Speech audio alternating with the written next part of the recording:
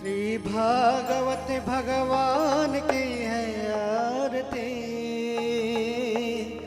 पापियों को पाप से है तारती। श्री भागवत भगवान की है आरती, पापियों को पाप से है तारती। श्री भागवत भगवान की है आरती, पापियों को पाप से है तारती। जय हो।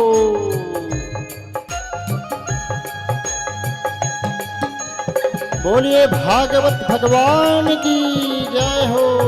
राधा रमण लाल की जय हो।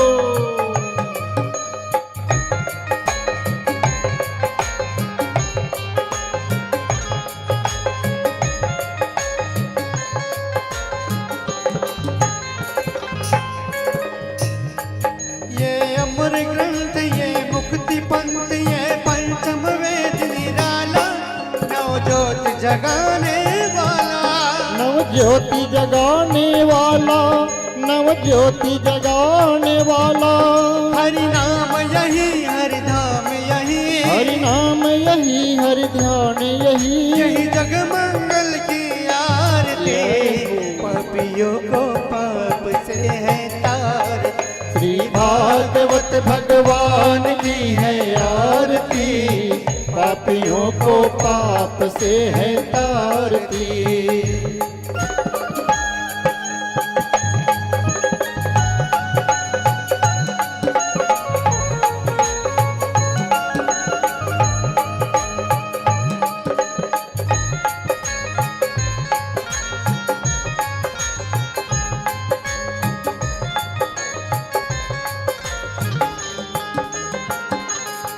ये शांत गीत पावन पुनीत, पापों को मिटाने वाला, हरि दर्श कराने वाला। हरि दर्श कराने वाला, प्रभु दर्श कराने वाला। यह सुख करणी, यह दुख हरणी, यह सुख करणी, यह दुख हरणी। श्री मधुसूदन की आरती, जय हो। पापियों को पाप से है तार।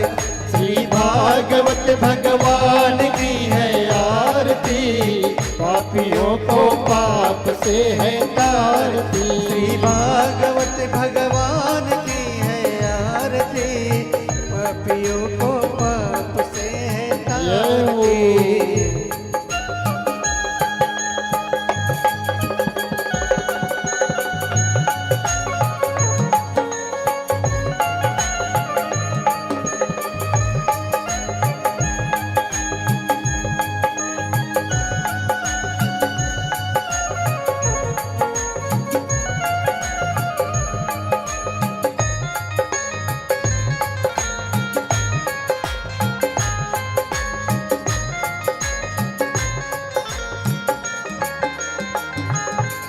ये मधुर बोल जगवंत कौल, सन्मार्ग दिखाने वाला, बिगड़ी को बनाने वाला।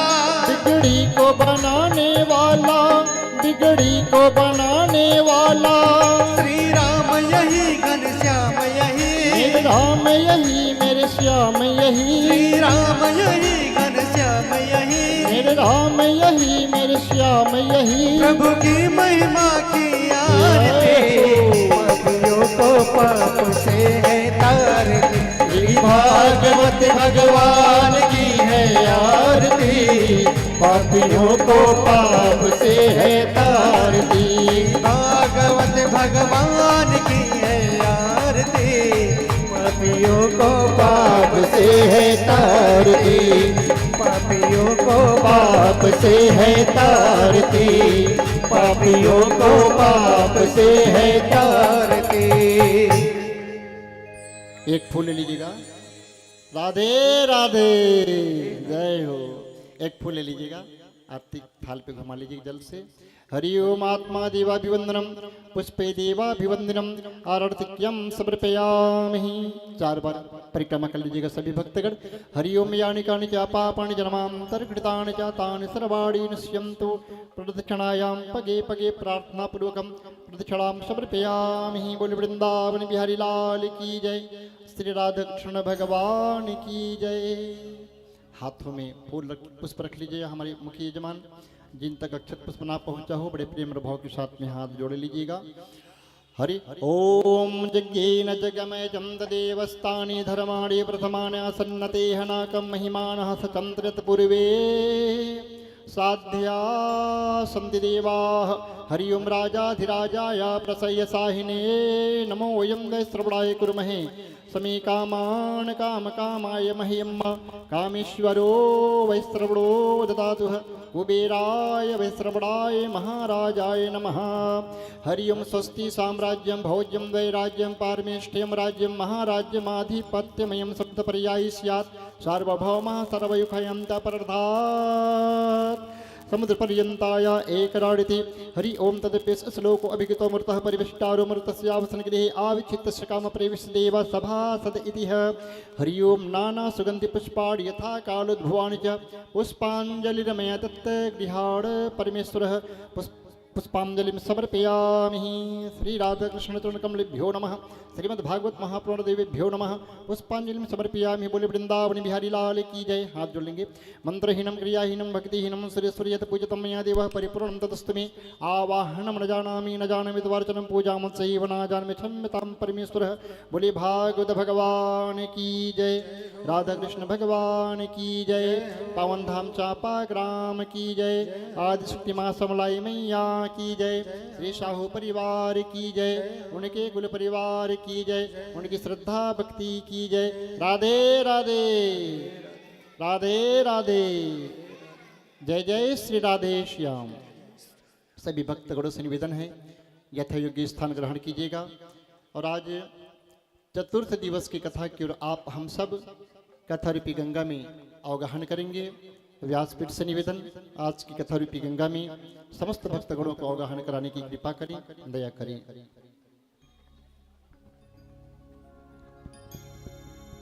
शराध शराध शराध शराध राधे शराध शराध शराध शराध राधे राधे शराध हाई स्पेस थोड़ा कम शराध राधे शराध ठीक ठीक।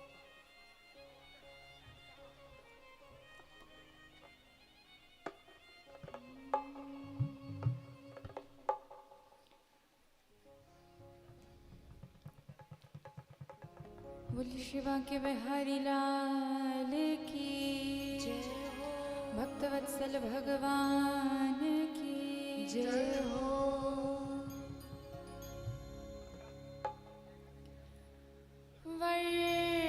वर्णानाम अर्थ संघाना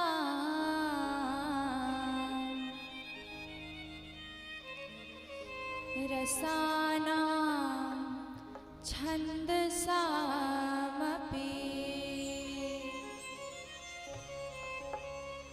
मंगलानाम चकरतारो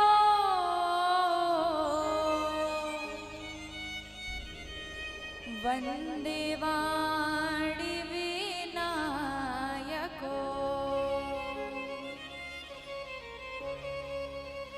नमो ब्राह्मण देवाय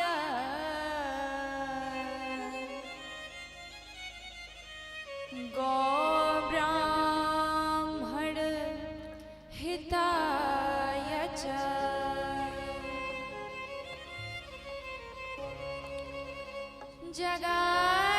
जगद्धिताय कृष्णाय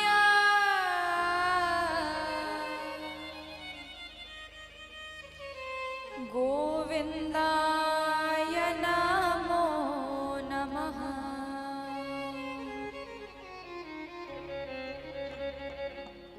कृष्णाय वासुदेवाय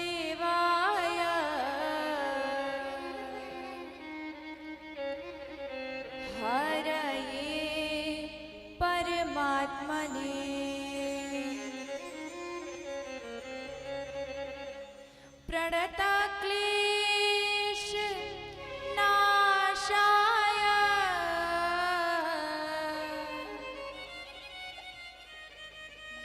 गोविन्दाय नमो नमः।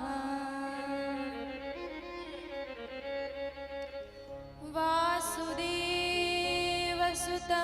देवं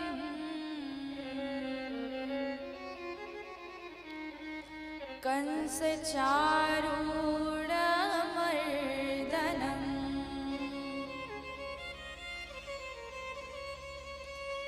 देवकी परमानन्दम्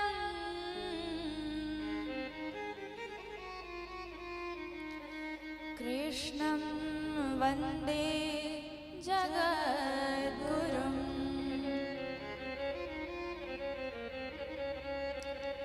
छविललितकमलाकोटिसं नवनील अम्बरधारिणी शशिवदन कञ्जविलोचनी सिरचन्द्रिका मृदुहासिनी आनंद धन गोविंद मंदिर अनन्य निवासिनी घनश्याम धन हित चातकी घनश्याम धन हित मोरनी। जय जय श्री राधे जय जय श्री राधे जय जय श्री राधे। हरि ओम नमो पार्वती पतये नमः महादेव नमः।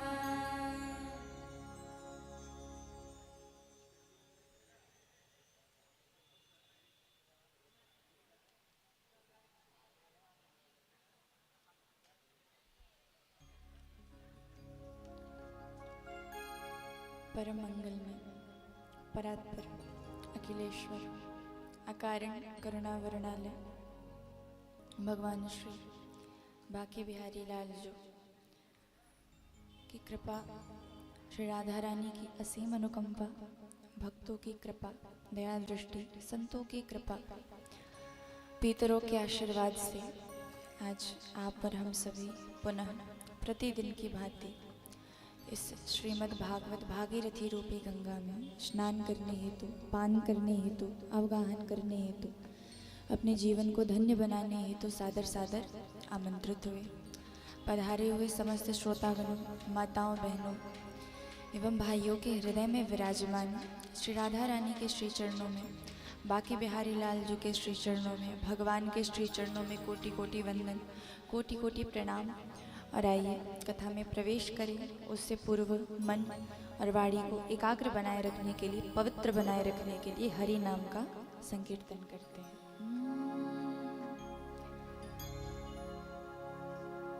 राधा राधा राधा राधा राधा श्री राधा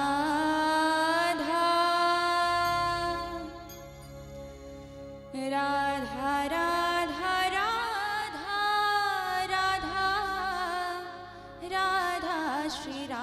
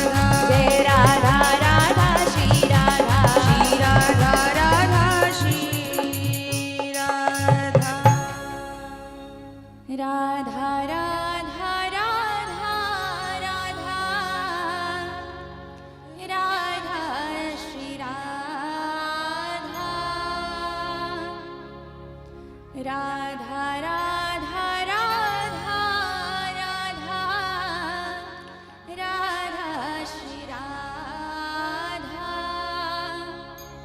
श्री राधा राधा श्री राधा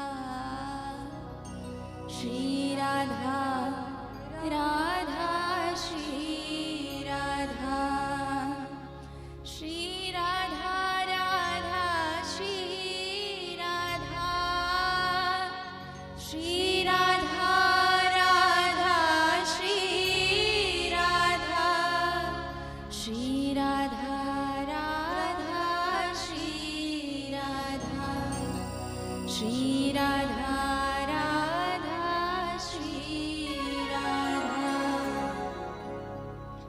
बोली राधा रानी सरकार की जय हो।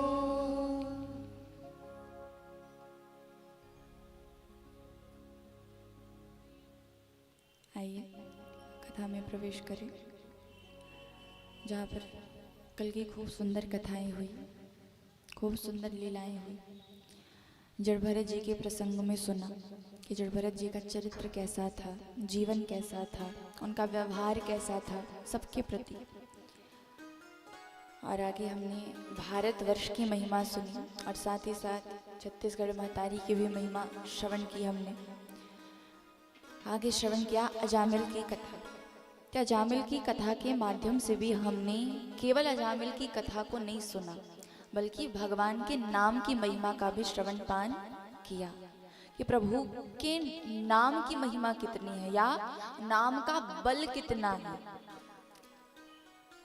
बड़ी सुंदर भाव में कहा जाता है कि राम न सकही नाम गुण गाई, कि स्वयं यदि हजारों फन वाले शेषनाग महाराज भी आ जाए और वो नाम की महिमा का बखान करना प्रारंभ करे तो बखान करते हुए वो थक जाएंगे, पर महिमा कभी भी खत्म नहीं होने वाली। इतनी विशाल महिमा, इतनी बड़ी महिमा प्रभु के नाम की। और जिनका नाम है कि राम, यदि नाम है प्रभु का, तो वो स्वयं राम भगवान भी अपने नाम की महिमा का बखान नहीं कर सकते, उनके गुणों का बखान नहीं कर सकते। इतनी विशाल महिमा है प्रभु के नाम की। और इस महिमा का हमने श्रवण पान किया कल, तो हम भी सौभाग्यशाली हैं कि इस महिमा को सुना। और यदि इस महिमा के बारे में सुना है तो उसे अपने जीवन में भी उतारना चाहिए कि प्रभु का नाम निरंतर 8 याम अपने मुख से उच्चारण करते रहना चाहिए। और आगे श्रवण करते हैं कि हिरण्यकश्यपु का वध, प्रहलाद जी का चरित्र, कि हिरण्यकश्यपु के पुत्र होने के बाद भी प्रहलाद जी के जीवन में भगवान आए, भगवान ने उनके हृदय में जगह बनाई और भगवान का नाम गाते, भगवान का गुणगान करते। ऐसा क्यों हुआ? थे तो वो भी एक दैत्य की पुत्र, असर तो उन पे भी होना चाहिए था दैत्यों का, पर हुआ नहीं। क्यों? क्योंकि जब मैया कयाधु गर्भावस्था में थी, गर्भवती थी, तब उनका आचरण जो था, उनके आचरण का जो प्रभाव था वो उनके गर्भस्थ शिशु पर पड़ा। वो रहती कहाँ थी? नारद जी के आश्रम में। भली इंद्रदेव लेकर के जा रहे थे उन्हें, फिर नारद जी ने रोका इंद्रदेव को, और फिर उसके बाद कयाधु मैया नारद जी के आश्रम में रही। और वहाँ जैसे जैसे सबका व्यवहार होता, जैसे क्रिया होती, जैसे नित्य कर्म होते, कयाधु मैया भी वही व्यवहार करती, वही नित्य कर्म अपनाती। रोज सवेरे उठती, खूब सत्संग होता, सत्संग में सम्मिलित होती कयाधु मैया, और उन सबका प्रभाव पड़ा गर्भस्थ शिशु पर, प्रहलाद जी पर। इसलिए भगवान के परम लाडले भक्त निकले। ऐसा भी नहीं कि भगवान के भक्त निकले, लाडले भक्त निकले, कि भगवान भी जिन्हें प्रेम कर रहे हैं, जिनकी भक्ति को पा करके भगवान भी प्रसन्न है, इतने परम लाडले भक्त प्रहलाद जी। और ये यहाँ से शिक्षा हर एक माँ को लेनी चाहिए कि अपने संतान का संस्कार, अपने संतान को संस्कार वो उसी प्रकार दे जिस प्रकार मैया कयाधु ने दिया। हालांकि उन्हें कोई मेहनत करने की ज़रूरत नहीं पड़ी। क्योंकि जब गर्भावस्था में थी तो व्यवहार ही इतना कुशल था उनका कि उसके बाद फिर उन्हें प्रहलाद जी को सिखाना नहीं पड़ा कि तुम ये करो ये मत करो। तो इसीलिए यदि कोई माताएं गर्भवती हो तो उन्हें गर्भावस्था के दौरान बहुत सावधानी से चलना चाहिए कि कोई भी ऐसा व्यवहार ना करे जो व्यवहार वो अपने पुत्र में, अपनी संतान में, अपनी पुत्री में ना चाहती हो, क्योंकि आप जो करेंगी उसका प्रभाव आपके गर्भ में पल रहे शिशु पर अवश्य पड़ेगा। तो इस बात का आपको ध्यान देना चाहिए, इस बात का बहुत ध्यान रखना चाहिए आपको। कभी भी झूठ नहीं बोलना चाहिए, मजाक में भी झूठ नहीं बोलना चाहिए। संत कहते हैं कि मजाक में भी यदि आपने झूठ कहा तो उसका भी प्रभाव उस गर्भस्थ शिशु पर पड़ेगा ही पड़ेगा। इसीलिए उस समय बहुत सावधानी बरतनी चाहिए। और आगे श्रवण करते हैं कि भक्त प्रहलाद जी को जब हिरण्यकश्यप प्रताड़ित करते हैं कि भगवान का नाम मत गाओ, तब नरसिंहनाथ प्रकट होते हैं और हिरण्यकश्यप का उद्धार करते हैं। जब हिरण्यकश्यप का उद्धार किया उसके बाद में प्रहलाद जी से जब मांगने को कहा नरसिंहनाथ ने कि तुम मांगो, तुम क्या चाहते हो, तुम्हारी इच्छा क्या है, तब वो भी प्रहलाद जी ने क्या कहा कि मुझे बस कुछ नहीं चाहिए, मुझे तो बस इतना चाहिए कि मेरे पिताजी की मुक्ति हो जाए, उनको परम गति प्राप्त हो, मुझे और कुछ नहीं चाहिए। भगवान ने कहा कि हे प्रहलाद, तुझ जैसी संतान जिस कुल में उत्पन्न हो जाए, जिस कुल में जन्म ले ले, उसकी कई पीढ़ियों को परम गति अपने आप मिल जाती है, तो चिंता मत कर। खूब सुंदर शिक्षाएं प्रदान की भगवान ने प्रहलाद जी को। और आगे श्री सुखदेव जी महाराज कहते हैं कि हे परीक्षित महाराज, जिस प्रकार से प्रहलाद ने भगवान को निरंतर याद किया, इतनी प्रताड़नाएं सही कि कुछ ना कुछ आए दिन उनके साथ कुछ ना कुछ दुर्घटना होती ही रहती थी। कि कभी उन्हें खाई से फेंकवा दिया जाता था नीचे कि मृत्यु हो जाए उनकी, कि भगवान का नाम गाना नहीं छोड़ रहे हैं तो सीधे मर जाए, मृत्यु हो जाए। तो कभी खाई से फेंकवा देते, कभी समुंदर में फेंकवा देते ताकि वहां मृत्यु हो जाए, कभी खोलते हुए तेल में डाल दिया जाता, कभी कई कई दिनों तक भूखा रखा जाता, लेकिन फिर भी भगवान का नाम गाना नहीं छोड़ा उन्होंने। उसी प्रकार से हमें भी अपना व्यवहार बनाना चाहिए कि जीवन में जैसी भी परिस्थिति हो, हमें भगवान का नाम गाना छोड़ना नहीं चाहिए, हमेशा भगवान का नाम गाना चाहिए। सुखदेव जी महाराज ने कहा कि भगवान का नाम तो हम गाते हैं, पर कब गाते हैं? जब हम पर दुख आता है, तकलीफ आती है, कोई संकट आता है, तब भगवान का नाम गाते हैं। जब तक मनुष्य सुखी रहता है, जब तक जीवन में सुख चारों तरफ से घेरे रखता है मनुष्य को, तब भगवान की याद नहीं आती। लेकिन जैसे दुख आता है भगवान को भूल जाते हैं। पर यहाँ कुछ समय से अभी उल्टा चल रहा है कि जब तक सुखी रहते हैं तब तक तो भगवान को याद करेंगे, लेकिन जैसे ही दुख आता है तब भगवान को भूल जाते हैं। ये थोड़ा पता नहीं क्यों आजकल वातावरण में ये फैला है कि सुखी रहेंगे तब भगवान का खूब धन्यवाद करेंगे, लेकिन दुख आते ही भूल जाते हैं कि भगवान का नाम नहीं लेते, दुख के चिंता में डूबे रहते हैं। कहते हैं कि जिस समय आपको सबसे ज्यादा जरूरत है उसी समय आप भगवान को भूल गए तो फिर उस दुख से बाहर निकलोगे कैसे? और यहाँ पर दोनों बात सही है। कहीं कहीं ऐसा होता है कि जब तक मनुष्य सुखी रहेगा तब तक तो भगवान को याद नहीं करेगा, लेकिन जैसे ही दुख आएगा जीवन में भगवान को याद करेगा। और कहीं कहीं ये देखने को मिलता है कि सुखी रहेंगे तो खूब भगवान को याद करेंगे, पर दुख आते ही भूल जाते हैं। तो ये दोनों ही परिस्थिति नहीं होनी चाहिए कि ज्यादा सुख है तो भगवान को याद करें या ज्यादा दुख है तो भगवान को याद करें। हर परिस्थिति में भगवान को याद कीजिए। कहा क्यों गया है कि हर परिस्थिति में भगवान को याद करो? इसलिए नहीं कि आपके जीवन में दुख नहीं आएगा, तकलीफ नहीं आएगी, बिल्कुल आएगी। दुख कैसे नहीं आएगा जीवन में? संसार का नाम ही दुखालय है, और दुखालय में आ करके यदि हम सुख की कामना करेंगे तो हमसे बड़ा मूर्ख और कोई नहीं होगा। कि हम इस दुखालय में आए हैं और यहाँ आकर के ये चाहे कि हमको सुख मिले, तो ये अच्छी बात नहीं, ये ठीक बात नहीं है। कहा गया यदि आप पुस्तकालय में जाएंगे तो आपको क्या मिलेगा? पुस्तक। भोजनालय में जाएंगे तो क्या मिलेगा? भोजन। यदि भोजनालय में जाकर के आप पुस्तक की मांग करेंगे तो पुस्तक मिलेगा? नहीं मिलेगा। और यदि पुस्तकालय में जाकर के आप भोजन की मांग करेंगे तो भोजन मिलेगा क्या? नहीं मिलेगा। उसी प्रकार ये दुखालय है। और दुखालय में आकर के यदि हम सुख की कामना करें तो वो भी मिलने वाला नहीं है। वो दुख कम हो सकता है, पर कैसे? जब हम भगवान का नाम लेंगे। और भगवान का नाम लेने का अर्थ ये नहीं कि दुख ना आए, बिल्कुल आएगा। लेकिन होगा क्या कि भगवान का नाम जब मनुष्य लेते रहेगा, जपते जाएगा, तो कब दुख आया और कब चला गया उसे पता नहीं चलेगा, भान भी नहीं होगा। इसलिए हमेशा हर परिस्थिति में भगवान को याद कीजिए और कभी भी किसी भी चीज का अभिमान मत कीजिए, क्योंकि अभिमान यदि जीवन में आ गया तो जिसने वो चीज दी है आपको वो वापस ले भी सकता है। यदि आपके जीवन में आपके अंदर खूब बल है, खूब अच्छा बल है और उस बल का अभिमान आप कर रहे हैं तो वो बल भी भगवान ने ही दिया है। और यदि अभिमान इतना बढ़ गया आपका तो भगवान को एक सेकंड नहीं लगेगा उस बल को वापस लेने में। तो इसलिए अभिमान भी नहीं करना चाहिए।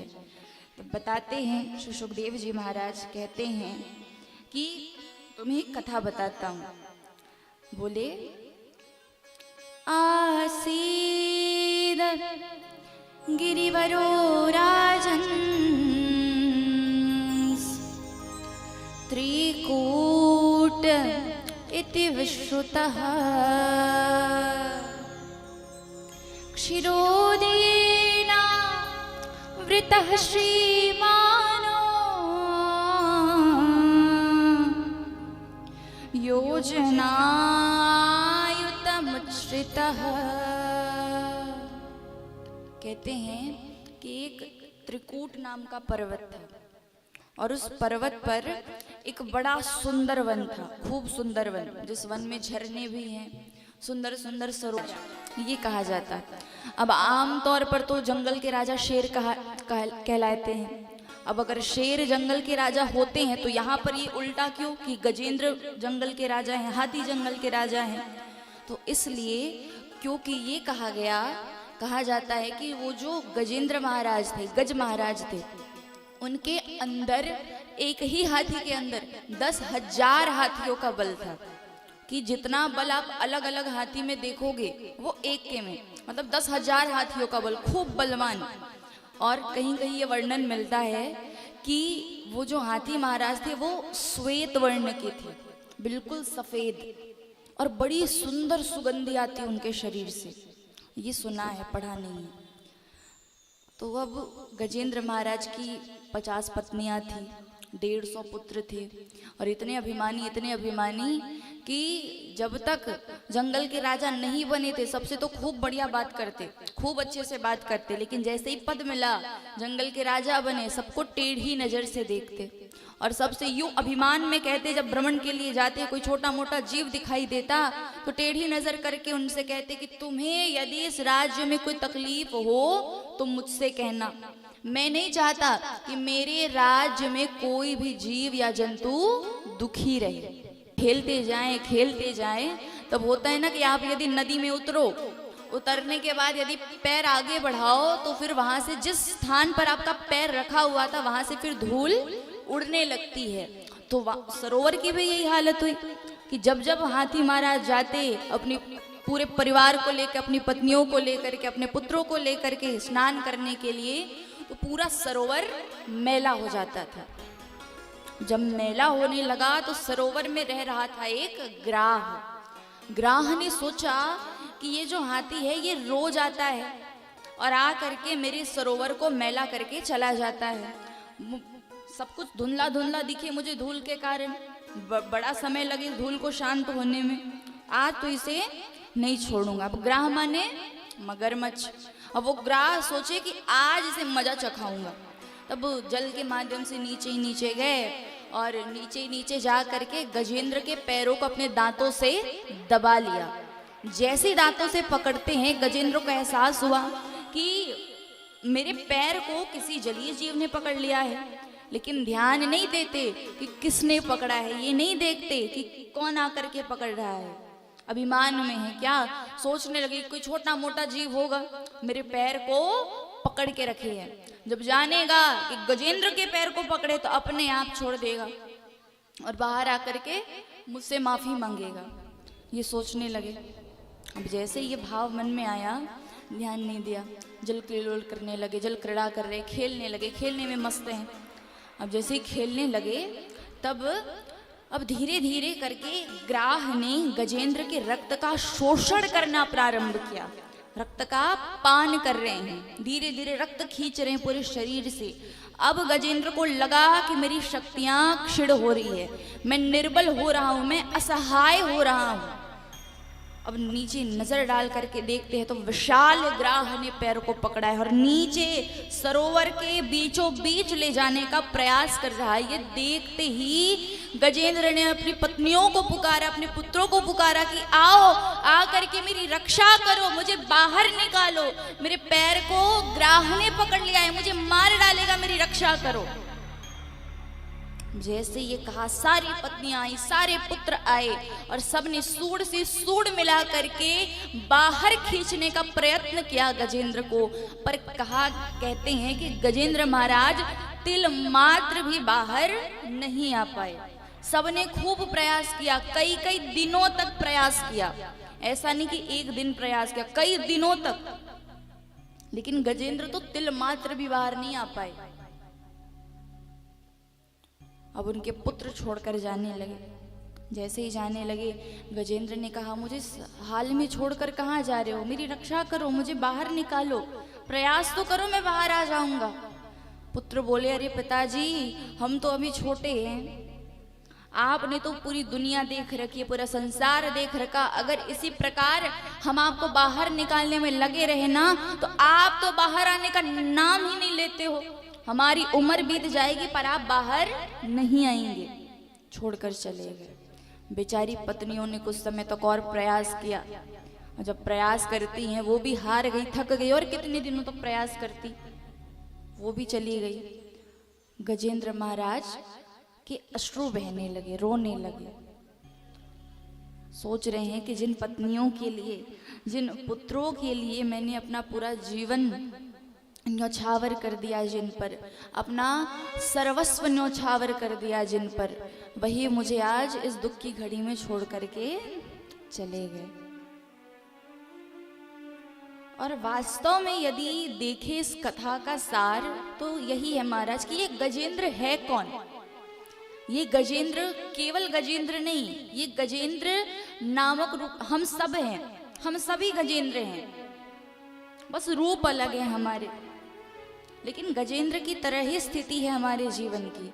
कैसे कि इस संसार रूपी सरोवर में हम सब अपने परिवार वालों के साथ, मित्रों के साथ, सगे संबंधियों के साथ, रिश्तेदारों के साथ आकर के खेल रहे हैं, रह रहे हैं, संबंध निभा रहे हैं, रिश्तेदारी निभा रहे हैं। लेकिन जब हमारे ऊपर कोई दुख आता है, कोई संकट आता है, कोई तकलीफ आती है, तब वही रिश्तेदार हमें छोड़ करके चले जाते हैं, जिनको हम ये कह रहे होते हैं कि ये तो हमारे अपने हैं, हमारे सगे हैं, कि जीवन में कुछ भी परिस्थिति आ जाए ये हमेशा हमारे साथ रहेंगे। और कहते हैं कि जिस पर सबसे ज्यादा भरोसा होता है ना मनुष्य को, कि जीवन में कुछ भी हो जाए, कोई भी साथ छोड़कर चला जाए, ये व्यक्ति मेरा साथ नहीं छोड़ेगा, सबसे पहले वही भागता है, सबसे पहले वही धोखा देके भागेगा, वो साथ नहीं देगा। अब इसका अर्थ ये नहीं कि आप संबंध ना निभाइए, आप रिश्ते ना निभाइए, सब कीजिए, पर एक ध्यान अपने मस्तिष्क में रखिए, अपने दिमाग में रखिए कि ये सब जो संबंध हैं, जो रिश्ते हैं, ये सब एक प्रकार का दिखावा है, कि सबको निभाना तो है पर किसी से उम्मीदें नहीं बांधनी, किसी के लिए ये उम्मीद नहीं रखनी है कि ये साथ नहीं छोड़ेगा, ये हमेशा मेरे साथ रहेगा। ये उम्मीद किसी से नहीं रखनी सिवाय भगवान के। क्योंकि कहा जाता है कि स्वार्थ लाग करहि सब प्रीति, कि जितने भी लोग हैं संसार में, आपके मित्र सगे संबंधी, सब स्वार्थ के मित्र हैं, सब स्वार्थ के रिश्तेदार हैं। कि जब तक स्वार्थ बना है आपसे कि काम निकलवा रहे हैं आपसे, तब तक तो रहेंगे साथ, पर जैसे ही वो काम हो गया भूल जाएंगे आप कौन और हम कौन। लेकिन यदि संसार में निस्वार्थ प्रेम यदि करते हैं तो वो या तो भगवान है या तो फिर हमारे माता पिता हैं। क्योंकि इन दोनों के अलावा कोई भी संसार में आपसे निस्वार्थ प्रेम नहीं कर सकता, निस्वार्थ लगाव नहीं रख सकता। ये दुनिया का नियम है, ये संसार का नियम है कि कोई भी बिना स्वार्थ के आपसे प्रीत नहीं निभाएगा। यदि कोई निभाएगा तो वो केवल भगवान है। तो इसलिए उम्मीदें भी यदि बांधनी है तो भगवान से बांधिए, कोई रखना है उम्मीद तो भगवान से रखिए और किसी से नहीं। गजेंद्र को ये बात समझ में आई कि जब तक मेरे जीवन में अच्छा समय चल रहा था सब मेरे साथ थे, पर जैसे ही समय बुरा हुआ लोग मुझे छोड़ करके चले गए। और यदि कोई साथ देगा तो मैं भी क्या मूर्खों की भांति इनसे उम्मीद बांध रहा हूँ। मुझे तो पहले ही ये समझ जाना चाहिए था कि भगवान के अलावा कोई और साथ नहीं देता। वो भगवान को पुकारने लगे, खूब सुंदर भगवान की स्तुति करने लगे, खूब भगवान को पुकारते हैं, खूब सुंदर श्लोकों में भगवान को पुकारते हैं। और कहा जाता है कि गजेंद्र ने अपनी स्तुति में किसी भी देव का या किसी भी देवी का नाम नहीं लिया कि राम जी मुझे आकर के बजाएं, कृष्ण जी मुझे आकर के बजाएं, दुर्गा मैया मुझे आकर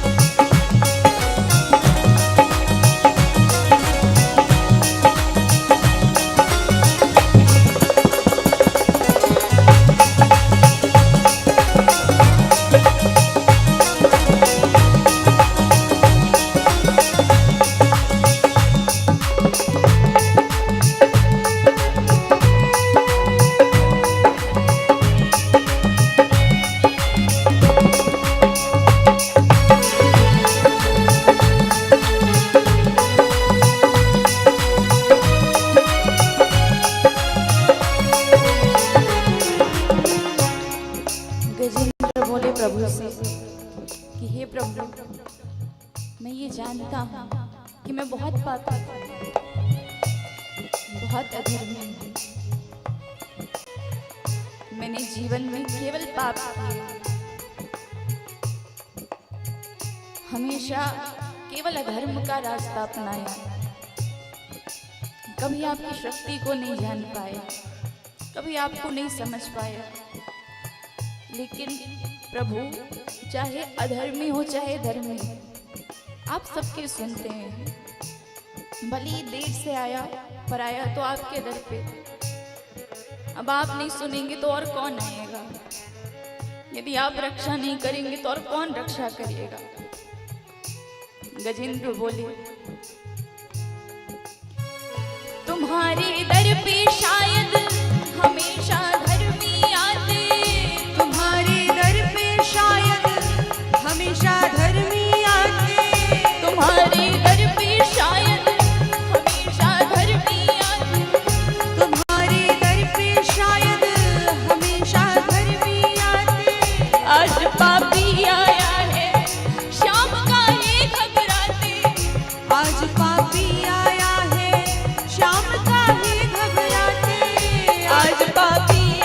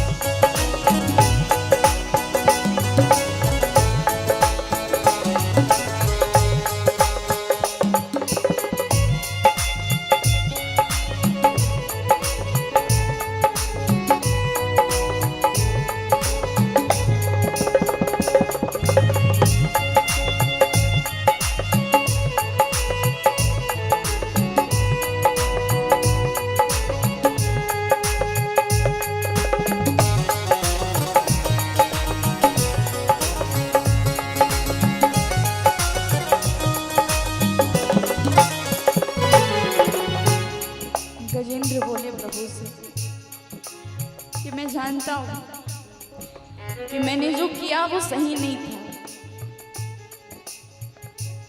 मैंने जो रास्ता अपनाया वो भी सही नहीं था, पर प्रभु जो मेरे साथ हो रहा है ये भी सही नहीं है।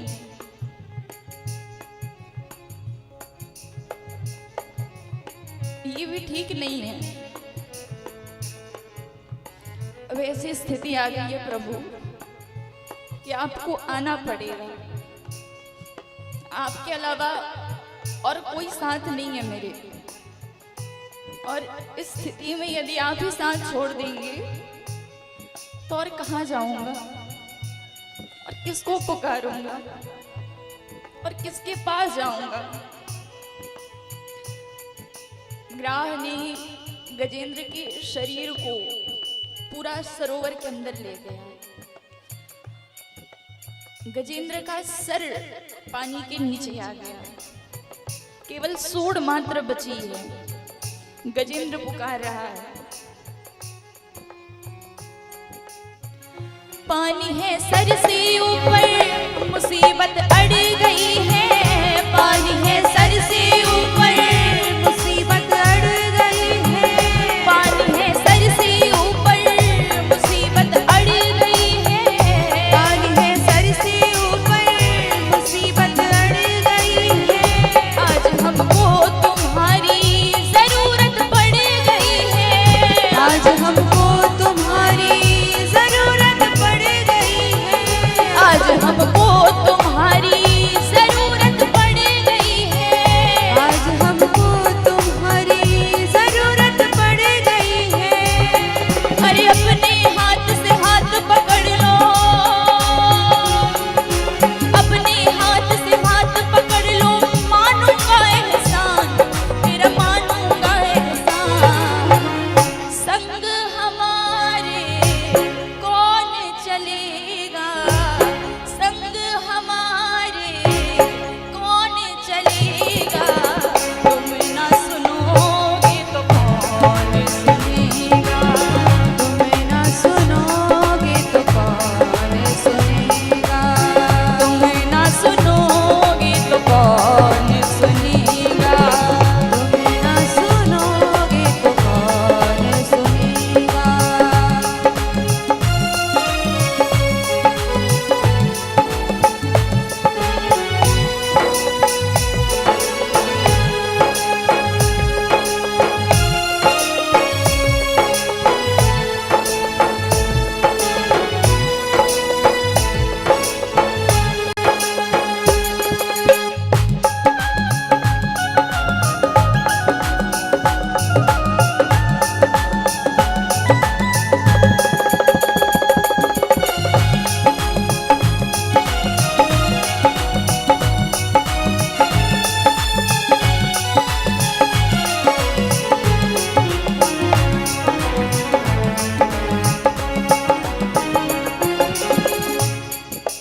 गजेंद्र को पुकारे। गजेंद्र बोले, सुना है हमने सबसे खेवैया एक ही है। सुना है हमने सबसे खेवैया एक ही है।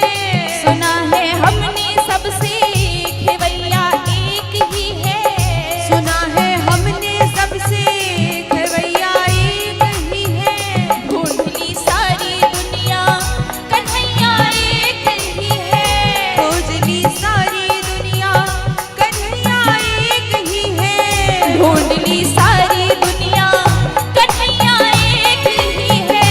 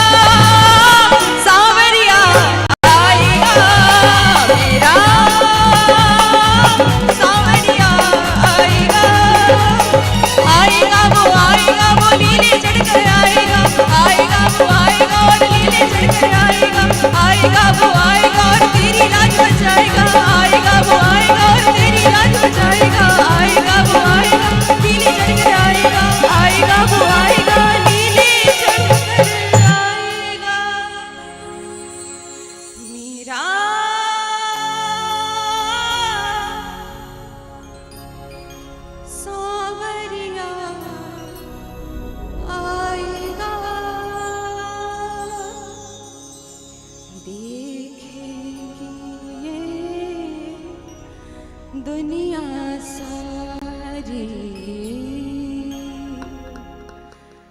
मेरे वीरे की दातारी, शाम ना रुक पाएगा मेरा सांवरिया आएगा,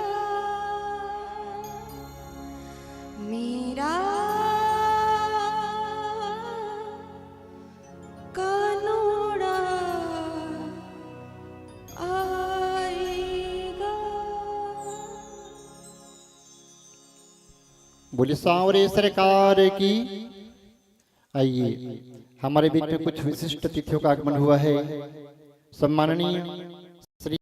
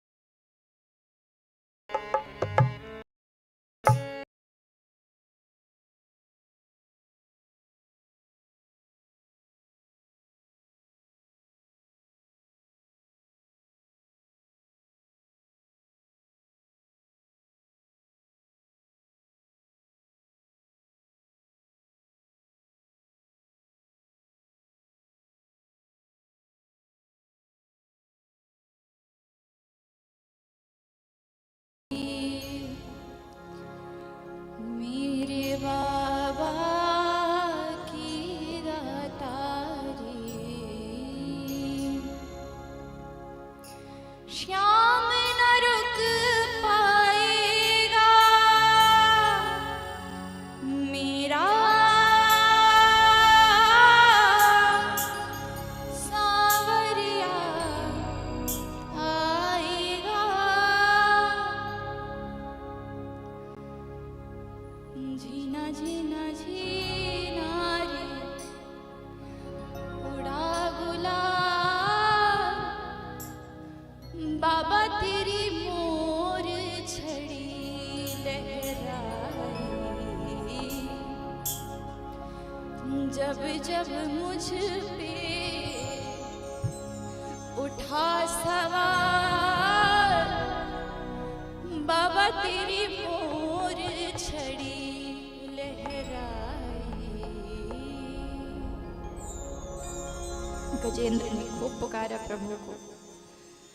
मानो गजेंद्र की पुकार भगवान तक जाती है।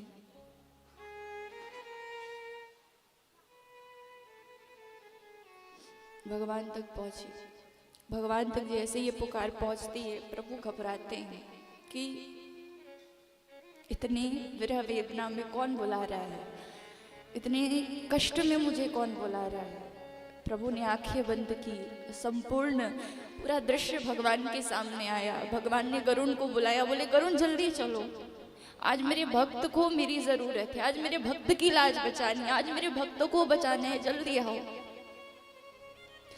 गरुण के मन में भी अभिमान आया, बोले कि भगवान को तो देखो, जहां जाना होता है कहते गरुण चलो गरुण चलो गरुण चलो। मानो मेरे बिना तो भगवान का कोई काम ही नहीं होता। अरे भगवान को मैं अपनी पीठ पर उड़ा के ले जाता हूँ, भगवान को मैं उठा के ले जाता हूँ, तब भगवान पहुंच पाते हैं। ऐसे तो भगवान कुछ नहीं कर पाते। भगवान ने सोचा कि गजेंद्र को बाद में बचाऊंगा ग्राह से, पहले मेरे गरुण के मन में जो ग्राह रूपी अभिमान उत्पन्न हो गया है, इसको नष्ट करना जरूरी है। मानो भगवान ने समय की गति को रोक दिया, सब स्थिर हो गए, कोई चहल पहल कुछ नहीं हो रहा संसार में। जैसे ही समय की गति को रोका प्रभु ने, गरुण पास में आए। गरुण कहने लगे कि चलिए प्रभु बैठिए मेरी पीठ पर, मैं आपको ले चलता हूँ उड़ा के, मैं ले चलता हूँ जहां आपको जाना है बताइए। भगवान ने कहा अच्छा तुम उड़ाओगे मुझे, तुम उड़ा कर ले जाओगे? बोले हाँ प्रभु मैं ही तो उड़ा के ले जाऊंगा ना, अब बैठिए जल्दी, देर मत कीजिए। भगवान ने कहा ठीक है गरुण, एक काम करो, तुम सबसे पहले ना मेरी इकन्नी उंगली को उड़ा के बताओ, उसके बाद फिर तुम मुझे उड़ाना। जैसे इकन्नी उंगली रखी गरुण के पीठ पर, भगवान ने कहा उड़ो।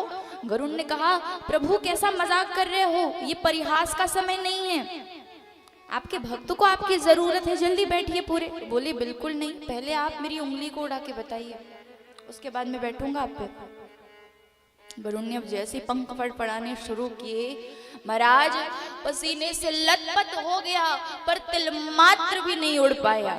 गरुण से कहा प्रभु ने अभिमान करता है तू मुझे उड़ाएगा? अरे मैं जब तेरी पीठ पर बैठता हूँ और अपने पैरों से तेरे पंजों को जब दबाता हूँ तब तुझ में उड़ने की शक्ति आती है। मेरे सामने अभिमान मत करना अपने बल का। गरुण ने क्षमा याचना की। भगवान आते हैं, भगवान जैसे ही आए देख रहे हैं कि गरुण के ऊपर चढ़ करके आते हैं। प्रभु ने देखा कि गजेंद्र का केवल सूंड मानो तिल मात्र बस बचा है बाहर सरोवर के, और पूरा शरीर अंदर है। भगवान ने सोचा कितना कष्ट हो रहा होगा इसे, कितनी तकलीफ हो रही होगी इसे। जब गजेंद्र को एहसास हुआ कि भगवान आए हैं, इनकी चमक का एहसास हुआ, उनकी सुगंधी का एहसास हुआ, उनके ऑरा का जब एहसास हुआ कि मानो भगवान आ गए हैं, तब कहते हैं कि गरुण ने अपना जो सूंड है वो सरोवर में जोर से घुमाया, और जोर से जैसे ही घुमाते हैं उनकी सूंड पर एक कमल का पुष्प आ गया, और उस कमल के पुष्प को भगवान की ओर अर्पित करके भगवान का दिव्य स्वागत किया। भगवान आते हैं, गरुण से नीचे कूद पड़े, उड़ते हुए गरुड़ से नीचे कूद पड़े। प्रभु देखा नहीं गया गजेंद्र का कष्ट। भगवान ने गजेंद्र की सूंड को पकड़ा और झटके के साथ खींचा, और जैसे ही बाहर खींचते हैं गजेंद्र के साथ ग्राह भी बाहर आ गया। भगवान ने दिव्य सुदर्शन चक्र निकाला, और सुदर्शन चक्र निकाल करके ग्राह के सर को धड़ से अलग कर दिया। मगरमच्छ का उद्धार कर दिया प्रभु ने, और जैसे ही उद्धार किया तब ग्राह के शरीर से एक दिव्य ज्योति निकलती, दिव्य प्रकाश कुंज निकला, जो भगवान की परिक्रमा करके भगवान में ही विलीन हो गया, भगवान में अंदर हो जाते हैं। अब जैसे ही भगवान में विलीन हुआ, ये सुनते हैं परीक्षित जी। अब परीक्षित जी ने कहा कि ग्राह तो प्रभु साधारण सा जलीय जीव था, पशु था, साधारण जल का पशु कि जल में रहता था, मगरमच्छ था, उसके मतलब इतने मामूली जीव के अंदर से दिव्य ज्योति निकली जो भगवान में विलीन हो गई। ये कैसे? ये मैं नहीं समझ पाया। बोले मुझे ये बताइए कि ये क्यों हुआ। तब कहते हैं कि ये जो ग्राह है और ये जो गजेंद्र है, इन दोनों के पूर्व जन्म की कथा है। बोले पूर्व जन्म की कथा, इसका अर्थ क्या है? बोले कि दोनों ही श्रापित हैं, दोनों ही श्राप के कारण इस योनि में आए हैं। बोले कैसे श्राप मिला उन्हें और क्यों मिला, क्या अपराध किया था जिसकी वजह से उन्हें ये श्राप मिला?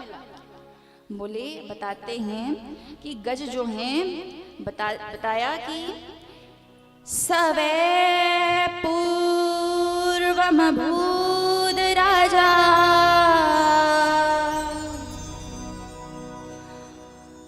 पांडयो द्रवी सत्तमः इंद्रद्युम्न इति ख्यातो विष्णु व्रत परायणः। बोली ये जो गज है ये पूर्व जन्म में इंद्रद्युम्न नाम के राजा थे। अब जो इंद्रद्युम्न नाम के राजा थे, इनके मन में एक दिन विचार आया कि पूरे राजपाट का त्याग करता हूँ और पूरे राजपाट का त्याग करने के पश्चात भगवान की भक्ति करने के लिए हिमालय जाऊंगा। अब जैसे ही ये विचार किया कि हिमालय जाऊंगा, त्याग कर दिया राजपाट का। राजपाट का त्याग करने के पश्चात हिमालय चले गए। कई वर्ष हो गए उन्हें हिमालय में तपस्या करते हुए। लंबी लंबी दाढ़ियां हो गई, लंबे लंबे जटाएं उनकी हो गई। अब हिमालय की कंदराओं में वैसे भी बहुत सारे ऋषि आते हैं, क्योंकि वहाँ शांति मिलती है, वहाँ शांति के वातावरण में आनंद के साथ भगवान का भजन कर पाते हैं, इसलिए वहाँ आते हैं। अब जैसे ही आए, एक ऋषि आए। अब वो ऋषि जब आते हैं तब देखते हैं कि ये जो नए नए भगत दिखाई दे रहे हैं, जब ये हमारा प्रणाम करेगा तो हम इन्हें खूब आशीर्वाद देंगे और भगवत प्राप्ति का मार्ग बताएंगे। ये सोच कर वे ऋषि इंद्रद्युम्न महाराज के सामने थोड़े समय के लिए खड़े हुए। अब थोड़े समय के लिए जब खड़े हुए तब देखते हैं कि ये तो अपमान कर रहे हैं, उठ नहीं रहे हैं, आंखें नहीं खोल रहे हैं। अब जब आंखें नहीं खोल रहे हैं तो बोले कि लगता है ये अभिमानी हो गए हैं, अभिमान के कारण ये मेरा अपमान कर रहे हैं। अरे इतनी सी तपस्या करके, इतना सा नाम लेके इतना अभिमान। क्रोध आ गया, क्रोध में आकर के श्राप दिया। बोले तुम जड़ पशु के समान व्यवहार करने वाले जड़ पशु गज बन जाओ, हाथी बन जाओ। श्राप जैसे ही दिया, आंखें खोलते हैं इंद्रद्युम्न महाराज। बोले क्षमा कीजिएगा प्रभु, मैं तपस्या में इतना विलीन था कि मैंने आपकी आहट भी नहीं सुनी। मुझे एहसास ही नहीं हुआ कि मेरे सामने कोई खड़ा है, मुझे क्षमा कीजिएगा। बोले कि श्राप तो दे दिया मैंने, अब इसका फल लेकर कहाँ जाऊं? तो श्राप तो लगेगा, पर हाँ श्राप की मुक्ति ऐसी होगी जो जिस वजह से तुम तपस्या कर रहे हो ना वो सफल हो जाएगा। बोले कैसे? बोले स्वयं भगवान आएंगे तुम्हें बचाने के लिए, श्राप से मुक्त कराने के लिए।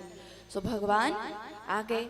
अब राजा परीक्षित के मन में बड़ा चाव, बड़ी उमंग की। बोले कि ये जो ग्राह है ये कौन है, मुझे इनकी कथा सुननी है। तब बताते हैं यो सौग्राह सवै सद्य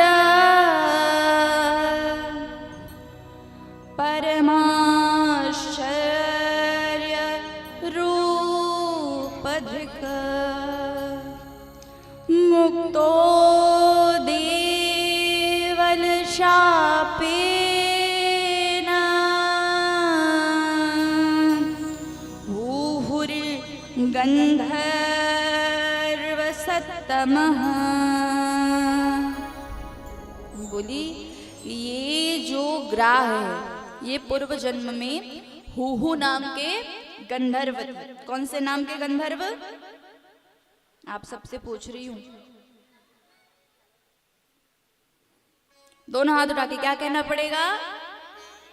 जोर से कहिए, और जोर से कहिए। अब बताइए कौन से नाम के गंधर्व थे? जोर से कहिए।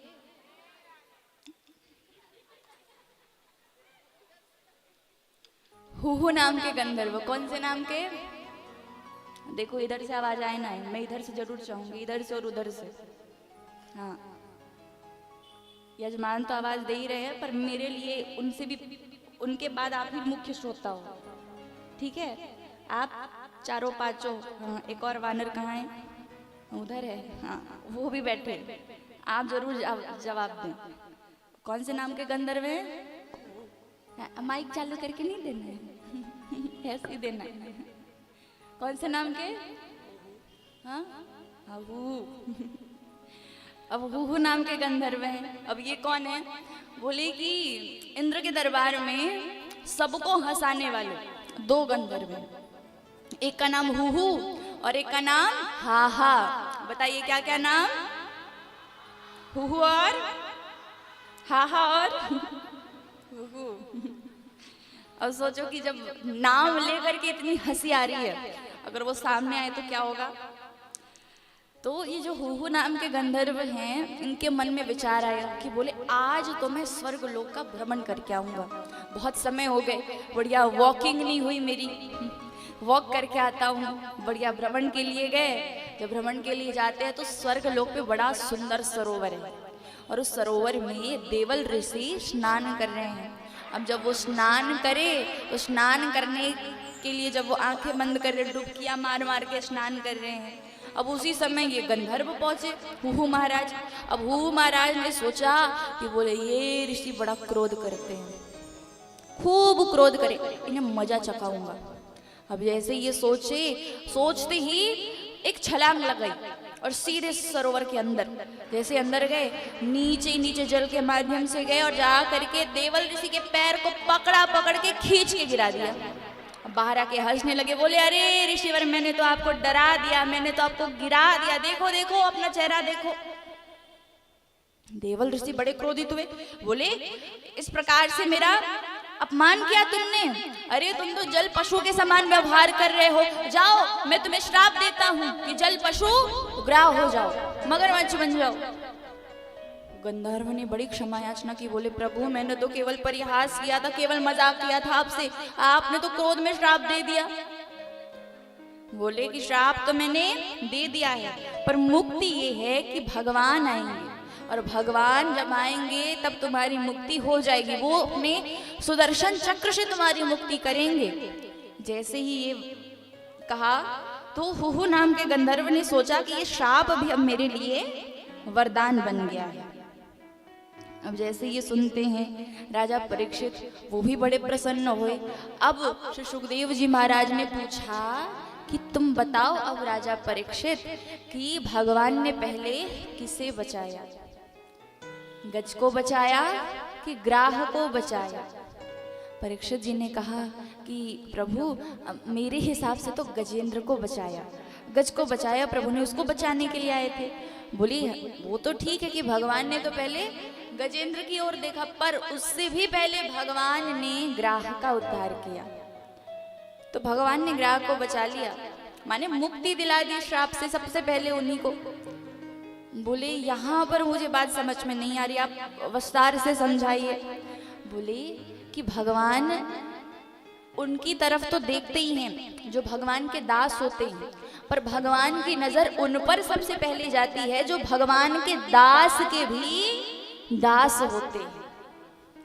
कि भगवान का जो पूजन करते हैं, भगवान की जो सेवा करते हैं, यदि हम उनकी सेवा करेंगे तो फल क्या होगा? एक तो भगवान के पुजारी का भी आशीर्वाद मिलेगा और भगवान की नजर हम पर ज्यादा रहेगी कि उनके दास की हम सेवा कर रहे हैं, जो उनकी सेवा कर रहे हैं उनकी हम सेवा कर रहे हैं। तो भगवान ऐसे ही हैं।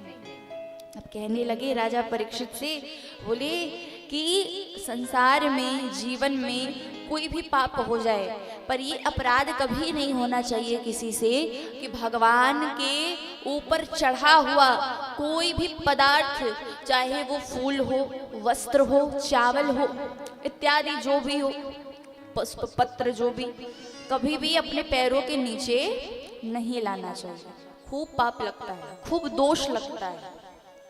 तो बताते हैं कि एक बार हमारे दुर्वासा ऋषि जी महाराज जाते हैं हमारे वैकुंठ लोक भगवान के दर्शन करने। जब वहां गए तब भगवान ने अपनी प्रसादी माला दुर्वासा जी को पहनाई। अब दुर्वासा जी ने वो माला धारण की और धारण करके इंद्र के दरबार चले गए। अब जब इंद्र के दरबार गए, इंद्रदेव ने बड़ी खूब अच्छी सी व्यवस्था कर रखी है, खूब सुंदर भोजन कराया गया, खूब सुंदर सेवा दी गई, दुर्वासा ऋषि को खूब सम्मान दिया गया। अब वो बहुत प्रसन्न हुए और प्रसन्नता के कारण जो भगवान ने उन्हें माला दी थी वो माला उतार कर इंद्रदेव को पहना दी। अब जब इंद्रदेव को पहनाई वो माला, इंद्रदेव अभिमानी, खूब घमंड, बोले मैं पूरे स्वर्ग लोक का राजा इन छोटे से ऋषि की दी हुई माला पहनूंगा, बिल्कुल नहीं। तो उन्होंने प्रणाम किया और फिर उतार कर अपने हाथी को पहना दी।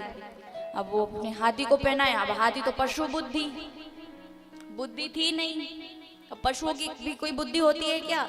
अब वो बोले खेल खेल में उसने अपनी सूंड से वो माला निकाल कर जमीन पर पटक दिया। जैसे ही पटकते हैं, पटकने के पश्चात में उस माला को अपने पैरों से खूब रौंद देते हैं। अब जैसे ये सारे दृश्य देखे दुर्वासा ऋषि ने बोले कि भगवान की माला को अपमान कर, भगवान की दी हुई माला थी उसका अपमान किया, परिणाम क्या हुआ? शाप दे दिया कि जाओ तुम्हारा पूरा साम्राज्य तुमसे छिन जाए, सब तुमसे छिन जाए। और यही परिणाम हुआ, स्वर्ग लोक छिन गया इंद्रदेव से। जैसे ही छिन गया, छीना किसने? बलि ने। बलि कौन? दैत्यों के राजा। अब जैसे बलि महाराज ने स्वर्ग लोक पर कब्जा कर लिया, सारे देवगण मारे मारे भटकने लगे, खूब मारे मारे भटके, कभी इधर कभी उधर, कभी उधर कभी उधर।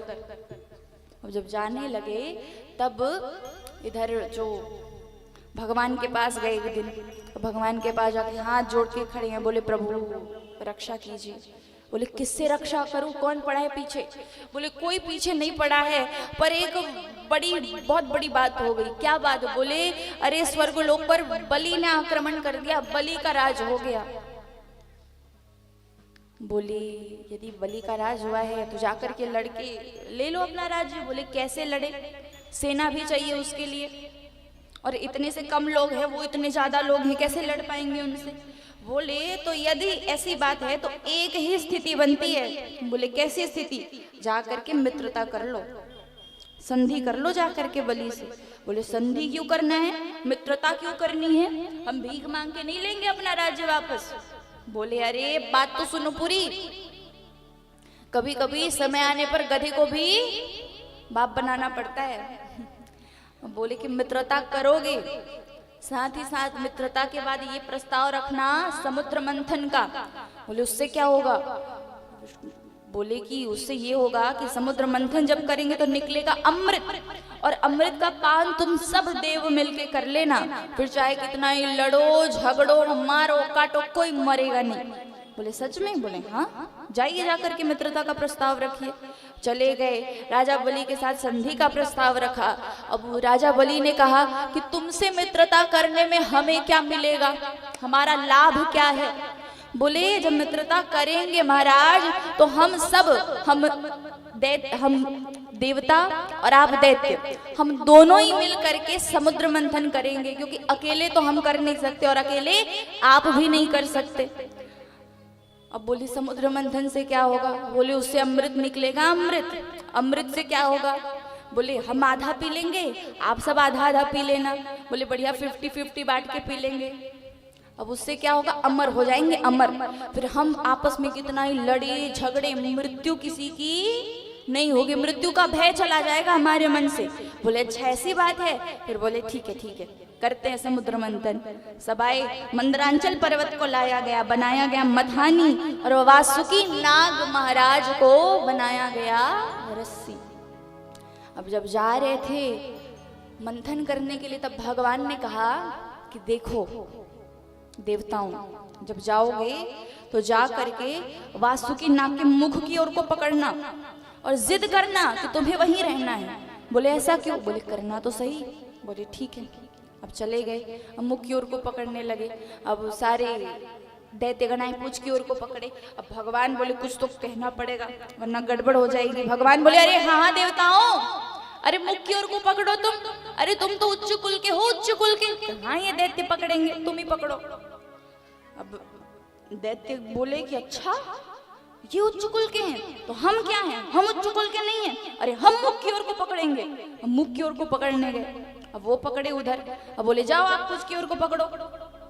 देवता बोले हमें क्या पूछ की ओर को पकड़ो चाहे मुख की ओर को पकड़ो, होना तो समुद्र मंथन है। अब वो चले गए और हुआ क्या, जब घर्षण हुआ प्रथम बार, पहली बार जब घिसा गया वासुकी नाग को, तो वासुकी नाग के मुख से निकल गया काला काला धुआं, और उस काले धुएं का प्रभाव हुआ कि जितने भी दैत्यगण थे सब काले कलूटे हो गए। और कहीं कहीं ये कथा आती है, ये कथा अलग है, और एक और कथा आती है, कहते हैं कि जब घर्षण प्रारंभ हुआ था तो सबसे पहले वासुकी नाग के मुख से विष निकल गया, और जब विष निकला तो जितने भी दैत्यगण सामने की ओर थे उनका वहीं विनाश हो गया। आधे से ज्यादा जो दैत्यगण थे सब मारे गए। ये दो कथाएं सुनी है, ये दोनों ही सुनी है। और अब जैसे ही ये हुआ फिर से समुद्र मंथन किया गया। अब समुद्र मंथन करे तो मंदरांचल पर्वत अंदर की ओर धसे चले जाए, धसे चले जाए। क्यों? बोले क्योंकि कोई भी शुभ कार्य करने से पहले गणेश जी की पूजा होती है। ये सारे महाराज भूल गए गणेश जी को मनाना, तो विघ्न तो आना ही आना था। तो मंदरांचल पर्वत अंदर की ओर जब जाने लगे तब भगवान ने एक और रूप धारण किया। कौन सा? कच्छप रूप। जब कच्छप रूप धारण किया, कछुए का रूप धारण किया, तो अपनी पीठ का सहारा दिया मंदरांचल पर्वत को। और भगवान ने इस प्रकार से यह अवतार भी ले लिया। और अब समुद्र मंथन प्रारंभ हुआ। जैसे समुद्र मंथन प्रारंभ हुआ तब देखते हैं कि समुद्र मंथन तो किया जा रहा था अमृत की प्राप्ति के लिए, पर निकल क्या गया? विष, जहर। अब जहर निकला, हाहाकार मच गया कि जहर का पान कौन करे, जहर को कौन पिए, विष का पान कौन करे, कहाँ लेके जाएं, कहाँ छुपाएं, कहाँ रखे, सब सोचने लगे। तब मानो नारायण प्रभु का इशारा हुआ कि विष का पान केवल एक ही कर सकते हैं, यदि किसी में सामर्थ्य है तो केवल वही। बोले कौन? बोले हमारे महादेव। जाइए महादेव के पास। और महादेव के पास आए। महादेव जी के पास आकर के अब गुणगान करने लगे।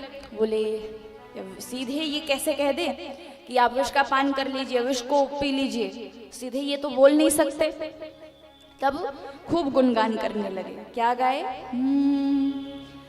आशुतोष शशांक शेखर चंद्रमौली चिदंबरा, कोटि कोटि प्रणाम शंभु, कोटि नमन दिगंबरा।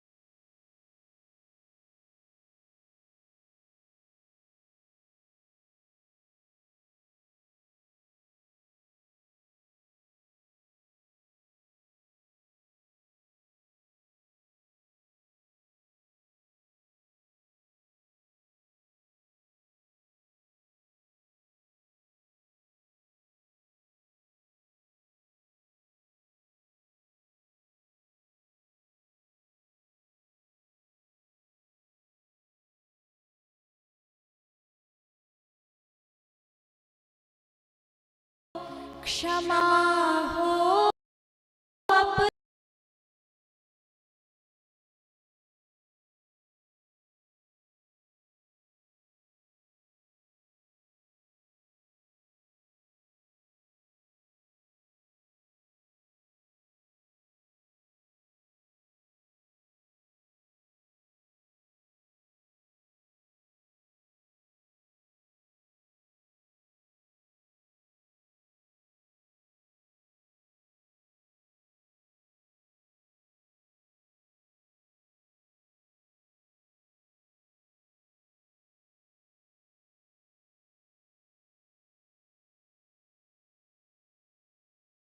सर्वशक्तिमान है।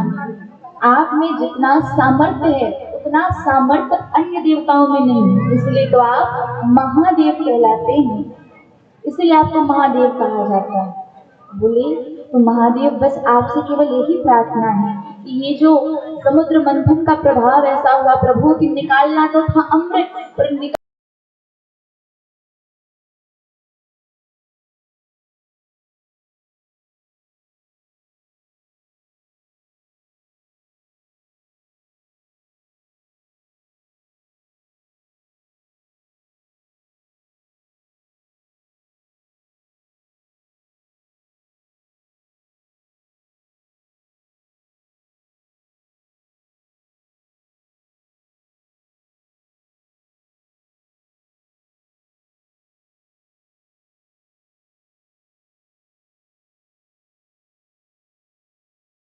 भगवान ने, भोलेनाथ ने उस विष को केवल अपने गले तक रखा, गले से नीचे उतरने नहीं दिया। क्यों? क्योंकि भगवान भोलेनाथ के हृदय में, महादेव के हृदय में हमारे श्री राम जी का वास है। और कौन से वाले राम जी? बड़के वाले नहीं, जो छोटे से राम जी है, जो लाला के रूप में है, वैसे उन राम जी का वास है। और बोली कि कहीं राम जी को कोई कष्ट ना हो जाए, इसलिए भगवान ने उसे केवल गले तक रखा, अंदर जाने नहीं दिया। और प्रभु का गला पूर्ण रूप से एकदम नीला पड़ गया, और इसीलिए भगवान को सारे देवगण कहने लगे, बोले नीलकंठेश्वर महादेव की जय हो। प्रभु नीलकंठ कहलाए। अरे विष का पान तो भोलेनाथ ने कर लिया, फिर से समुद्र मंथन हुआ, कई कई प्रकार के रत्न निकले, कई कई अप्सराएं निकली। अब ये जैसे ही आगे बढ़े और समुद्र मंथन किया तो कुबेर जी महाराज और मैया लक्ष्मी का भी अवतार इसी समुद्र मंथन से हुआ। जैसे ही बाहर निकले कुबेर जी को तो सबने प्रणाम कर लिया। अब मैया लक्ष्मी को जैसे ही देखा सबने, सब लड़ने लगे, आपस में युद्ध करने लगे कि बोले लक्ष्मी देवी हमारे पास रहेंगी, हमारे पास रहेंगी। तब सबने एक योजना बनाई कि बोले वरमाला देते हैं इन्हें, जिनके गले में ये वरमाला डालेंगी अपनी इच्छा से, अपनी स्वेच्छा से, ये उनके पति बन जाएंगे। बोले ठीक है। और आप सबको पता ही है कि मैया लक्ष्मी ने किनके गले में वरमाला डाली, किनके गले में डाली, किनके गले में डाली वरमाला? लक्ष्मी मैया ने नारायण प्रभु के, हाँ नारायण प्रभु के गले में वरमाला डालती हैं। और हमारे नारायण प्रभु वहीं से क्या बन गए? लक्ष्मी नारायण। बोलिए लक्ष्मी नारायण नाथ की जय हो। लक्ष्मी नारायण कहलाए प्रभु। और मैया लक्ष्मी अब उनके साथ रहने लगी। और इधर फिर से समुद्र मंथन हुआ। समुद्र मंथन के जब अंतिम छोर पर आते हैं तब अंत में धन्वंतरी जी महाराज अमृत का कलश लेकर के समुद्र मंथन से प्रकट हो जाते हैं। जैसे ही अमृत का कलश देखते हैं दैत्यगण के अमृत है इसमें, अमृत छीन लेते हैं और भाग जाते हैं। छीन के भाग गए सारे देवतागण। बोले प्रभु भगवान बोले तुमसे तो कुछ होगा नहीं, जो करना है हमें ही करना है, हम पे छोड़ दो। तब प्रभु ने एक और रूप धारण किया। कौन सा रूप? मोहिनी रूप। मोहिनी रूप धारण करते हैं प्रभु। और मोहिनी रूप धारण करके छम छम छम छम अपनी पायल बजाते हुए जाते हैं दैत्यगणों की ओर। जैसे ही दैत्यगणों की ओर गए, पायल की आवाज सुनी। पायल की जब आवाज सुनते हैं, सारे दैत्यगणों मतलब सारे दैत्यगण का ध्यान पूर्ण रूप से मोहिनी मैया की पायल की ओर चले जाता है। माने उनका पायल भी मोहित करने वाला ही है। उनकी ओर गया, अब नीचे चरणों को देखा। अब जैसे ही चरण को देखा, चरण इतने सुंदर कि वैसा चरण, वैसा सुंदर चरण किसी का नहीं है, इतने सुंदर चरण। अब उनको देख करके फिर सीधे नजर ऊपर गई। ऊपर आते आते उनके चेहरे पर जब नजर आई, वहीं नजर अटक गई। निहारने लगे, देखने लगे। अब उनको देख करके मन में बड़ी उमंग जागृत हुई कि बस ये हमारे पास आ जाए, इतनी सुंदर है ये। उनकी सुंदरता पर मोहित हो गए। जब सुंदरता पर मोहित हुए, तब भगवान ने जैसे ही अब कदम आगे बढ़ाए, उनके पास ही आ गए। उन्होंने पूछा, बोले देवी आपका नाम क्या है? बोले मेरा नाम मोहिनी है। बोले कि आप ऐसे अकेले विचरण कर रही हैं, आपको डर नहीं लगता? कोई आकर के कुछ करना दे, कहीं कोई आपके जेवर ना चुरा के ले जाए, कहीं कुछ और आपको हानि ना पहुंचा दे? बोले नहीं। बोले क्यों? बोले आपका कोई नहीं है क्या दुनिया में? आप ऐसे अकेले हो? बोले हाँ, हम अकेले हैं, हमारा कोई नहीं है दुनिया में, हम अकेले विचरण करते रहते हैं। बोले तब तो आपको भय लगना चाहिए, एक काम कीजिए, आप हमारे पास रह लीजिए, हम आपकी रक्षा करेंगे। बोले ठीक है, रह तो लूं, रक्षा तो कर लोगे तुम हमारी, पर ये बताओ लड़ क्यों रहे हो आपस में? बोले ये अमृत के लिए, ये जो कलश है ना देवी, कलश इसमें अमृत है, अमृत, और इस अमृत का पान करने के लिए हम सब लड़ रहे हैं कि पहले हम पिएंगे। तो बोले अच्छा, केवल इतनी सी बात है, आप ये अमृत का कलश मुझे दे दीजिए, मैं आप सबको बराबर मात्रा में अमृत का पान करा दूं। बोले अच्छा ठीक है। अब कहने लगी कि अब देवगण देख रहे उधर से, बोले कि प्रभु कुछ करो, पी सके अमृत। अब मोहिनी मैया ने कहा, दैत्यगणों ध्यान से सुनो मेरी बात, तुम्हें ही बता रही हूँ, ये जो अमृत का कलश है ना, इसमें झांक के देखो एक बार, ये जो ऊपर का अमृत है ये पानी अमृत है, कुछ असर नहीं इसमें, और जो नीचे का अमृत है वो गाढ़ा अमृत है। तो एक काम करते हैं, ये जो पानी अमृत है ना, ये जो तुम्हारे बगल में खड़े हैं इनको पिला देते हैं, और तुम्हारा नाम भी हो जाएगा कि तुमने इनको अमृत पिलाया, और जो गाढ़ा अमृत है वो तुमको पिला देंगे। बोले हाँ ये बात सही कही तुमने। बोले ठीक है, इनको पिला दो। बोले ठीक है। अब एक तरफ दैत्यगण, एक तरफ देवगण बैठे हैं। जैसे ही बैठे हैं, अब मैया ने देवताओं को अमृत का पान कराना प्रारंभ किया। तभी दैत्यों में से एक दैत्य आया, स्वर भानु नाम का, और वो सोचने लगा कि ये जो मोहिनी है इनको तो कहीं देखा है लग रहा है। बोले है कौन है? जब ध्यान लगाते अब सारी बातें समझ में आ गई, कोई मोहिनी नहीं है, नारायण भगवान है जो छलने आए हैं हमें। तब देवता का वेश धारण किया, कि मानो उनको देख के लगे कि देवता है। वेश धारण करके सूर्य और चंद्रमा के मध्य जाके बैठ गए। अब जैसे ही बैठे, तब सूर्य देव ने ये पहचान लिया कि वो दैत्य है, देवता नहीं है। कैसे? चंद्रदेव को पिलाया अमृत, और उसके बाद फिर जब स्वर भानु नाम के दैत्य के पास गए, अमृत का पान किया। पहचाना कैसे? कि देवताओं के खाने पीने का तरीका अलग होता है और दैत्यों के खाने पीने का तरीका अलग होता है। जब देवगण कुछ खाते हैं तो पता ही नहीं चलता कि वो कुछ पान कर रहे हैं या खा रहे हैं, और जब दैत्यगण खाते हैं तब पूरे संसार को पता चल जाए।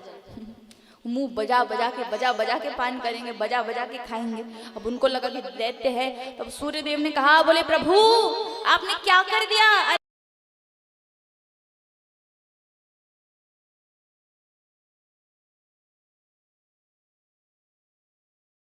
ऐसे ही स्वरूप का धारण किया, सुदर्शन चक्र निकाला और स्वर भानु के सर को धड़ से अलग कर दिया।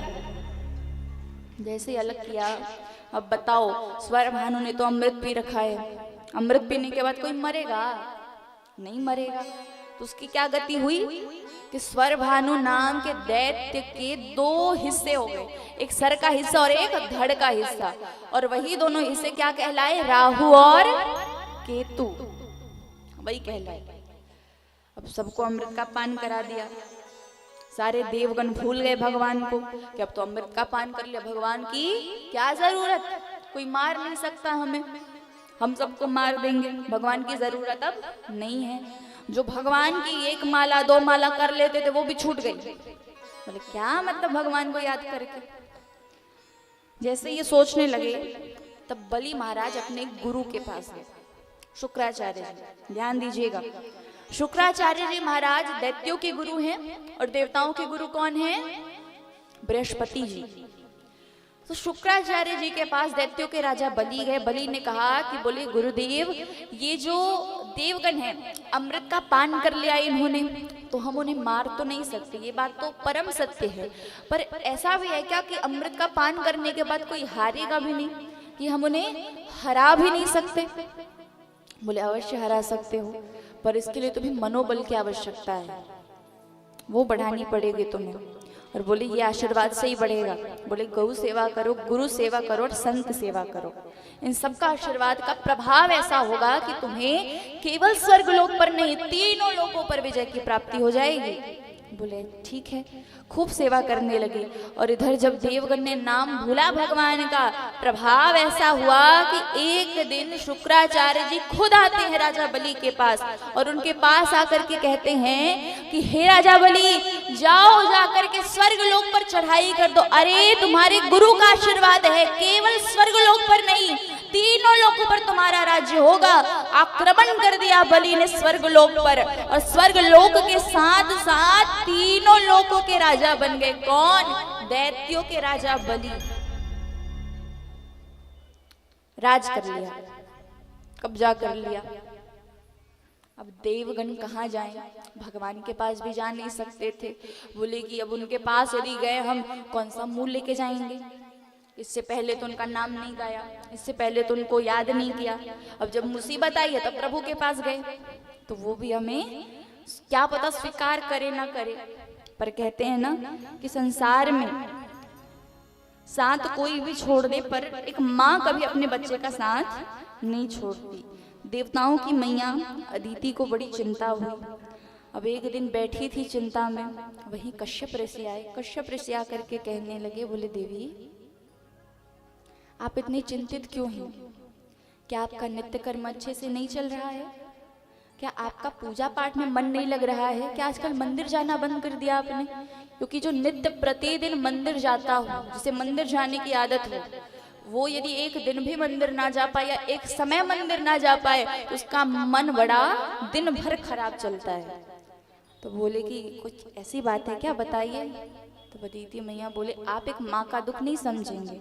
बोले बताइए तो सही, हुआ क्या? तब कहने लगे कि बोले स्वामी, जब एक माँ के पुत्र के जीवन में इतना बड़ा संकट आया है, तो माँ चैन से कैसे रह सकती है? मेरे पूरे पुत्र का साम्राज्य उस बलि ने ले लिया, मैं कैसे शांत रहूं, मैं कैसे चिंतित ना हूं? तब समझाने लगे, बोले क्व देहो भौतिको नात्मा क्वचात्मा प्रकृते परः कस्य के पति पुत्राद्या मोह एव ही कारणम।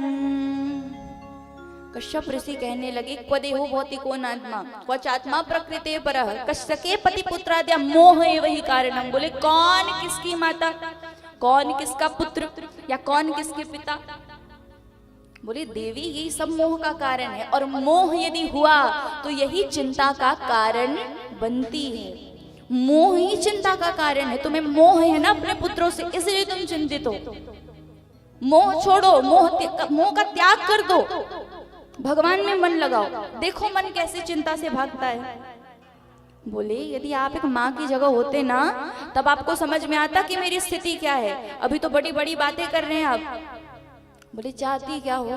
बोले मैं कोई युद्ध नहीं चाहती, मैं कोई लड़ाई नहीं चाहती, मुझे बस इतना चाहिए कि मेरा कोई ऐसा पुत्र हो, ऐसा पुत्र जन्म ले मेरे गर्भ से, जो स्वयं जाए दैत्यों के पास और जा करके मेरे पुत्रों के राज्य को मांग के लाके वापस कर दे।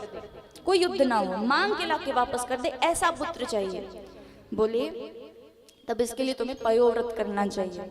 पयोव्रत में केवल दूध का पान किया जाता है, 15 दिन तक इसकी पूजा विधि है, और इस व्रत में यज्ञ देव की पूजा की जाती है। अब यज्ञ देव का पूजन बताया ऋषि ने। अब जैसे पूजन बताते हैं, पूजन किया मैया ने, और जब अंतिम दिन यज्ञ के उद्यापन का दिन आया, व्रत के उद्यापन का दिन आया, तब मैया ने अंतिम आहुति जैसे ही डाली यज्ञ कुंड में, कहते हैं कि स्वयं भगवान यज्ञ नारायण यज्ञ कुंड से प्रकट हो जाते हैं। बोलिए यज्ञ नारायण भगवान की। यज्ञ नारायण भगवान प्रकट हुए। जैसे ही प्रकट होते हैं, बोले मैया क्या चाहती है, वरदान मांगिए आप, जो आपकी इच्छा होगी वो आप कहिए, मैं वो वरदान दूंगा आपको। बोले कि ऐसा पुत्र चाहिए प्रभु जो मेरे बेटों के राज्य को वापस मांग के लेके आके उन्हें वापस करे, कोई युद्ध ना करे। बोले तथास्तु। जैसे ये कहा अंतर ध्यान हो गए प्रभु। अब अंतर ध्यान हुए, कुछ समय बाद मैया अदिति गर्भवती हुई, गर्भ से होती हैं। अब जैसे ही गर्भवती हुई, गर्भावस्था का महीना अब धीरे धीरे आगे बढ़ रहा है, और गर्भावस्था का 9वां महीना आने वाला है। और 9वें महीने में भी कौन सा महीना, भादो का महीना। और कहते हैं कि ये भादो का जो महीना ये बहुत स्पेशल है। क्यों स्पेशल है? क्योंकि भादो के महीने में ही कौन आए हैं, कन्हैया आए हैं। भादो के महीने में बलदाऊ भैया ने भी अवतार लिया, और भादो के महीने में विराज राजेश्वरी श्री राधिका रानी ने भी अवतार लिया है। इसलिए ये भादो का महीना संतगण कहते हैं कि हमारे लिए परम सौभाग्य की बात है। और भादो का महीना आ रहा है, खूब सुंदर तिथि आ रही है। संत गाते हैं श्रोणायाम श्रवण द्वादश्यां मुहूर्ते अभिजिति प्रभो सर्वे नक्षत्र ताराद्याश चक्रुस्त जन्म दक्षिणम। खूब सुंदर कहा गया कि भादो का महीना, और उसमें भी द्वादशी तिथि, शुक्ल पक्ष, और दिन के ठीक 12 बजे हमारी मैया अदिति के गर्भ से नारायण प्रभु स्वयं वामन रूप में प्रकट हो जाते हैं। बोलिए वामन नाथ की। वामन प्रभु का प्राकट्य हुआ, पूरे शंख घड़ियाल ताल सब बज रहे हैं, और सारे के सारे देवगण आएंगे प्रभु के दर्शन के लिए। सब उन्हें कुछ न कुछ प्रदान कर रहे हैं। ब्रह्मा जी ने कमंडल प्रदान की, मैया अदिति ने कोपिन पहनाई, और आकाश देव आए, उन्होंने छत्र प्रदान किया, इंद्रदेव ने भी कुछ दिया। सब आकर के उन्हें कुछ न कुछ भेंट कर रहे हैं, और प्रभु का स्वरूप देकर के सब मनोहार हो रहे हैं। मानो प्रभु का स्वरूप कैसा? कहते हैं कि भगवान के जो गाल हैं वो टमाटर जैसे हैं, होठ बिंबा फल के जैसे हैं, आंखें बड़ी सुंदर कमल के जैसी बड़ी बड़ी आंखें भगवान की, और मुट्ठी भर की कमर, ये बस इतनी और इतनी कमर भगवान की। बड़े सुंदर स्वरूप में प्रभु आए हैं। और जैसे ही प्रभु आए, कुछ समय बाद भगवान बड़े हुए। अब लीला तो कर रहे हैं ना, कुछ समय तो लेंगे, अब बड़े होते तक समय लिया। अब जब बड़े हुए, तब मैया अदिति ने उन्हें उनके कमंडल में भिक्षा प्रदान की। बोले कि ये जाओ, ये दान में अपने गुरु को दे के आना, बृहस्पति जी को। बोले ठीक है मैया। अब वो जाने लगे। जैसे ही जाने लगे, गुरु जी को वो देने लगे। बोले गुरु जी ये दान आपके लिए। बोले अच्छा, ऐसे छोटे मोटे दान से मैं प्रसन्न नहीं होऊंगा। बोले तो क्या चाहिए? बोले यदि मुझे प्रसन्न करना है ना, तो जाओ राजा बलि के पास और तीनों लोगों को दान में मांग के लाना। बोले अच्छा ऐसी बात? बोले ठीक, जाते हैं हम। और खूब सुंदर स्वरूप धारण करके प्रभु जा रहे हैं। वामन बन गए कृष्ण मुरार, पधारे बलिराजा के द्वार। बलिराजा के द्वार पधारे, बलिराजा के द्वार हो। बलिराजा के द्वार पधारे, बलिराजा के द्वार। वामन बन गए कृष्ण मुरार, पधारे बलिराजा के द्वार।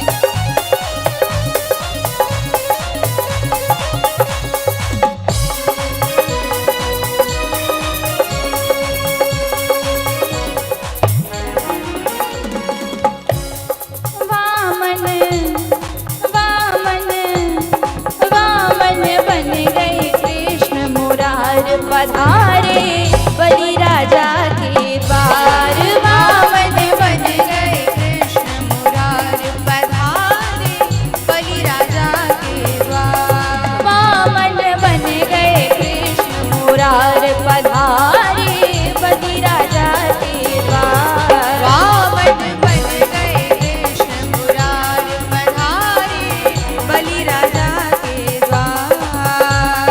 बलि राजा के द्वार पधारे बलि राजा के द्वार हो।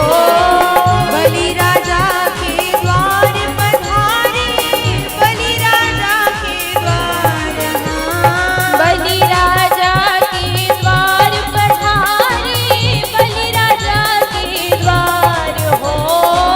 बलि राजा के द्वार पधारे बलि राजा के द्वार। वामन वामन वामन बन गए कृष्ण मुरार पधारे बलि राजा के द्वार। वामन बन गए कृष्ण मुरार पधारे बलि राजा के द्वार।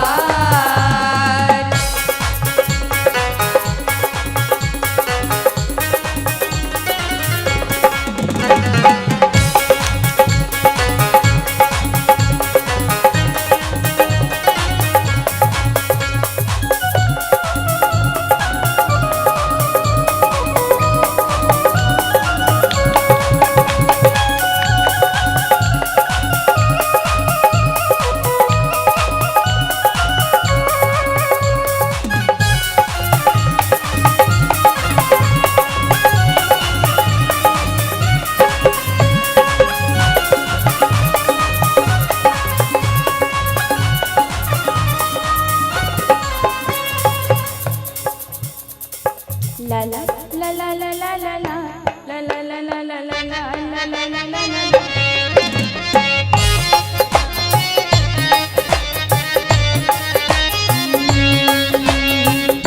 बने वामन अंगुल भगवान। बने वामन अंगुल भगवान। बने वामन अंगुल भगवान। बने वामन अंगुल भगवान। रूप को देख छुप्यो है भान। रूप को देख छुप्यो है भान। रूप को देख छुप्यो है भान। रूप को देख छुप्यो है भान। पहुँचे यज्ञ में राजा बलि के करने आज कल्याण हो। पहुँचे यज्ञ में राजा बलि के करने आज कल्याण। हाँ पहुँचे यज्ञ में राजा बलि के करने आज कल्याण हो। पहुँचे यज्ञ में राजा बलि के करने आज कल्याण। वामन वामन वामन बन गए कृष्ण मुरार पधारे बलि राजा के द्वार। वामन बन गए कृष्ण मुरार पधारे बलि राजा के द्वार। वामन बन गए कृष्ण मुरार पधारे बलि राजा के द्वार। वामन बन गए कृष्ण मुरार पधारे बलि राजा के द्वार।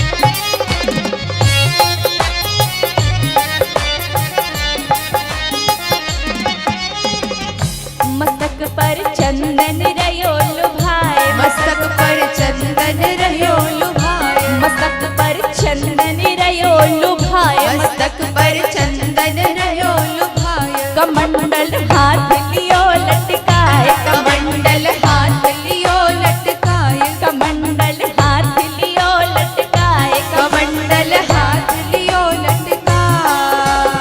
ऊपर छतरी बगल जनेऊ गल में जल्दी माल हो।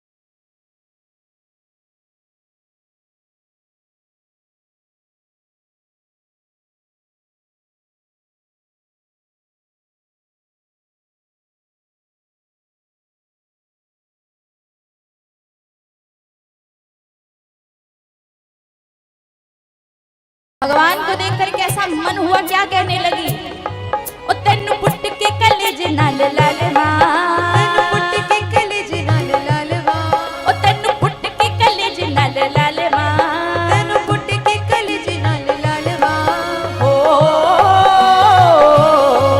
तेनु पुट के कलेज नाल लाल मां, ओ तेनु पुट के कलेज नाल लाल, कलेजा ठंड पाड़ वल्लिया, कलेजा ठंड पाड़ वल्लिया मन मोहना, बाके बिहारी लाल उतना ना करियो श्रृंगार, बाके बिहारी लाल उतना ना करियो श्रृंगार, मेरे बाके बिहारी लाल तू इतना ना करियो श्रृंगार, बाके बिहारी लाल तू इतना ना करियो श्रृंगार, तेरे पैरा दी पाजेब बन जावा, तेरे पैरा दी पाजेब बन जावा, ओ तेरे पैरा दी पाजेब बन जावा, तेरे पैरा दी पाजेब बन जावा, ओ रास रचाड़ वल्लिया, ओ रास रचाड़ वल्लिया मन मोहना, लागे बिहारी सरकार तू इतना ना करियो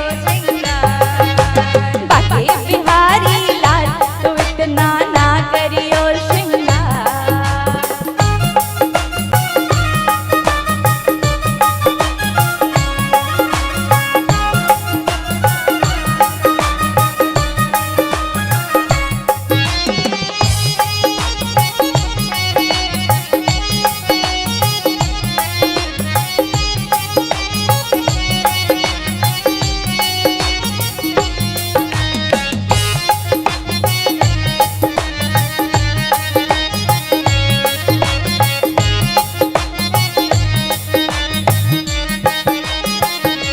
ओ वामन, ओ वामन, ओ वामन बन गए कृष्ण मुरार पधारे बलि राजा के द्वार, वामन बन गए कृष्ण मुरार पधारे बलि राजा के द्वार, वामन बन गए कृष्ण मुरार पधारे बलि राजा के द्वार, वामन बन गए कृष्ण मुरार पधारे बलि राजा के द्वार, ओ तेरे द्वार खड़ा भगवान भगत भर दे रे झोली, भगत भर दे रे झोली, तेरे द्वार खड़ा भगवान भगत भर दे रे झोली, भगत भर दे रे झोली, तेरा होगा बड़ा एहसान भगत भर दे रे झोली, भगत भर दे रे झोली, तेरा होगा बड़ा एहसान भगत भर दे रे झोली, भगत भर दे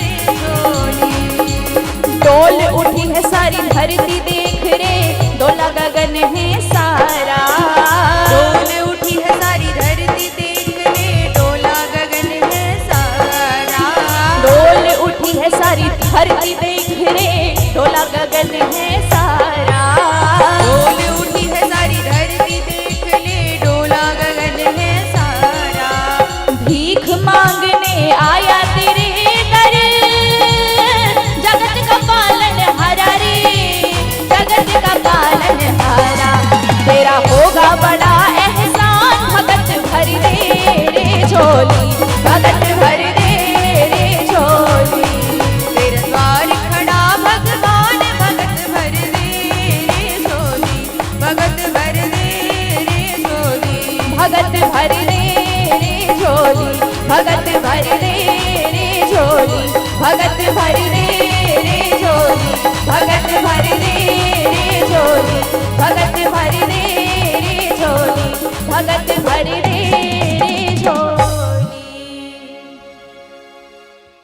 आज लुटा दे तू सर्वस्व अपना, मान ले कहना मेरा,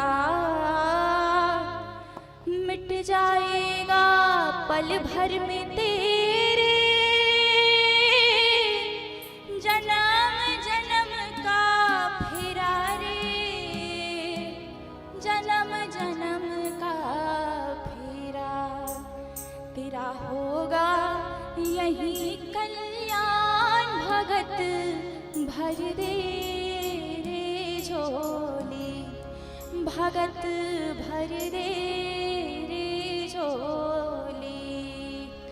तेरे द्वार खड़ा भगवान भगत भर दे रे झोली, भगत भर दे रे झोली।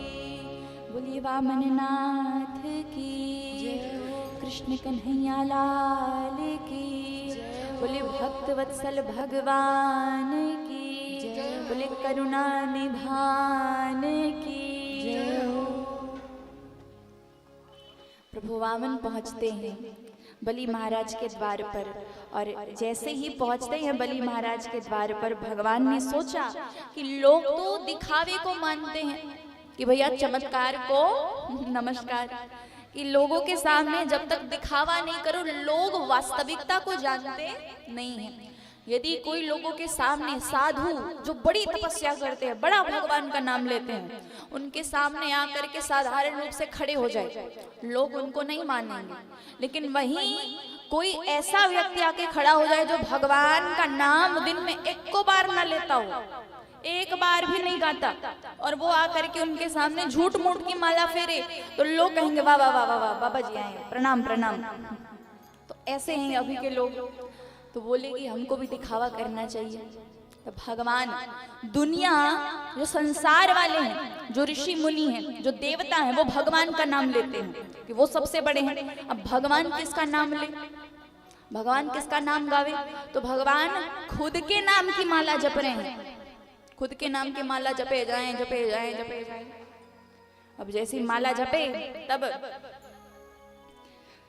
बलि महाराज ने देखा बड़े सुंदर ब्राह्मण है, खूब सुंदर। तो बोले प्रभु प्रणाम है आपको, स्वागत है आपका, कौन है आप कहाँ से आए हैं, आप क्यों आए हैं, आपका नाम क्या है, आप किस हेतु यहाँ पधारे हैं? पूरे सवालों का पूरा एक लंबा लिस्ट दे दिया। तब शुक्राचार्य जी ने कहा, बोले बलि धैर्य रखो, माला जप रहे हैं ना, बोलेंगे कुछ समय बाद, माला पूरी होने दो। बोले ठीक है। अब माला पूरी होते तक इंतजार किया, और जैसे इंतजार किया, इंतजार की बेला खत्म हुई, तब कहने लगे स्वागतम ते नमस्तुभ्यं ब्राह्मणिक्यं करवामते ब्रह्मर्षिणां तपः साक्षात् मन्ये त्वार्यवपुर्धरम्। बोले हे प्रभु स्वागत है, हे ब्राह्मण देवता स्वागत है आपका, खूब स्वागत है। आप बताइए कि आप क्यों आए हैं, किस लिए आए हैं, बताइए। तब कहने लगे वामन प्रभु, बोली हाँ हम तो विचरण करते रहते हैं। बोले पर हाँ भेंट करने आए थे। बोले किन से? बोले राजा बलि से। बोले हम ही तो हैं, हम ही तो राजा बलि हैं। भगवान बोले अच्छा तो तुम राजा बलि हो? बोले हाँ प्रभु मैं राजा बलि हूँ। बोले अच्छा तो तुम ही तीनों लोगों के राजा बलि हो? बोले हाँ प्रभु मैं ही तीनों लोगों का राजा बलि हूँ। बोले तीनों लोगों का राजा हूँ मैं। बोले अच्छा ठीक है, हम क्या करें? बोले प्रभु अब आप यहाँ आए हैं तो मेरा नियम है कि कोई भी ब्राह्मण आता है ना, मैं कभी खाली हाथ नहीं भेजता। आप बताओ ना आपको क्या चाहिए, आप यदि बोलो ना तो आपको कुछ भी दे दूं, आप जो मांगोगे वो दे दूंगा। बोले तुम्हारा नियम है देने का और हमारा नियम नहीं है लेने का, हम नहीं मांगते किसी से। बोले जो जिसके मन में जो भाव आता है वो दे देता है, हम मांगने नहीं जाते कभी किसी से। अब बताओ भाई वो भगवान है, भगवान भी कभी किसी से कुछ मांगेंगे क्या? बिल्कुल नहीं। बोले तो फिर हमारा नियम क्यों बिगाड़ रहे हो प्रभु, कुछ तो मांग लो, जो कहोगे ना वो दे देंगे। आपको वचन देते आप जो बोलोगे वो देंगे। बोले जो बोलेंगे वो दोगे? बोले हाँ। बोले क्या दे सकते हो? बोले अरे प्रभु यदि आप कहो ना तो आपको कई लाख गौ माता दान में दे दूं। यदि आप कहो तो आपको किसी एक लोक का राजा बना दूं। यदि आप कहो प्रभु तो आपको कई कई सोने के महल, बहुत सारे सोने के महल दान में दे दूंगा। अरे यदि आप कहो तो आपका विवाह किसी ब्राह्मणी कन्या से करा दूं। प्रभु बोले अच्छा विवाह कराओगे हमारा? बोले हाँ प्रभु बोलो तो सही। बोले मान लेते हैं तुमने हमारा विवाह करा दिया, बोले हाँ ठीक है। वामन प्रभु बोले अब बताओ, यदि विवाह कराया तो हमारे रहने की व्यवस्था, हम जब तक अकेले हैं कहीं पे भी रह लेते हैं, लेकिन जब पत्नी आएगी तो कहीं ना रहना पड़ेगा, कहीं ना रखना पड़ेगा उन्हें। बोले सोने के महल नान में दूंगा, वहां रहना, रहने की व्यवस्था खत्म। बोले खाने की व्यवस्था, खाएंगे क्या? अब खाने के लिए प्रभु भंडार गृह खुलवा देंगे, जितना पाना पाना, जितना भूख लगे दिन में 10-10 बार खाना। बोले ठीक है, खाने की व्यवस्था हो गई। बोले अब बताओ राजा बलि कि जब हमारा विवाह होगा तो बाल गोपाल होंगे कि नहीं होंगे? राजा बलि बोले जरूर होने चाहिए प्रभु। बोले कितने होने चाहिए? राजा बलि बोले प्रभु बाल गोपाल आपके तो आपको ना पता होगा कितने होने चाहिए, हम क्या बताएं? बोले मान लेते हैं 4-5 बाल गोपाल हो गए हमारे। बोले हाँ ठीक है। बोले बताओ कि यदि वो बाल गोपाल होंगे पढ़ेंगे कहाँ, शिक्षा की व्यवस्था? बोले प्रभु ये रहा विद्यालय, हिरण्यकश्यपु दैत्य विद्यालय, और यहाँ पढ़ाएंगे आपके बालकों को। बोले भगवान मन में कहे, बोले अच्छा राक्षसों की शिक्षा दोगे हमारे बच्चों को तुम? बोले अरे ठीक है, वो शिक्षा की व्यवस्था हो गई। तो अब बताना राजा बोले सच सच बताना, यदि बाल गोपाल 4-5 होंगे तो उनमें से कोई मरेगा कि नहीं मरेगा? बोले भगवान न करे, कैसी बातें करते अपने बच्चों के लिए आप? बोले पर हो भी सकता है प्रभु, किसी की मृत्यु भी हो सकती है, अब समय का कोई भरोसा नहीं। बोले तो यदि मृत्यु होगी तो रोएगा कौन? रोने की व्यवस्था बताओ, कौन रोएगा? बोले अरे प्रभु बालक जब आपके मरेंगे तो रोना भी तो आप ही को पड़ेगा। भगवान बोले तो मैं ऐसा काम ही क्यों करूं जिस काम को करने के पश्चात में मुझे रोना पड़े, मैं विवाह नहीं करूंगा। बोले इतनी मुश्किल से तो माने थे, फिर मुकर गए। बोले प्रभु कुछ तो मांगो। बोले आप जो बोलोगे वो दूंगा, बस एक बार मांग के देखो। बोले यदि ऐसी इच्छा है ना तुम्हारी तो एक काम करो, ज्यादा कुछ नहीं चाहिए, तुम्हारा भी नियम बना रहे हमारा भी नियम बना रहे। बोले क्या चाहिए? बोले ये चाहिए 3 पैर भूमि दान में दे दो। 3 पैर भूमि, ये भी कोई मांगने की बात है? अरे तीनों लोगों के राजा के सामने आए हो, 3 पैर भूमि मांग रहे हो प्रभु। बोले ना, इससे ना तो हमारा नियम बिगड़ेगा ना तुम्हारा नियम बिगड़ेगा। बोले 3 पैर भूमि, बोले ठीक है ले लीजिए कहीं से भी। बोले नहीं ऐसे नहीं, संकल्प कीजिए। संकल्प क्यों करें? 3 पैर भूमि की तो बात है, कौन सा पूरा राज्य मांग रहे हैं? बोले नहीं नहीं नहीं, बाद में तुम मुंह कर गए तो? बोले 3 पैर भूमि के लिए क्या मुंह करेंगे प्रभु, आपको जहां से भी पसंद है वहां से ले लीजिए। बोले नहीं नहीं, संकल्प कीजिए पहले। अब 3 पैर भूमि के लिए संकल्प की बात पे प्रभु खूब बहस करे। शुक्राचार्य जी बगल में खड़े हैं। शुक्राचार्य जी बोले एक तो ठहरा ये ब्राह्मण का बालक, ऊपर से तीनों लोगों के राजा के सामने आके 3 पैर भूमि मांग रहा है, और उसमें भी संकल्प की बात पे इतना बहस कर रहा है, टाइम वेस्ट कर रहा है। बोले कुछ तो गड़बड़ है। क्या गड़बड़ है? ध्यान लगाया, सारी बातें समझ में आ गई। अब कोने में लेके गए बलि महाराज को। बोले जाओ जाके मना कर दो कि तुमने कोई संकल्प की बात नहीं की, कोई भूमिदान की बात नहीं की, जाओ मना कर दो जाके। बोले झूठ बोलना सिखा रहे हो आप, कैसे गुरु हो जब झूठ बोलना सिखा रहे हैं? बोले कई स्थानों पर झूठ बोलने से पाप नहीं लगता।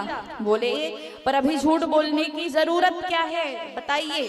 तब बोले कि ये जो ब्राह्मण के बालक आए हैं ना वामन रूप में, ये कोई बामन नहीं है वामन। बोले तो कौन? बोले 53 है 53। बोले 53 माने? बोले स्वयं भगवान है, भगवान जो तुमसे छलने आए हैं, तुमसे तुम्हारा लोक ले जाएंगे। शुक्राचार्य जी कहते हैं ईश्वरो चनि साक्षात् भगवान विष्णु क्षयः कश्यपाददिते जातो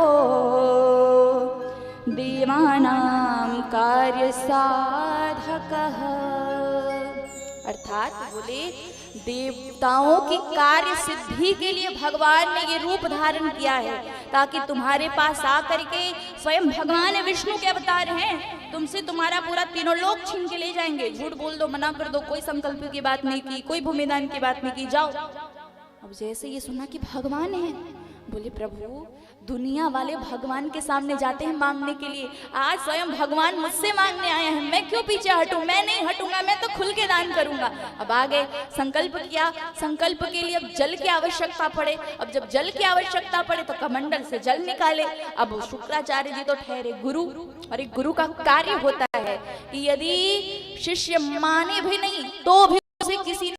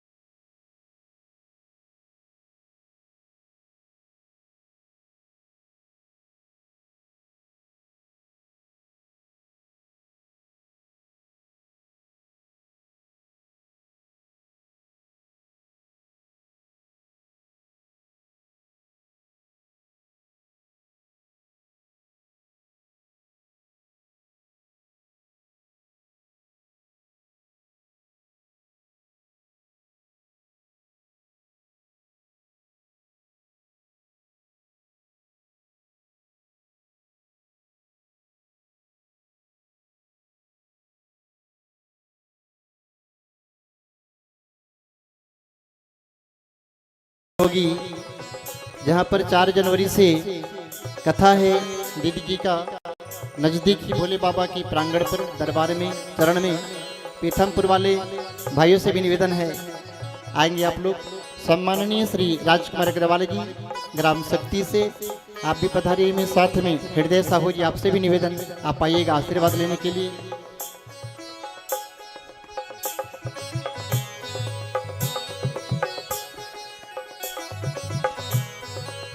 जिनका जिनका नाम उद्घोष हुआ है कृपया आइएगा।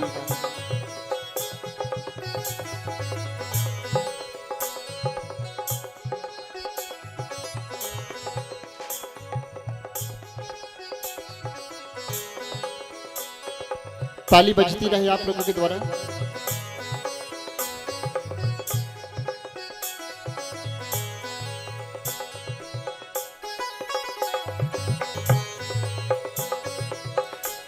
बड़ी वामन भगवान की जय।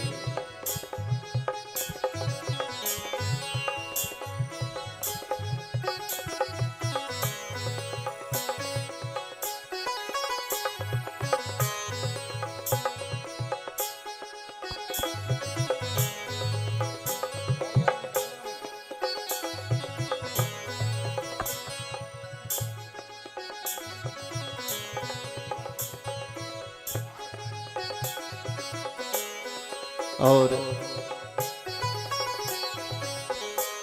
जिनका नाम उद्घोष हुआ है उनसे निवेदन शीघ्र व्यास मंच की ओर आवेंगे, आकर के आशीर्वाद प्राप्त करेंगे।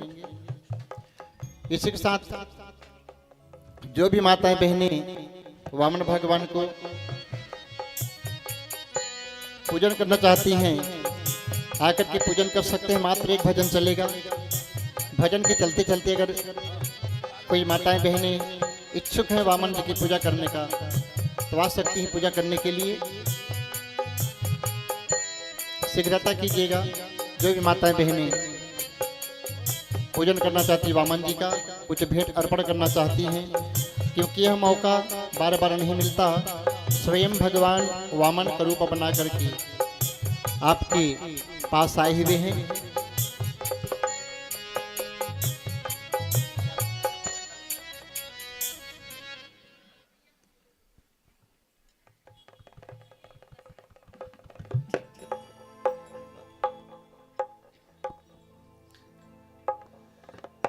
बोली वृंदावन बिहारी लाल की जय।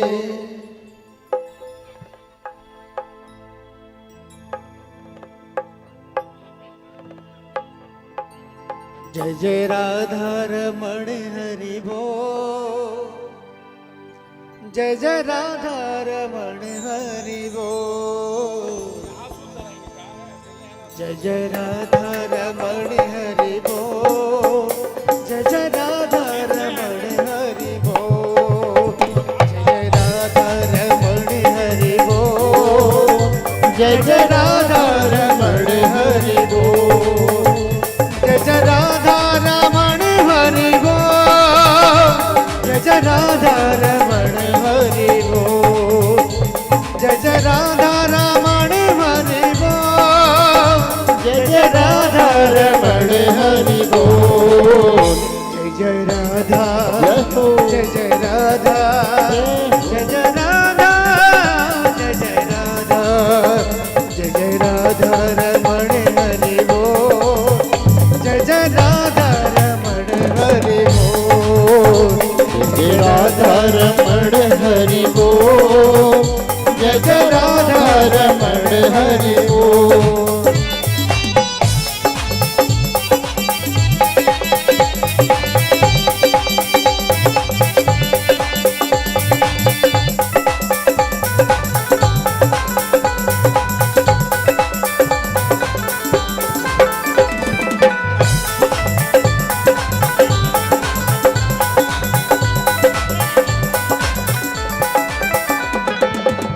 तन भी बोले राधे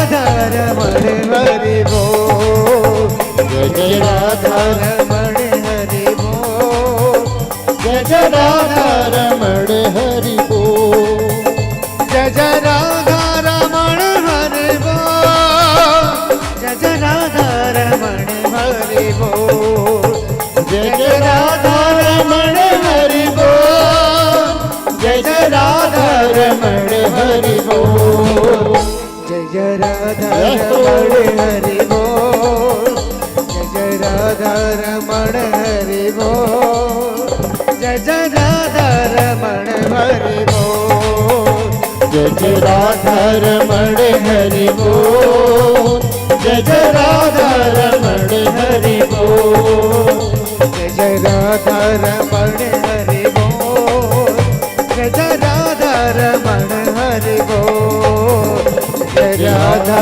रमण हरि बोल, जय जय राधा रमण हरि बोल, जय जय राधा रमण हरि बोल, जय जय राधा रमण हरि बोल, जय जय राधा रमण हरि बोल, जय जय राधा रमण हरि बोल, जय जय राधा रमण हरि बोल, जय जय राधा रमण हरि बोल, जय जय राधा रमण हरि बोल, जय जय राधा रमण हरि बोल, जय जय राधा रमण हरि बोल, जय जय राधा रमण हरि बोल, जय जय राधा रमण हरि बोल, जय जय राधा रमण हरि बोल।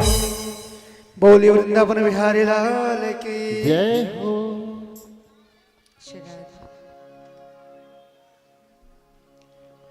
बोली वामन भगवान की। दोनों हाथ उठा के प्रेम से क्या बोलना पड़ेगा? जोर से बोलिए और जोर से बोलिए। आइए अब हम सब आगे की कथा प्रसंगों की ओर चलते हैं। आगे श्री सुखदेव जी महाराज ने बड़े ही संक्षिप्त रूप में सूर्यवंश का वर्णन और राम जी की कथा का संक्षिप्त वर्णन श्री सुखदेव जी को करके श्रवण कराया है और बताया कि हे सुखदेव जी महाराज, राम जी और कृष्ण जी ये दोनों हैं तो दिखने में तो एक हैं, पर एक भिन्नता है। क्या? तो बताया गया राम कृष्ण दो एक हैं, अंतर नहीं निमेश इनके नयन गंभीर हैं, इनके चपल विशेष। राम जी के नेत्रों में गंभीरता का दर्शन कराया गया और श्री कृष्ण जी के नेत्रों में चंचलता चपलता का दर्शन कराया गया। बोले राम जी और कृष्ण जी बिना धनुष बाण के और कृष्ण जी बिना वंशी के यदि खड़े हो जाए तो पता कैसे लगाया जाए कौन राम जी हैं और कौन कृष्ण जी? बोले तो दोनों के नेत्रों में झांक करके देख लो। राम जी के नेत्रों में दर्शन करेंगे तो क्या दिखाई पड़ेगा? बोले गंभीरता दिखाई पड़ेगी। और कृष्ण जी के नेत्रों में क्या दिखाई पड़ेगा? तो कृष्ण जी के नेत्र कभी भी एक स्थान पर टिकते नहीं है, इधर उधर घूमते रहते हैं। बताया आगे इस सूर्य वंश का वर्णन किया। ब्रह्मा के पुत्र हुए मारीची, मरीचि के पुत्र हुए मरीचि के कश्यप, कश्यप के पुत्र हुए सूर्य जिनको विवस्वान भी कहा जाता है, और इन्हीं विवस्वान के पुत्र हुए वैवस्वत मनु, वैवस्वत मनु के हुए सुद्युम्न, जो गलती से शिव जी के उस क्षेत्र में जाने के कारण, जिस क्षेत्र में शिव जी ने अन्य पुरुषों को वर्जित कर रखा था, कोई पुरुष उस क्षेत्र में जाता तो वो पुरुष से स्त्री बन जाता था। सुद्युम्न की गलती से जाने पर वो स्त्री बन गए। वैवस्वत मनु के 10 पुत्रों में से एक पुत्र हुए राजा शर्याती। शर्याती की कन्या जिनका नाम है सुकन्या। एक दिन सुकन्या अपने पिताजी के साथ वन में भ्रमण के लिए गई। सैनिक इत्यादि उनकी दासियां उनके साथ में थी। तो जब वन के अंदर गई तो वहां एक ऋषि तपस्या में लीन थे। तपस्या में इतने लीन और इतने समय से लीन थे वो तप में, कि उनके शरीर के ऊपर बांबी बनी चुकी थी, मिट्टी का ढेर बन चुका था। केवल नेत्र के सामने जो 2 गड्ढे होते हैं वो दिखाई पड़ रहे थे। तो बाल चपलतावश सुकन्या ने तिनका उठाया और तिनका उठा करके नेत्रों में घुसा दिया, गड्ढे में घुसा दिया। सुकन्या को लगा कि गड्ढे हैं, पर वो चैवन ऋषि के नेत्र थे। नेत्रों से रक्त की धारा प्रवाहित होने लगी। जब सब आए, राजमहल की ओर आए, दिन व्यतीत हुआ तो चैवन ऋषि का शाप लग गया और चैवन ऋषि को कष्ट क्योंकि पहुंचाया गया था सुकन्या के द्वारा, तो सारे सैनिकों की तबीयत खराब हो गई। राजा को ये महसूस हुआ कि किसी संत का अपराध हुआ है इनसे। सबसे पूछा, बोले बताओ किसी ने संत का तो अपराध नहीं किया। सब सोच रहे हैं कि क्या किया जाए, क्या कहा जाए, हमने तो कुछ ऐसा किया ही नहीं जिसकी वजह से हम परेशानी में आए। तब सुकन्या ने सारा वृतांत बताया और चैवन ऋषि की सेवा में नव युवती सुकन्या को चैवन ऋषि को सौंप दिया, विवाह कराया। और सुकन्या का पतिव्रत धर्म ऐसा था जिसकी वजह से अश्विनी कुमारों के द्वारा परीक्षा लेने के बाद भी सुकन्या का पतिव्रत धर्म अटल रहा। और सुकन्या के पतिव्रत धर्म का ऐसा प्रभाव कि चैवन ऋषि जो वृद्ध हो चुके थे वो पुनः उनको युवावस्था प्राप्त हुई, नेत्रों की रोशनी चली गई थी, वो नेत्रों की रोशनी वापस आई अश्विनी कुमारों द्वारा चिकित्सा करने पर। और आगे बताते हैं कि इन्हीं के वंश में एक बड़े धर्मनिष्ठ राजा हुए जिनका नाम है अम्बरीश। क्या नाम हुआ? क्या नाम हुआ? अम्बरीश। अम्बरीश महाभाग, अम्बरीश महाराज जो हर 15 दिनों में आने वाली एकादशी का व्रत किया करते थे। एक एकादशी आती है जो साल में एक बार जिसको रखनी होती है, उसको कहा जाता है भीमसेनी एकादशी, जिसका व्रत निर्जल रह करके किया जाता है। दूसरी एकादशी आती है जो हर 15 दिनों में, मतलब महीने में 2 बार आ जाती है। बोले एकादशी का व्रत प्रत्येक सनातनी को, प्रत्येक कृष्ण भक्त को रखना चाहिए। अगर रोगी हैं, शरीर ठीक नहीं रहता, स्वास्थ्य ठीक नहीं रहता, तो बोले कम से कम उस दिन अन्न का त्याग करना चाहिए। ये नियम अम्बरीश महाराज व्रत किया करते एकादशी का व्रत किया इस बार भी। और जब व्रत पारण करने का समय आया तो उसी समय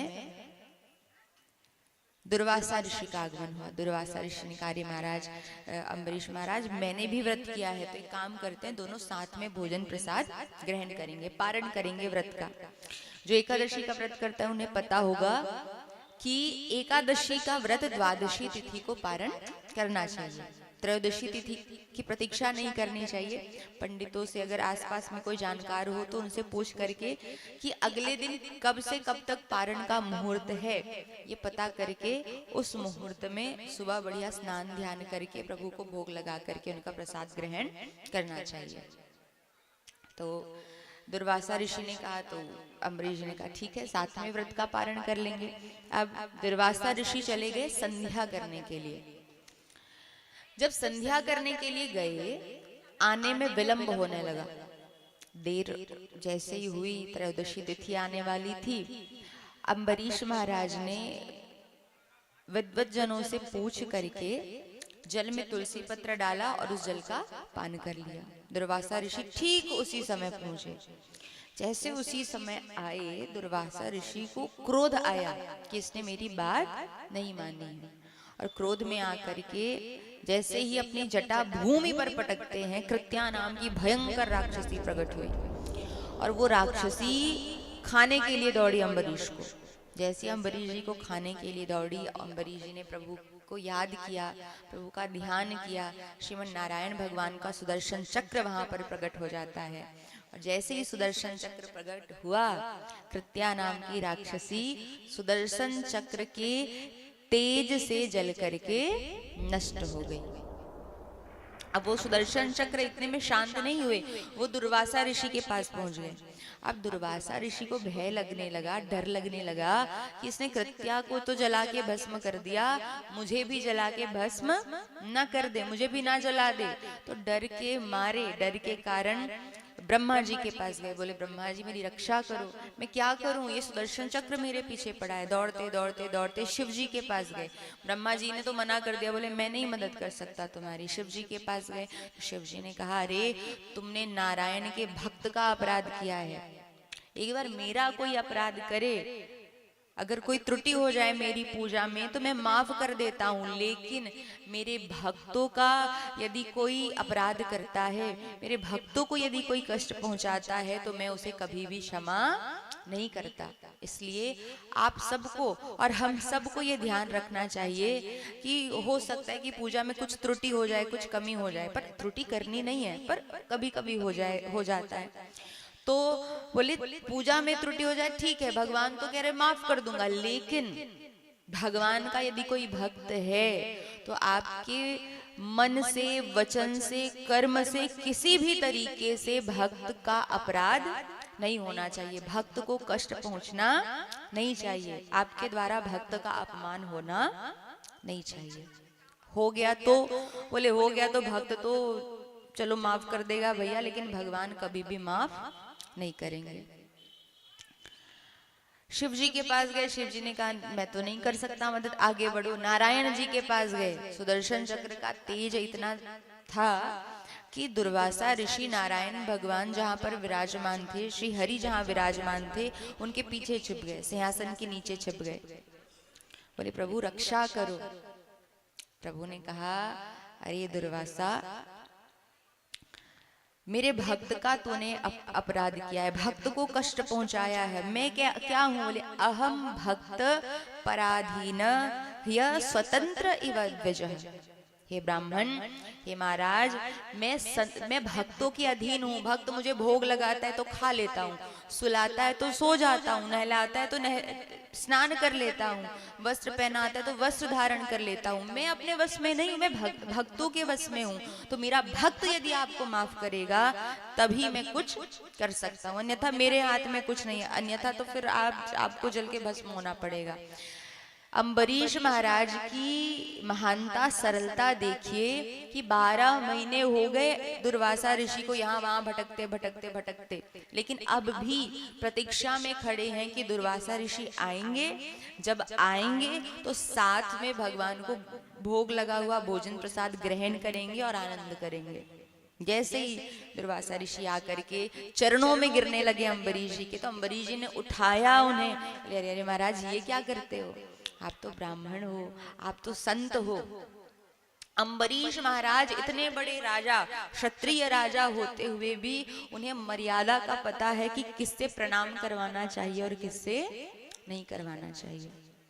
पर आजकल आपने देखा होगा, यहाँ की बात तो नहीं कर रही, पर कई स्थानों पर ऐसा सुनाई पड़ता है कि आए तो हैं पंडित जी, लेकिन पंडित जी अगर घर में विवाह के लिए आए या सत्यनारायण की कथा के लिए आए या कुछ भी कथा के लिए आए तो उसे पंडित जी नहीं समझते। तो बोले ये तो काम करने वाले हैं, पंडित जी थोड़ी हैं। उनसे हम नहीं पूछते, हम उनको अपनी चलाते हैं कि आप ये करो, ये करो, ये करो। तो ऐसा करना चाहिए? ऐसा ही करना चाहिए क्या? नहीं करना चाहिए, गलत है ये। पंडित जी जैसा बताएं वैसा वैसा काम करना चाहिए। पंडित जी लिस्ट दे दें तो आपको पूजन सामग्री सारी तैयार रखनी चाहिए, इस प्रतीक्षा में नहीं रहना चाहिए। पंडित जी आएंगे तो हम बैठेंगे, पूजा करने के लिए बढ़िया तैयार वैयार हो जाएंगे और पंडित जी आकर के थाली सजा के देंगे, उसके बाद पूजा करेंगे। नहीं आता तो फोन करके पूछो, फोन क्यों है, हर काम के लिए फोन यूज करते हैं। तो पंडित जी आएंगे तो पंडित जी नौकर नहीं है, पंडित जी ब्राह्मण वो भगवान ने जिन पर खूब कृपा की, उनका जन्म वहां हुआ। कर्म भले ही उन्होंने अपना बिगाड़ लिया, वो अलग है। जिनके कर्म सही नहीं है उन्हें तो शास्त्रों में भी पूजनीय नहीं बताया गया है। तो जिनके कर्म भी अच्छे हैं और जो धर्म से भी ब्राह्मण है, कर्म से भी ब्राह्मण है, वैष्णव है, भक्त है, उसका हमेशा हमेशा हमेशा हम सबको सम्मान करना चाहिए। झुक जाए हमारे सामने तो झुकने देना नहीं चाहिए, रोको उन्हें, जैसे अम्बरीश जी ने रोका। अपने आप को महान समझना नहीं चाहिए। अम्बरीश जी महाराज ने रोका, रोक करके हृदय से लगाया, कहा अरे दुर्वासा ऋषि आप ये क्या करते हैं, आप तो भगवान के भक्त हैं, आप भी भक्त हैं, हम भी भक्त हैं, अरे आप तो पूजनीय हैं, आपके चरणों की पूजा हम करते हैं, आप हमारे चरणों में गिर गए तो बोले ये तो बहुत बहुत बड़ा अपराध बन जाएगा मुझसे। सुदर्शन चक्र आ रहा था, जैसे ही सुदर्शन चक्र आया दुर्वासा ऋषि के पास, ध्यान करते हैं अम्बरीश महाराज और कहते हैं हे प्रभु, अगर मैं आपका सच्चा भक्त रहा, अगर मैं अनन्य भक्त हूँ आपका, तो ये सुदर्शन चक्र शांत हो जाए, कृपा कीजिए। और जैसे ही ऐसा ध्यान किया सुदर्शन चक्र शांत हुआ, और जैसे ही सुदर्शन चक्र शांत हुआ दुर्वासा ऋषि के प्राणों की रक्षा हुई। और दुर्वासा ऋषि कहते हैं अरे अम्बरीश, अहो अनंत दासानाम महत्वम दृष्टपद्य में, अरे भगवान के अनंत दासों की महत्वता का दर्शन आज मैंने अपने नेत्रों से किया। दुर्वासा ऋषि को समझ में आया आज कि भगवान के भक्तों का क्या प्रभाव होता है। भगवान तो क्षमा कर दे, अगर अम्बरीश क्षमा नहीं करते तो दुर्वासा ऋषि, हो सकता है कि कुछ और घटना हो जाती दुर्वासा ऋषि के साथ, परंतु भक्त का लक्षण है कि वो क्षमा करे। और अगर कोई भक्त नहीं है, कोई भक्ति के मार्ग पर चलना ही शुरू किया है, तो उसका कर्म ये होना चाहिए कि भक्त का पैर पकड़ करके वो भगवान तक पहुंच जाए। हम मंदिर में जाते हैं, मंदिर में जाकर के पंडित जी खड़े होते हैं, पंडित जी की पूजा क्यों करते हैं, पंडित जी के चरणों को क्यों प्रणाम करते हैं? इसमें एक भाव ये है कि इसलिए हम प्रणाम करते हैं कि पंडित जी को प्रणाम करेंगे तो भगवान तो देख ही रहे हैं ना, भगवान वो आशीर्वाद देंगे, और पंडित जी के आशीर्वाद से हमारी भक्ति और बढ़ेगी, और भक्ति बढ़ेगी तो हम भगवान के और समीप जा पाएंगे। यहाँ आप सब कथा में आए हो, क्यों आए हो? ताकि भगवान से आप सबको और अधिक प्रेम हो सके। कई आए होंगे कि और प्रेम हो सके, कई इसलिए आए होंगे क्योंकि भगवान से आप सबको प्रेम है, और भगवान से प्रेम नहीं होता तो बैठ करके कोई भगवान की बातें, भगवान की कथा नहीं श्रवण करता। तो प्रभु के भक्तों की खूब महिमा है, जैसे भगवान की महिमा होती है। किसी के सामने झुके ना झुके भगवान, लेकिन अपने भक्तों के सामने आकर के झुक जाते हैं, प्रेम देते हैं, प्रेम लेते हैं। यही लीला प्रभु की चलती है। और इसी सूर्यवंश में होते हैं राजा युवनाश्व। कौन हुए? युवनाश्व। युवनाश्व महाराज पुत्र कामेष्टि यज्ञ कराया गया।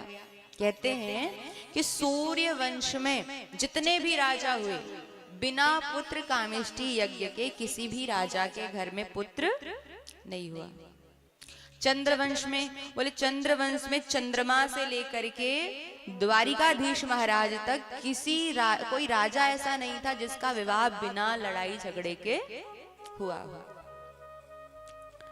पुत्र कामेष्टि यज्ञ कराया गया, अभिमंत्रित जल प्राप्त हुआ। गलती कहाँ हो गई? गलती यहाँ हो गई कि जिस जल को महाराज युवनाश्व की पत्नी को पीना था, महारानी को पीना था, वो अभिमंत्रित जल युवनाश्व महाराज ने पी लिया। वशिष्ठ जी के पास गए, वशिष्ठ जी के पास जाकर के कहा, महाराज क्या करें बताइए, जल तो हमने पान कर लिया, अब क्या होगा? वशिष्ठ जी ने कहा अब जो होगा सो तुम्हारा ही होगा। युवनाश्व ने कहा ये तो बड़ी परेशानी हो गई।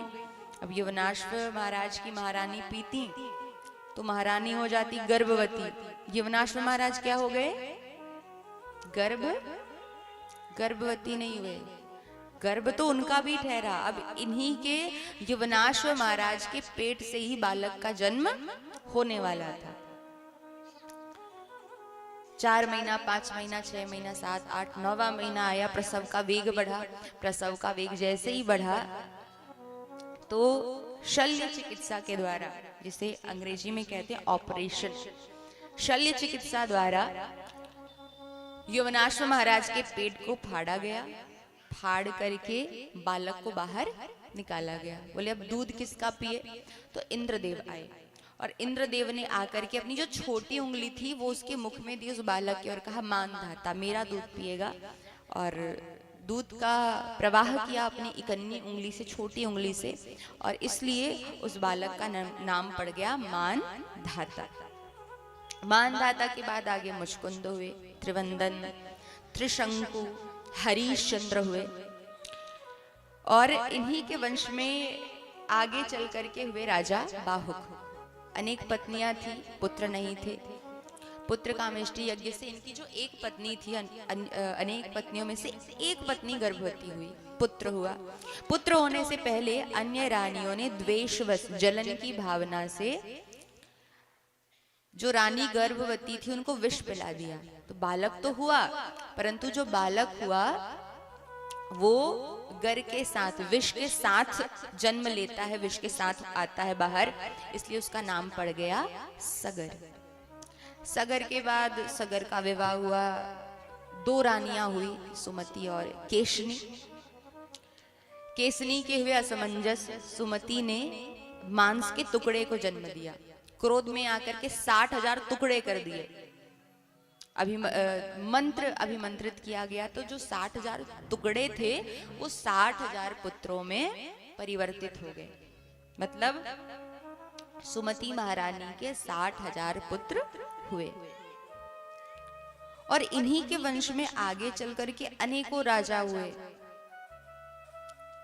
एक बार अश्वमेध यज्ञ कोई राजा करा रहा था, तो अश्वमेध यज्ञ जैसे ही वो राजा करा रहा था, इंद्रदेव को लगा कि ये मेरी कुर्सी छीन लेगा, तो उनके अश्वमेध यज्ञ का अश्व बांध दिया कपिल मुनि के आश्रम में।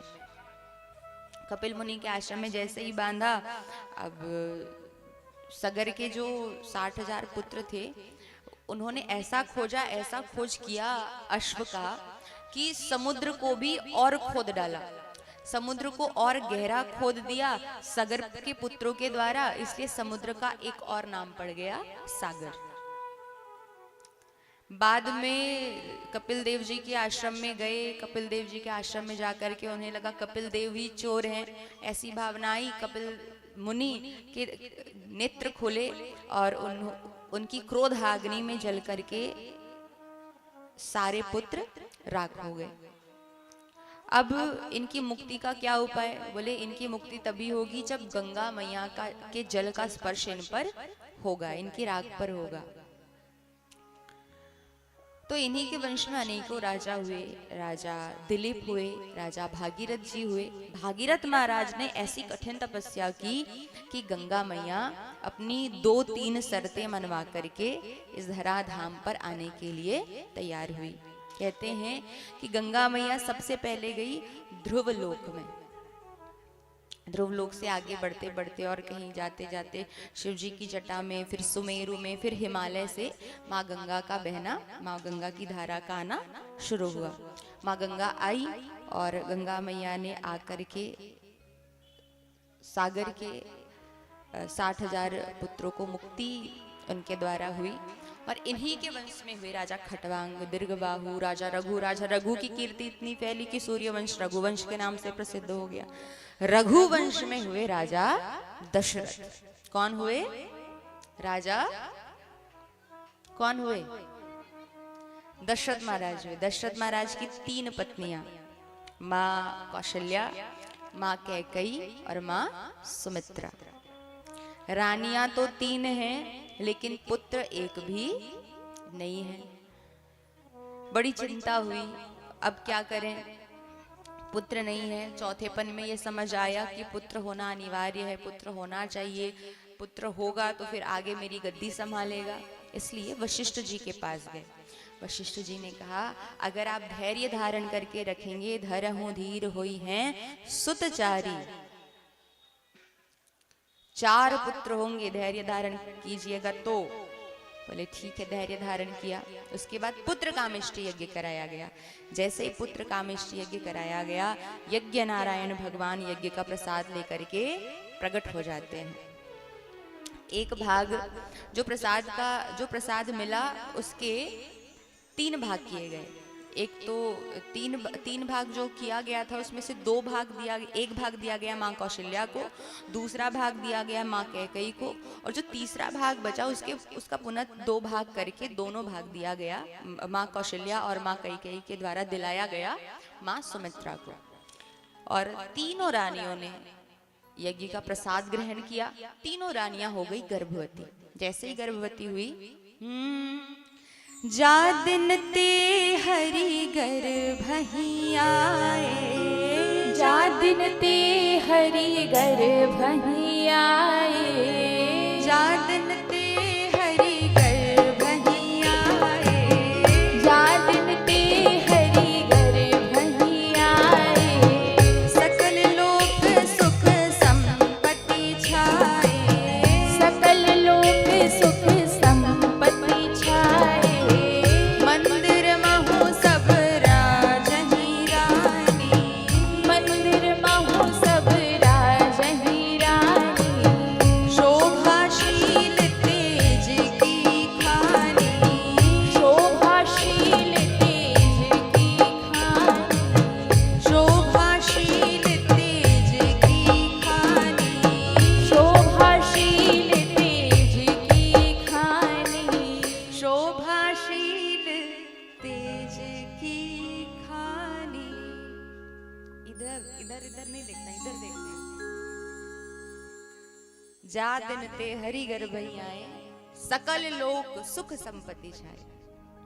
केवल अयोध्या में ही नहीं, सकल लोक सुख संपत्ति छाए। चारों ओर आनंद ही आनंद है और सारे खूब आनंद मना रहे थे। और समय आया नवमी तिथि, मधुमास पुनीता, शुक्ल पक्ष अभिजित हरि प्रीता। चैत्र मास शुक्ल पक्ष नवमी तिथि, दिन के ठीक 12 बजे हमारी मैया कौशल्या के प्रांगण में चतुर्भुजधारी 4 भुजाओं वाले राम जी का प्रागट्य हो जाता है। बोले राम लला सरकार की प्रकट हुए प्रभु। कैसे आए हैं? सशंख चक्रम सकिरीट कुंडलम सपीत वस्त्रम सरसीरुहेक्षणम सहार वक्षः स्थल कौस्तुभश्रियम्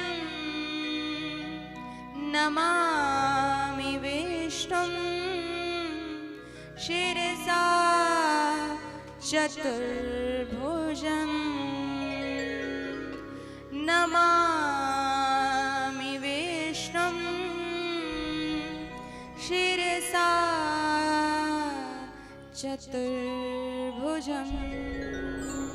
बोले राम लला सरकार की जय हो। प्रकट हुए प्रभु, शंख चक्र गदा पद्म धारण करके प्रकट हुए हैं। कैसा विराट स्वरूप है। बोले उनके जो चरण है वो पाताल लोक तक जा रहे हैं और उनका जो मुखारविंद है वो आकाश से भी ऊपर, मानो स्वर्ग लोक में उनका मुखारविंद का दर्शन हो रहा हो।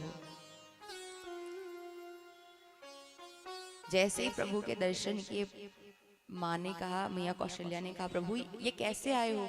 बोले आप ही ने कहा था मैया, जब आपने और स्वयंभू मनु और शत्रुपा के रूप में जब आप थे, तपस्या की थी, मैं आया था तो आपने यही वरदान मांगा था, चाहूं तुम ही समान सुत प्रभु सन कवन दुरान। हे प्रभु आपके ही समान चाहिए, तो प्रभु मेरे अलावा और अन्य कोई मेरे जैसा नहीं है, इसलिए मैं स्वयं आ गया आपका बेटा बनके, पुत्र बनके।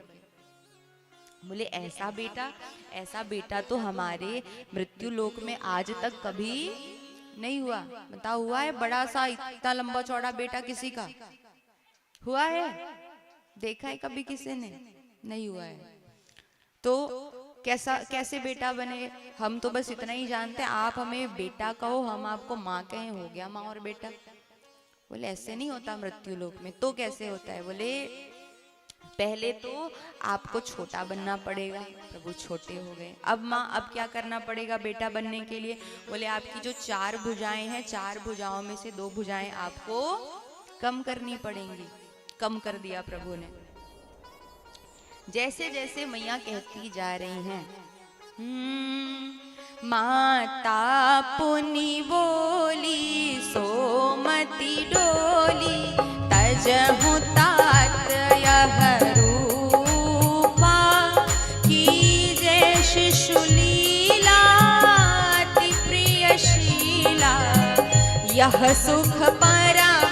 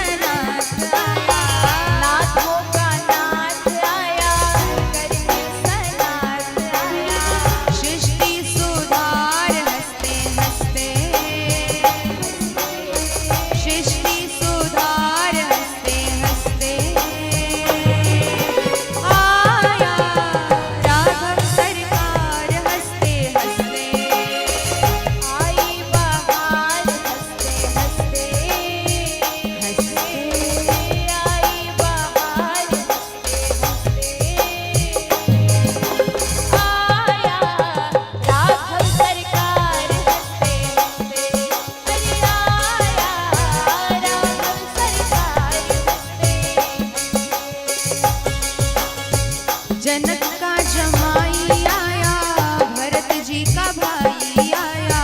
जनक का जमाई आया, भरत जी का भाई आया।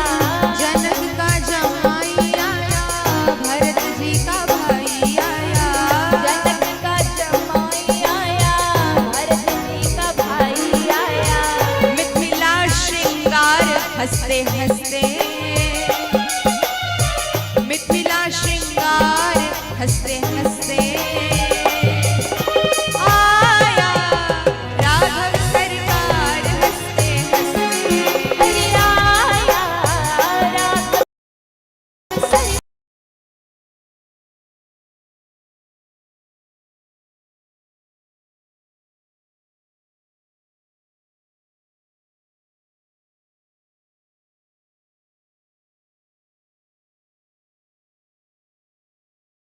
राम सिया राम सिया राम जय जय राम। राम सिया राम सिया राम जय जय राम। राम सिया राम सिया राम जय जय राम।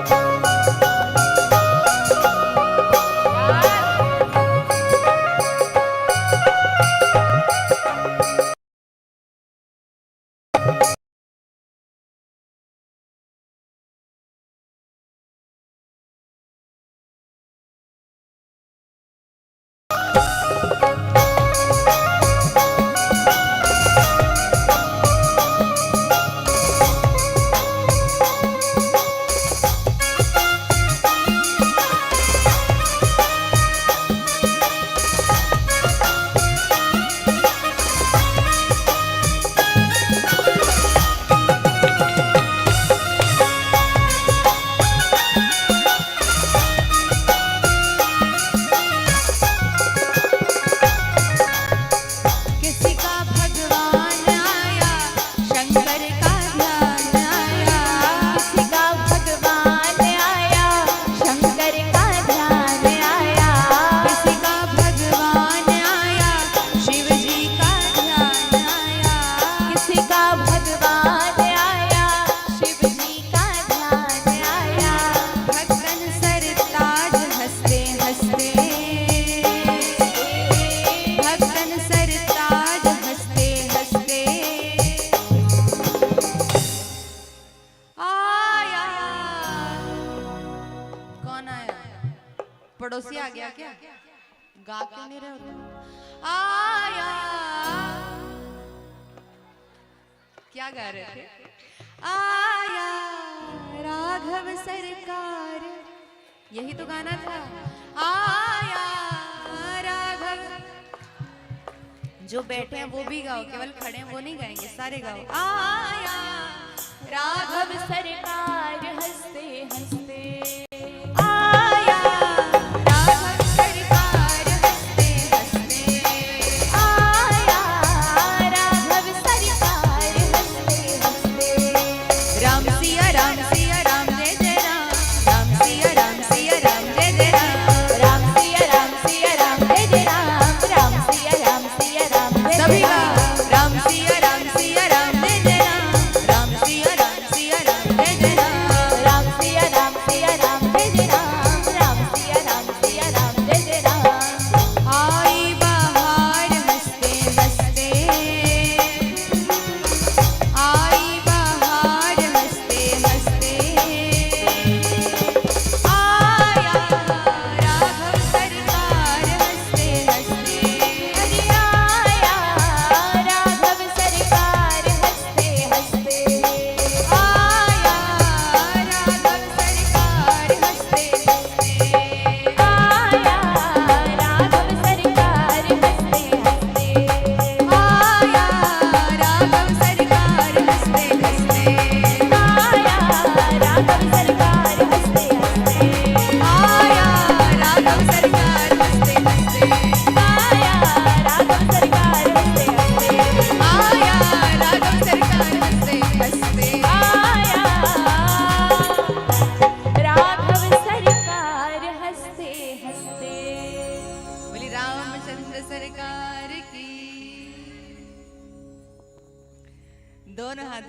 प्रेम से क्या बोलना पड़ेगा? जोर से बोलो, और जोर से बोलिए। आया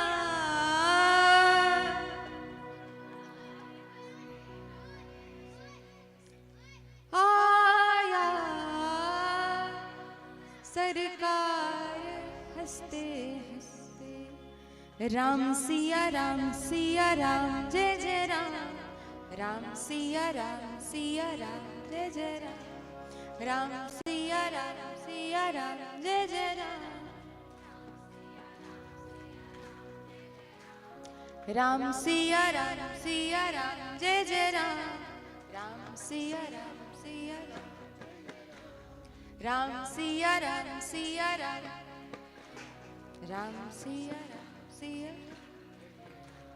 राम सिया राम जय जय राम, राम सिया राम। प्रभु का अवतार हुआ, चारों भैया का खूब जन्मोत्सव मनाया गया, खूब आनंद मनाया गया।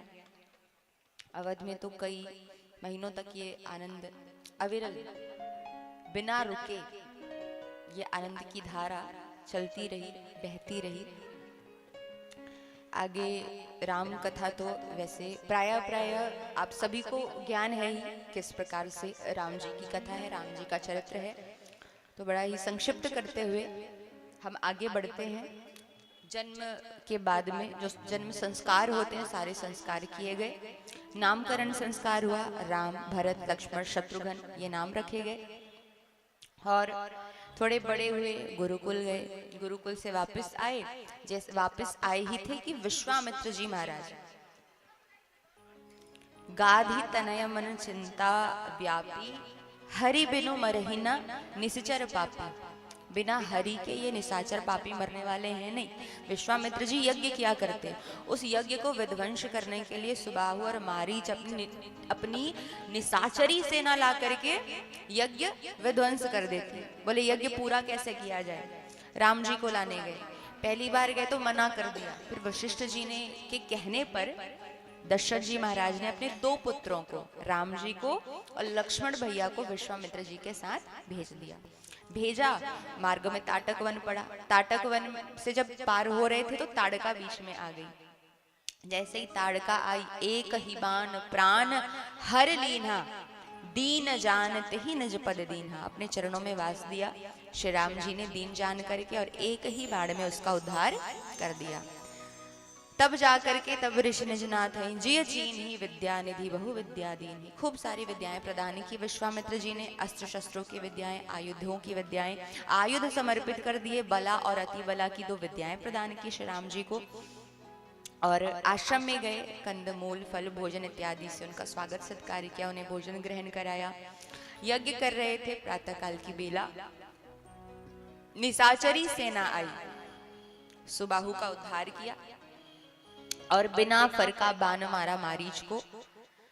बिनु फर बाण राम तही मारा, 7 जोजन गा सागर पारा। 7 जोजन दूर जाकर के वो गिरा मारीच।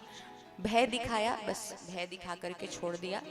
यज्ञ पूरा हुआ। धनुष यज्ञ के लिए लेकर के गए विश्वामित्र जी हमारे भैया राम जी को और लक्ष्मण भैया को।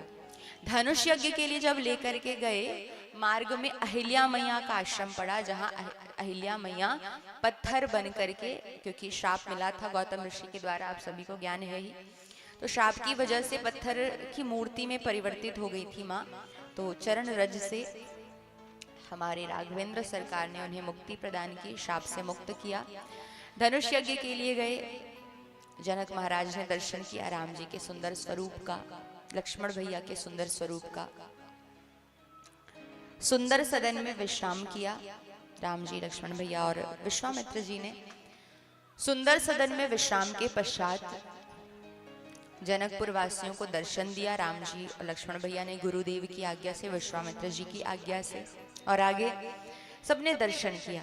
सुबह की बेला जब हुई, तब सुबह की बेला में पुष्प चयन करने के लिए जब जाते हैं राम जी और लक्ष्मण भैया, तो पहली बार मुलाकात सीता मैया की और राम जी की उसी पुष्प वाटिका में होती है, जिस पुष्प वाटिका में सुंदर सरोवर था। और सुंदर सरोवर के साथ साथ सुंदर मंदिर भी उसी पुष्प वाटिका में मैया गौरी का विराजमान था। तो पूजन करने के लिए माँ सीता आई होती हैं। अष्ट सखियों में से एक सखी माँ को लेकर के आती हैं और राम जी का दर्शन कराती हैं। दोनों की नजरें मिली, दोनों ने एक दूसरे का दर्शन किया और सखी ने कैसे वर्णन किया है इसका किसी भक्त ने बड़े सुंदर तरीके से भजन के रूप में उस शब्दों को पिरोया है।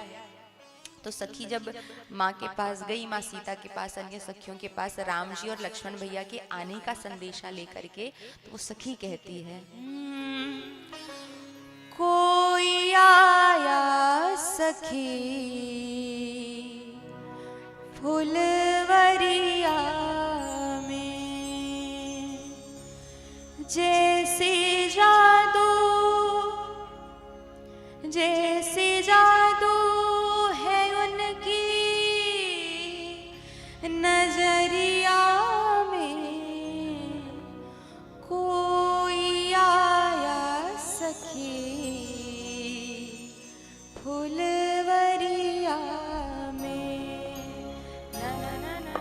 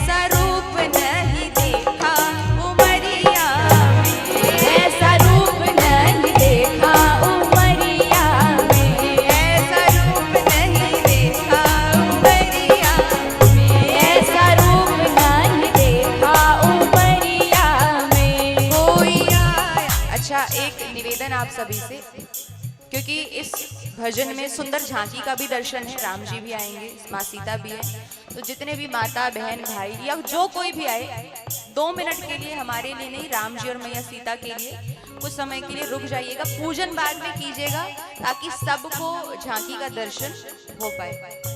आप सबको बात सुनाई तो पड़ी ना? सुनाई पड़ी, समझ में आई? ये कथा का हिस्सा नहीं, आप सबको बता रही हूँ। हाँ, तो जितनी माताएं आ गई। अब अगले भजन में जब अगला भजन हो तब पूजन के लिए आइएगा, अभी केवल दर्शन कीजिए। कोई आया सखी फुलवरिया में, कोई आया सखी फुलवरिया में, कोई आया सखी फुलवरिया में, कोई आया सखी फुलवरिया में, जैसे जादू, अरे हाँ जैसे जादू, अरे हाँ हाँ जैसे जादू है उनकी नजरिया में, ऐसे जादू है उनकी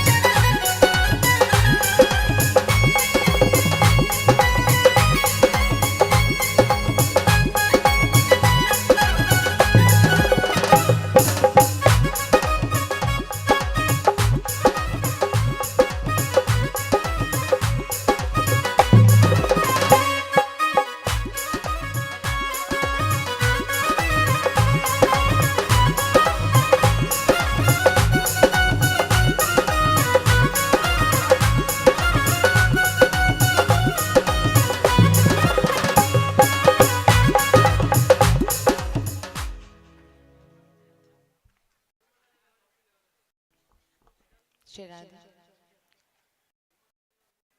आइए विवाह गीत। और इधर विवाह गीत चलेगा। इसी बीच में घर के जितने भी सदस्य हैं आकर के राम जानकी का पूजा करेंगे, भगवान श्री राम जी का, माता जानकी का। जो कुछ भी आप लोग श्रद्धा भेंट अर्पण करना है करी कीजिएगा। घर के सभी जितने भी सुवासिनी हैं, ढेढ़ी ढेढ़ा हैं, सभी लोग आएंगे और पूजन करेंगे भजन चलते तक। राधे। सरई सई गोन के दाई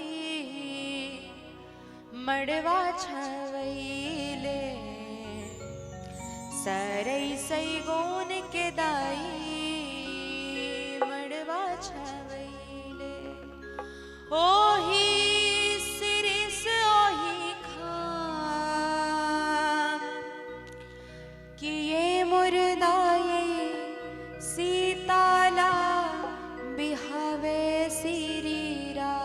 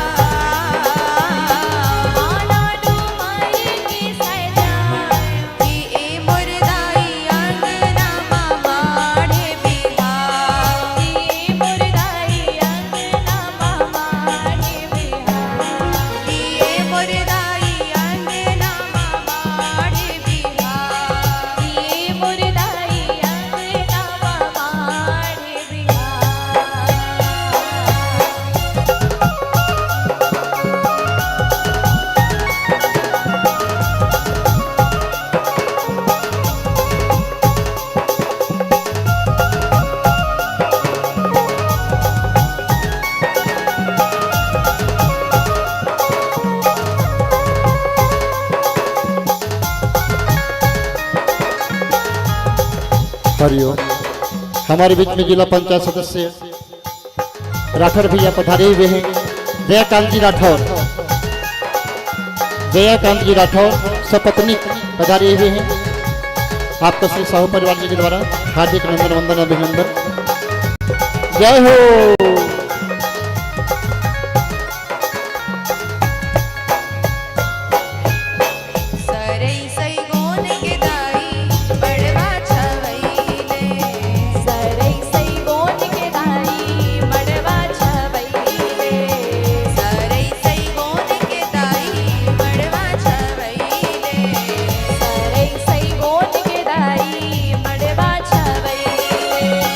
बाहे पीरित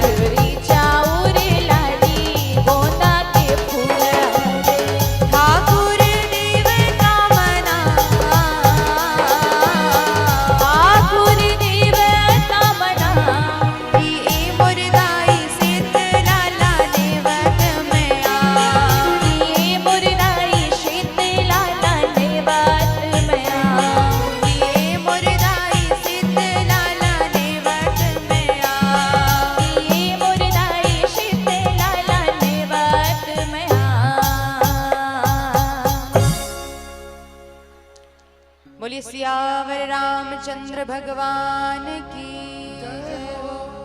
दोनों हाथ रख के प्रेम से क्या बोलना पड़ेगा? जोर से बोलो। अभी क्या दर्शन किया?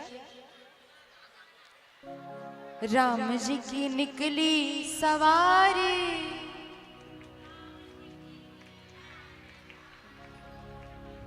राम जी की निकली,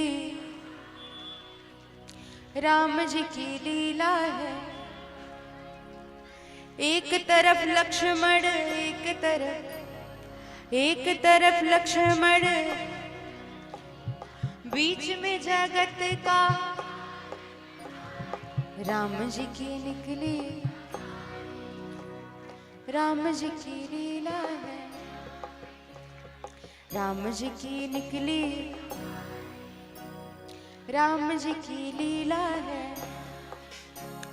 इस भजन को कल पूरा गाएंगे आज, क्योंकि कथा का क्रम भी पूरा करना है। तो यही राम कथा भी विश्राम। संक्षेप में आप सबको पता है कि विवाह के पश्चात प्रभु स्वयंवर के बाद में बारात लेकर के दशरथ जी पधारे हैं जनकपुरी, जनक धाम, और विधि विधान से विवाह इत्यादि सब हुआ है। यहीं पर राम कथा को प्रणाम करते हुए आइए चंद्रवंश की कथा में हम सब प्रवेश करें। श्री सुखदेव जी महाराज बताते हैं कि चंद्रवंश की कथा, नारायण के पुत्र हुए ब्रह्मा जी, ब्रह्मा जी के अत्रि, अत्रि के हुए चंद्रमा, फिर चंद्रमा से वे बुध, बुध से आगे बढ़ करके हुए पुरूरवा, फिर पुरूरवा के 6 पुत्र हुए, आयु, सुतायु, सत्यायु, रय, विजय, जय। और इन्हीं के वंश में वंश और आगे बढ़ता गया, बढ़ता गया, बढ़ता गया, हुए महाराज उग्रसेन। महाराज उग्रसेन, इन्होंने भी पुत्र कामेष्ठी यज्ञ करवाया, और पुत्र कामेष्ठी यज्ञ से इनकी पत्नी गर्भवती हुई। जैसे ही पत्नी गर्भवती हुई, एक दिन वन में भ्रमण करने के लिए गई। जब भ्रमण करने के लिए गई तो द्रुमिल नाम के राक्षस की छाया इनके ऊपर पड़ गई। बालक हुआ इनका बड़ा सुंदर सा, परंतु संतों ने बताया यदि इस बालक को रखोगे आप तो ये बालक आपके वंश का विनाशक होगा, इसे मार दीजिए। उग्रसेन ने सोचा, अरे इतने लंबे समय के बाद, बड़ी लंबी प्रतीक्षा के बाद मेरा पुत्र हुआ, मेरा बेटा हुआ है, और मैं, संत कहते हैं इन्हें मार दे, कैसे मारूं? तो मारा नहीं, पत्ते में लपेटा, लपेट करके यमुना जी में बहा दिया, प्रवाहित कर दिया। दूर में सूरसेन नाम के राजा संध्या कर रहे थे यमुना जी में खड़े होकर के, उन्हें ये प्राप्त हुए। कंस, उग्रसेन इनका बेटा कंस नन्हा सा प्राप्त हुआ, और वसुदेव के साथ शूरसेन ने कंस का लालन पालन किया। लालन पालन हुआ, बड़े हुए कंस। जब बड़े हुए तो नारद जी ने आके बता दिया कंस को कि जो तुम्हारा लालन पालन कर रहे हैं ये तुम्हारे असली माता पिता नहीं है। बोले तो कौन असली माता पिता है? बोले असली माता पिता तो तुम्हारे जो पिताजी हैं वो मथुरा के राजा हैं। संतों ने मना किया तुम्हें रखने के लिए, मारने के लिए कहा, तुम्हारा नहीं, लेकिन तुम्हें नदी में बहा दिया और तुम पराए घर पल रहे हो। कंस को बड़ा क्रोध आया, बोले मेरे माता पिता को मुझ पर इतना भी प्रेम नहीं था कि मुझे अपने पास रखते, बहा दिया उनके कहने पर, कैसे माता पिता है? कठोर तपस्या की, शक्तियां हासिल की, शक्तियां अर्जित की, धनुष दिया शिव जी ने और कहा कि हे कंस, इस धनुष को नारायण भगवान के अलावा और कोई तोड़ नहीं सकता है, और जो तोड़ दे वो तुम्हें छोड़ नहीं सकता है। धनुष लेकर के आशीर्वाद, प्रभु के आशीर्वाद के स्वरूप में धनुष मिला। असुरों की सेना इकट्ठा की, असुरों की सेनाएं एकत्रित करके मथुरा पर आक्रमण किया, अपने पिता को परास्त कर दिया। पिताजी को परास्त करने के बाद में स्वयं मथुरा के राजा बन गए और पिताजी को डाल दिया कारागृह में। और उनकी बड़ी प्यारी सी बहन थी उनके चाचा देवक की पुत्री देवकी, जिनसे बड़ा प्रेम करते थे कंस। कंस ने सोचा देवकी का ब्याह करा दें।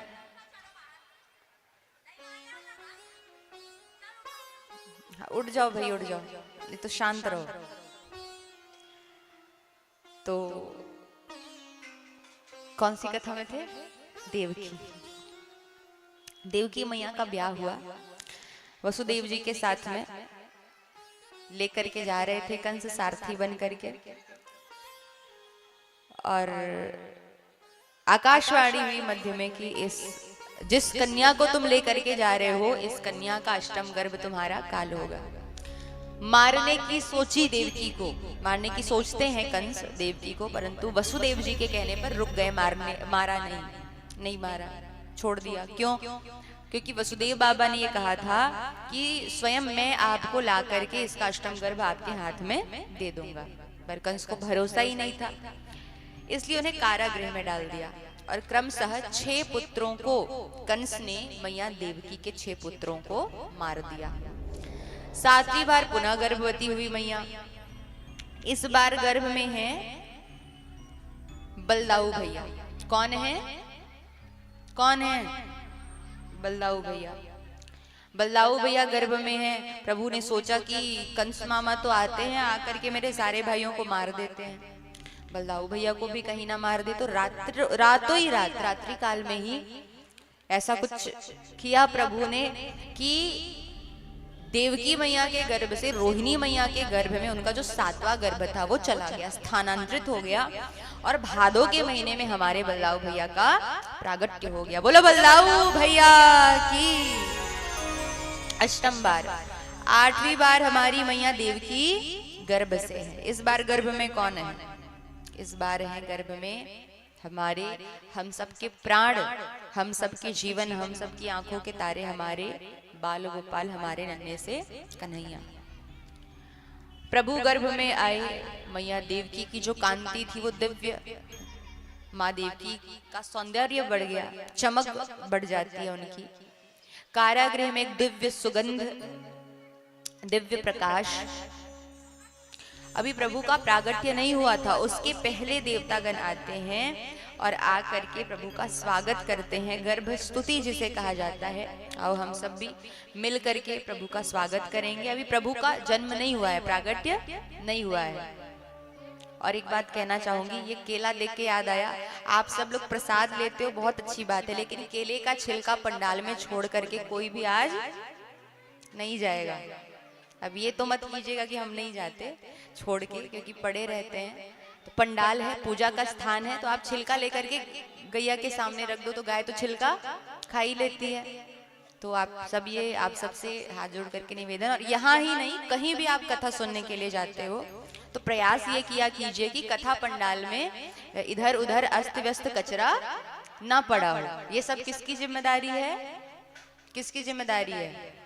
हमारी जिम्मेदारी है कि नहीं? कौन कौन मेरी बात मानेगा? हाथ उठाना। क्या बात, ताली बजा लो अपने लिए। आज जब हम, क्योंकि आप सब तो प्रसाद लेके चले जाते हो, हम ही आखिरी में जाते हैं ना, तो देखते जाएंगे छिलके छोड़े हैं कि पकड़ के लेके गए हैं, आज बात किस किसने मानी है। तो आओ सब मिल करके प्रभु की स्तुति करते हैं, प्रभु का स्वागत करते हैं। और कथा जा रही होगी झांकी बनाने वालों तक, तो अब निवेदन है अभी से ठाकुर जी को लेके मत आ जाइएगा, क्योंकि गर्भ स्तुति कर रहे हैं, गर्भ में है अभी प्रभु। स्वागतम कृष्ण, स्वागतम कृष्ण, स्वागतम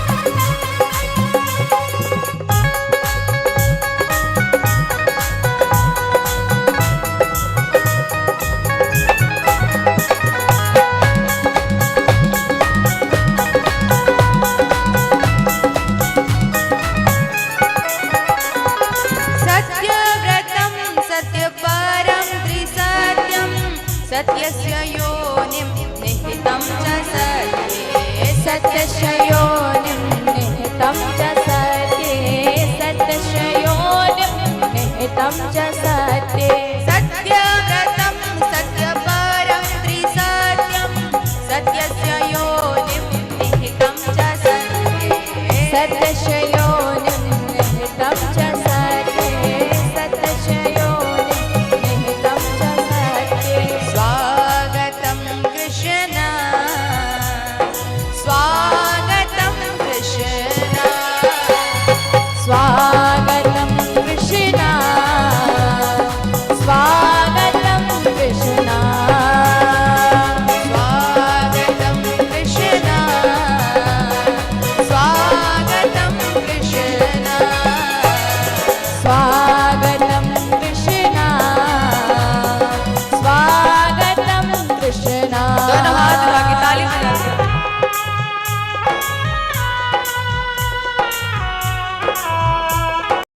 बोलो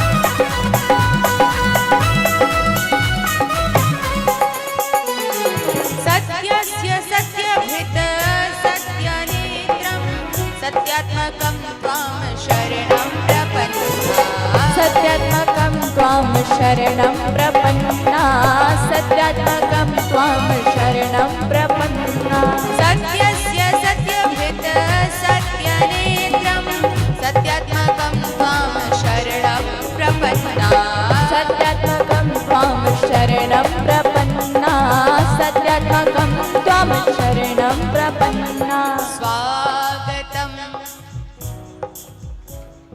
स्वागतं कृष्णा स्वागतं कृष्णा स्वागतं कृष्णा स्वागतं शरणागतं कृष्णा स्वागतं सुस्वागतं शरणा कृष्णा स्वागतं कृष्ण स्वागतं कृष्ण स्वागतं कृष्णा स्वागतं कृष्णा स्वागतं कृष्ण स्वागतं कृष्ण स्वागतं कृष्णा स्वागतं कृष्णा स्वागतं कृष्ण स्वागतं कृष्ण स्वागतं कृष्णा स्वागतं कृष्णा स्वागतं सुस्वागतं शरणागतं कृष्ण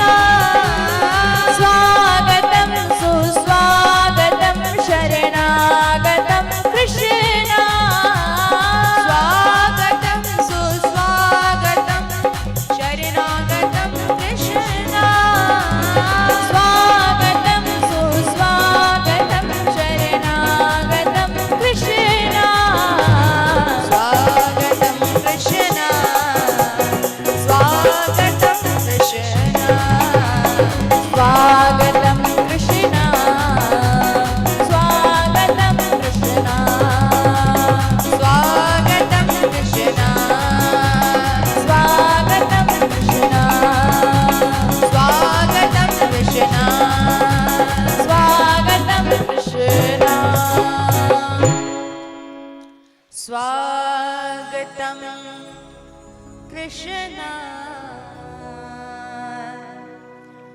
स्वागतम कृष्ण स्वागतम सुस्वागतम शरणागतम कृष्ण स्वागतम कृष्ण स्वागतम कृष्ण। खूब सुंदर स्तुति का गान किया देवताओं ने, गर्भ स्तुति गाई, सत्य सत्य सत्य कह करके 9 बार सत्य सत्य कह करके प्रभु की वंदना की है। सत्य स्वरूप श्री कृष्ण भगवान की वंदना की। भादों का महीना कृष्ण पक्ष और अष्टमी तिथि को रात्रि के ठीक 12 बजे मैया देवकी के प्रांगण में हमारे श्री कृष्ण लला का प्रागट्य हो जाता है। बोली कृष्ण लला सरकार की। चतुर्भुज रूप धारण करके ये भी आए। माँ देवकी के कहने पर छोटे बने, और जैसे ही छोटे बने वसुदेव बाबा ने टोकरी में रखा लाला को, उनकी आज्ञा से टोकरी में रख करके सर में उठाया, आगे बढ़े, हाथों की हथकड़ियां, पैरों की बेड़ियां अपने आप टूट गई। कारागृह के द्वार अपने आप खुलने लगे। कारागृह के में जो पहरे दे रहे थे प्रहरी, वो ऐसी गहरी नींद में भगवान ने उनको सुला रखा था कि किसी को होश नहीं है वहां पर क्या हो रहा है। आगे बढ़े, बाहर का मौसम कैसा है प्रभु, क्योंकि आए तूफान, कहते हैं ना प्रभु आते हैं तो आंधी तूफान लेकर के आए थे कृष्ण भगवान। बादल गरज रहे, बिजली कड़क रही, मंद मंद वर्षा की फुहार, और वो वर्षा मानो इंद्रदेव वर्षा करके हमारे प्रभु के कृष्ण अवतार का स्वागत कर रहे हैं। प्रकृति सोई नहीं, पूरी प्रकृति जाग रही है, पुष्प खिल उठे, पक्षियां, ऐसा लग रहा है पक्षियों को भी दर्शन करने थे प्रभु के, दर्शन के लिए आ गए। और वर्षा हो रही थी, इसलिए हमारे शेषनाग भगवान ने अपने फनों को फैलाया और फैला करके प्रभु का छाता बन गए हों, छत्र बन गए, और छत्र बन करके वर्षा की बूंदों से मानो रक्षा कर रहे हैं। आगे बढ़े, यमुना मैया में प्रवेश किया हमारे वसुदेव बाबा ने। यमुना मैया में जैसे ही प्रवेश किया तो क्या हुआ, यमुना मैया जो हिलोरे हैं, उनकी जो लहरें हैं वो बढ़ाने लगी यमुना मैया। क्यों? बोले मेरे प्रियतम आए हैं, एक बार उनके मुखारविंद का दर्शन कर लूं। तट पे पधारे भगवान, यमुना उमड़ी दरस को, उमड़ी दरस को पावन परस को, उमड़ी दरस को पावन परस को, आए हैं करुणा निधान। डांडिया बजाना। यमुना उमड़ी दरस को।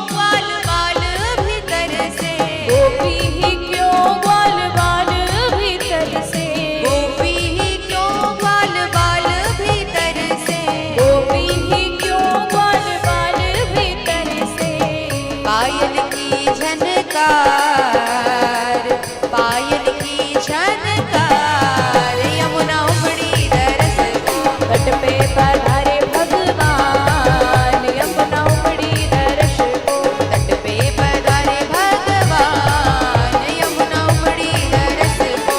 तट पे पधारे भगवान, यमुना उमड़ी दरस को।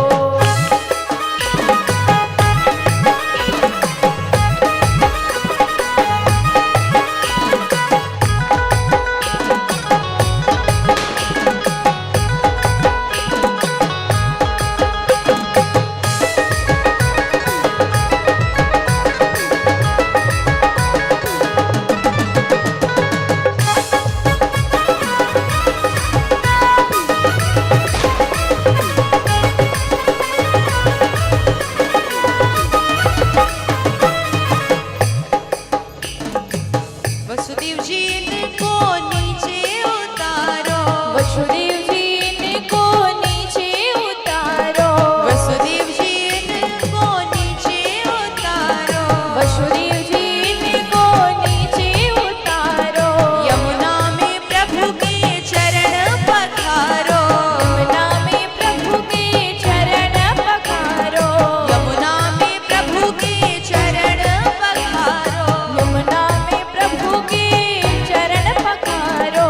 यमुना करे जलपान, यमुना करे जलपान, उमड़ी दरस को।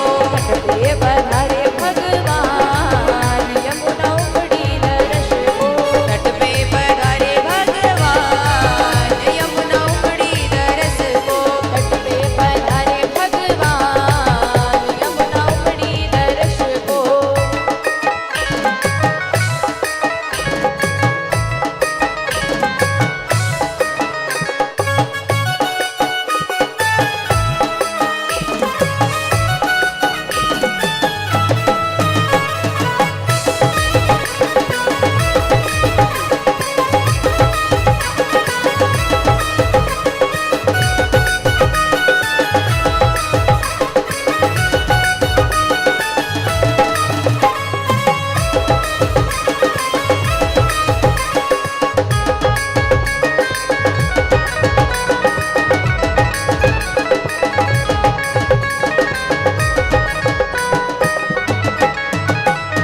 तट पे पधारे भगवान, यमुना उमड़ी दरस को। तट पे पधारे भगवान, यमुना उमड़ी दरस को। उमड़ी दरस को पावन बरस को। उमड़ी दरस को पावन बरस को। उमड़ी दरस को पावन बरस को।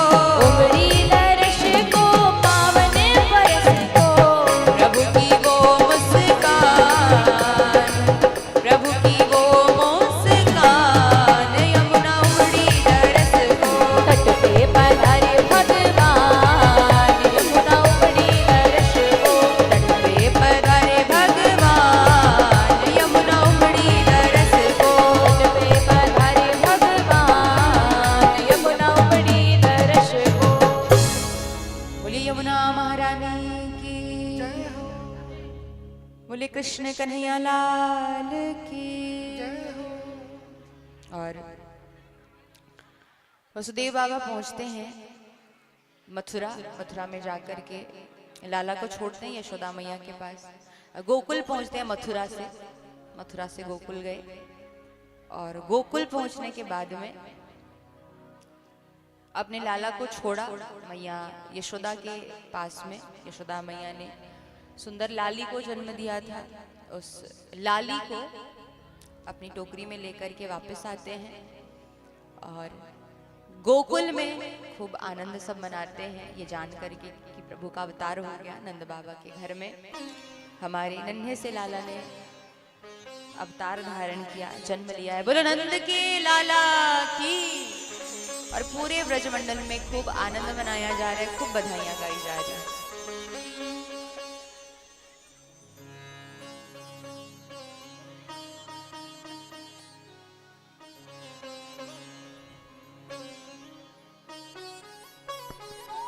बिरज में है रही जय जयकार, नंद घर लाला जायो है। रे ब्रज में है रही जय जयकार,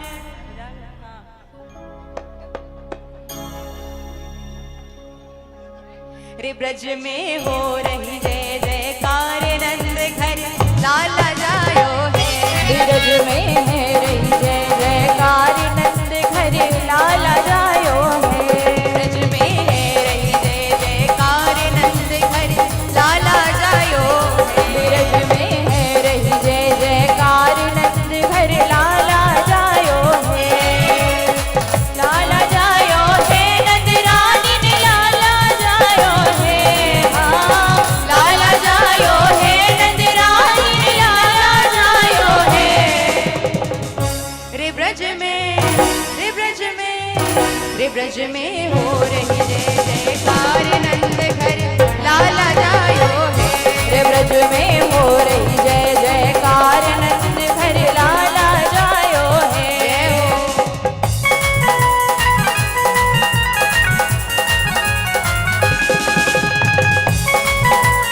दोनों हाथ उठा के आनंद से झूमते हुए।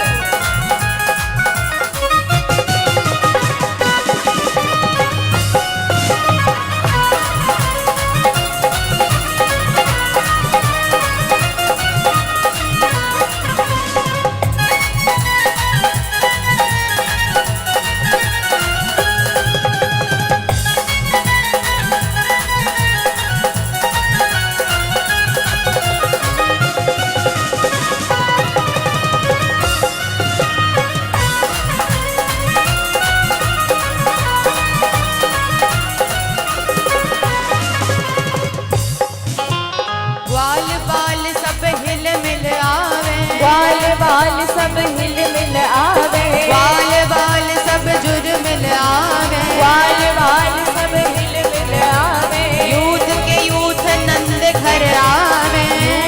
यूथ नंद घर आवे।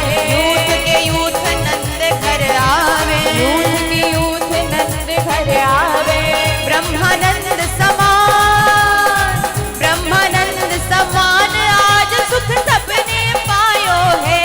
हाँ, ब्रह्मानंद समान आज सुख सबने पायो है। रे ब्रज में, ब्रज में, जय। रे ब्रज में है रही जय जयकार, नंद घर लाला जायो है।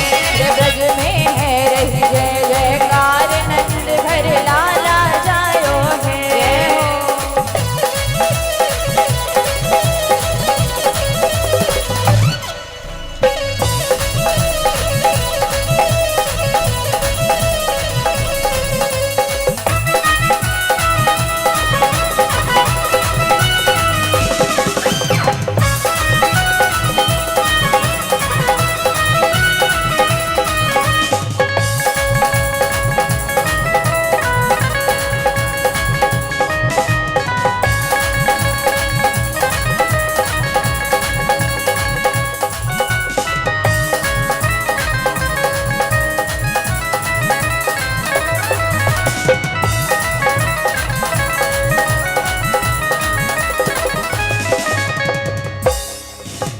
ब्रज 84 कोस में भैया, ब्रज 84 कोस में भैया। ब्रज 84 कोस में भैया। ब्रज 84 कोस में भैया। सब ही कहे धन्य यशोदा मैया। सब ही कहे धन्य यशोदा मैया। सब ही कहे धन्य यशोदा मैया। सब ही कहे धन्य यशोदा मैया।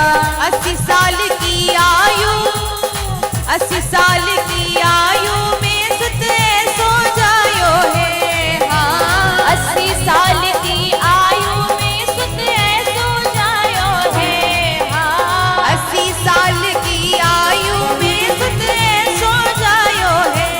हो 80 साल की आयु में सुत सो जायो है। ब्रज में, ब्रज में, विरज में है रही जय जयकार, नंद घर लाला जायो है। ब्रज में है रही जय जयकार, नंद घर लाला जायो है। राधे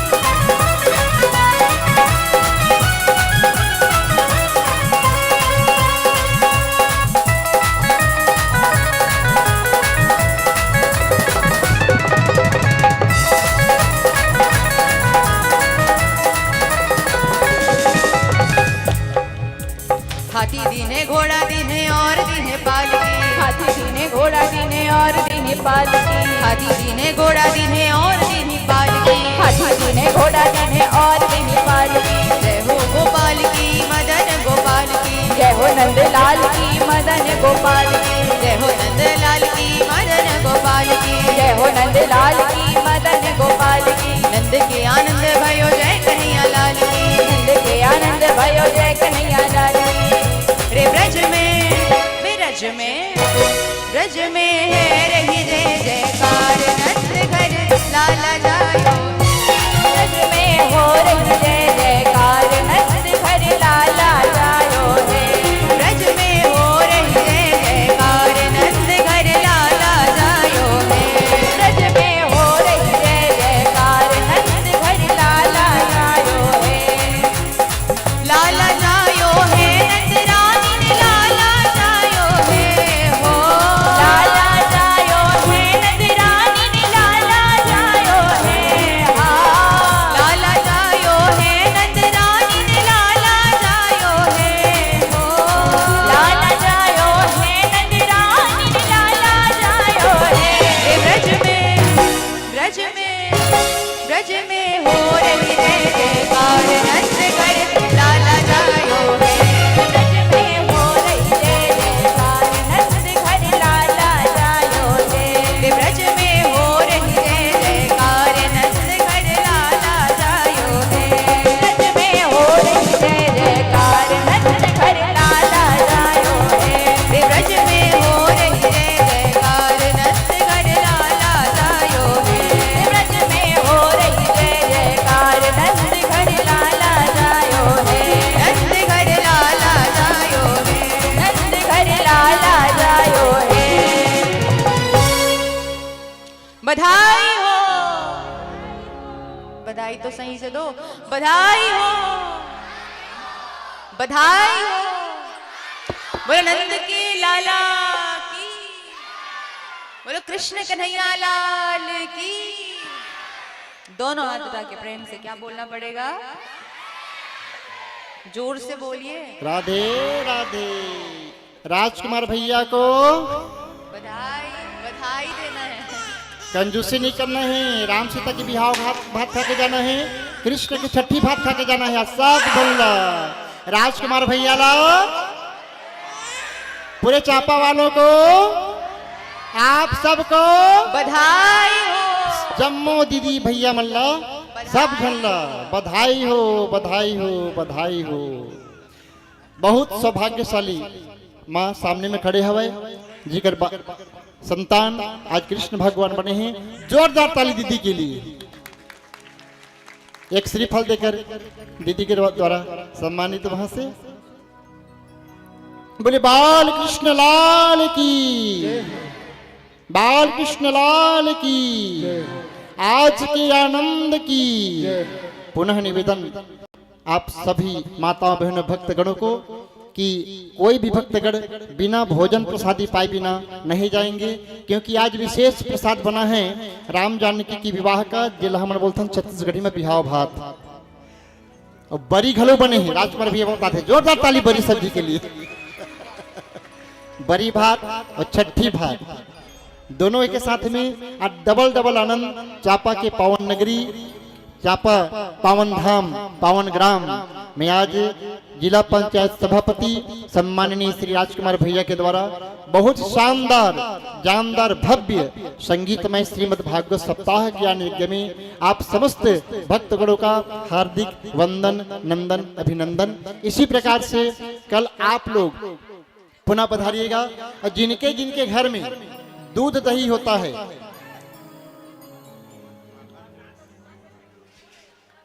जिनके जिनके घरों में दूध दही होता है, कल आप लोग लेकर आएंगे, कंजूसी ना करेंगे।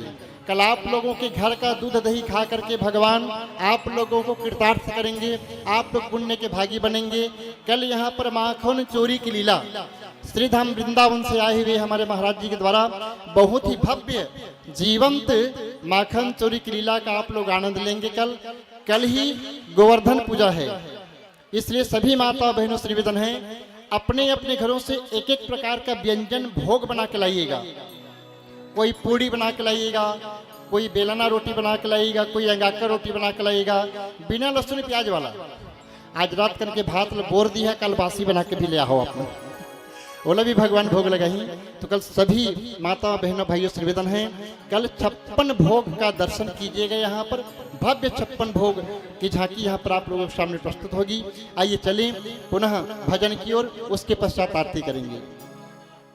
जोरदार झूमना इस भजन में, ये अंतिम भजन है आज का, इसके बाद आरती करेंगे। बोले बाल कृष्ण लाल भगवान की जय हो। राधे राधे। चटक मटक सो ठाकुर तीनों लोकन में होना,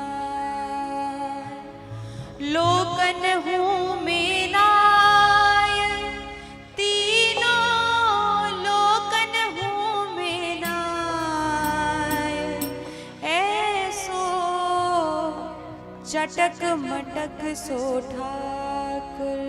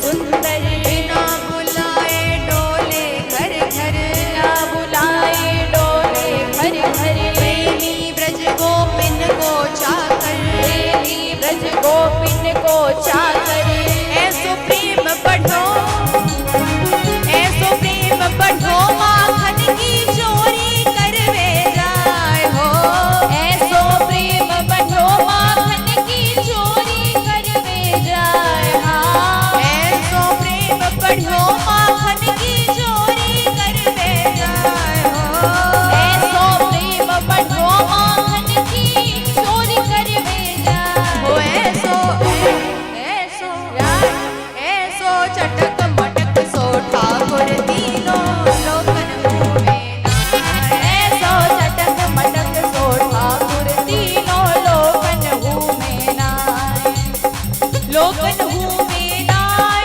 तीनों लोकन घूमे नाय हो लोकन घूमे नाय तीनों लोकन घूमे नाय हाँ लोकन घूमे नाय तीनों लोकन घूमे नाय हो लोकन घूमे नाय तीनों लोकन घूमे नाय ऐसो ऐसो ऐसो चटक मटक सो ठाकुर तीनों लोकन घूमे नाय ऐसो चटक मटक सो ठाकुर तीनों लोकन घूमे नाय ऐसो चटक मटक सो ठाकुर तीनों लोकन घूमे नाय ओ ऐसो चटक मटक सो ठाकुर तीनों लोकन घूमे नाय तीनों लोकन घूमे नाय तीनों लोकन घूमे नाय तीनों लोकन घूमे नाय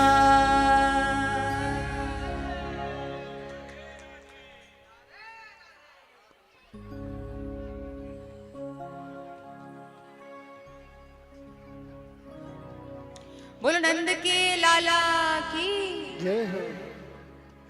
दोनों हाथ उठा के प्रेम से क्या बोलना पड़ेगा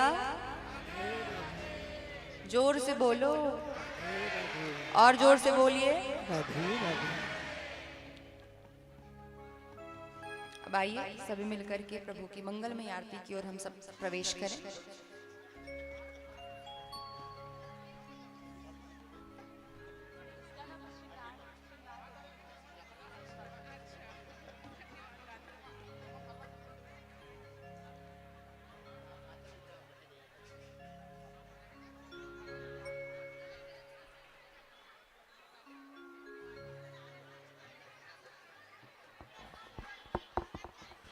बोले नंद के लाला की, यशोदा के दुलारा की, ब्रज के उजियारा की, गोपियन के प्यारा की, राधे राधे।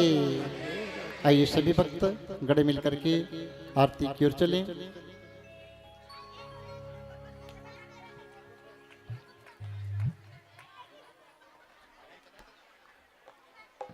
सभी भक्त करो से निवेदन है, आरती के बाद भजन गाबो।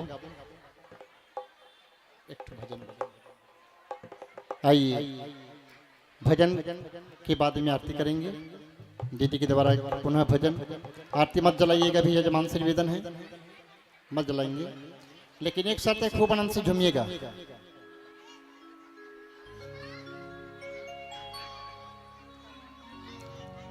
भजन के पहले पुनः निवेदन, सभी भक्त गणों से निवेदन है, भोजन प्रसादी प्राप्त करके ही आप लोग अपने घर की ओर प्रस्थान कीजिएगा। श्री साहू परिवार का हाथ जोड़कर करबद्ध निवेदन सभी भक्त गणों से। श्री राधे। ये मुख मुरली बजा, मुख मुरली बजाए, छोटे से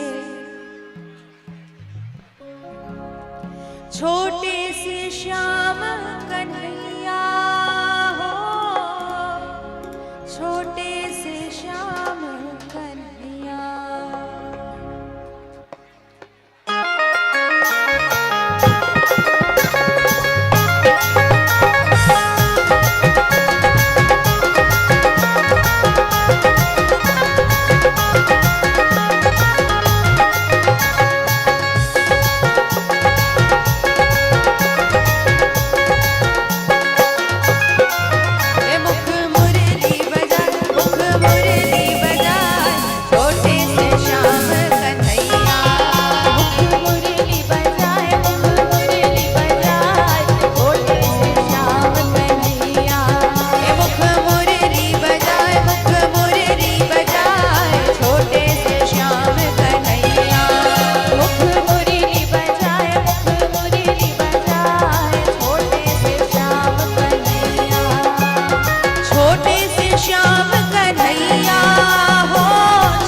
से श्याम कन्हैया, अरे छोटे से श्याम कन्हैया हो, छोटे से श्याम कन्हैया। ए काली रह जाए यमुना रह जाए, छोटे से श्याम कन्हैया। काली रह जाए यमुना रह जाए, छोटे से श्याम कन्हैया। जय हो।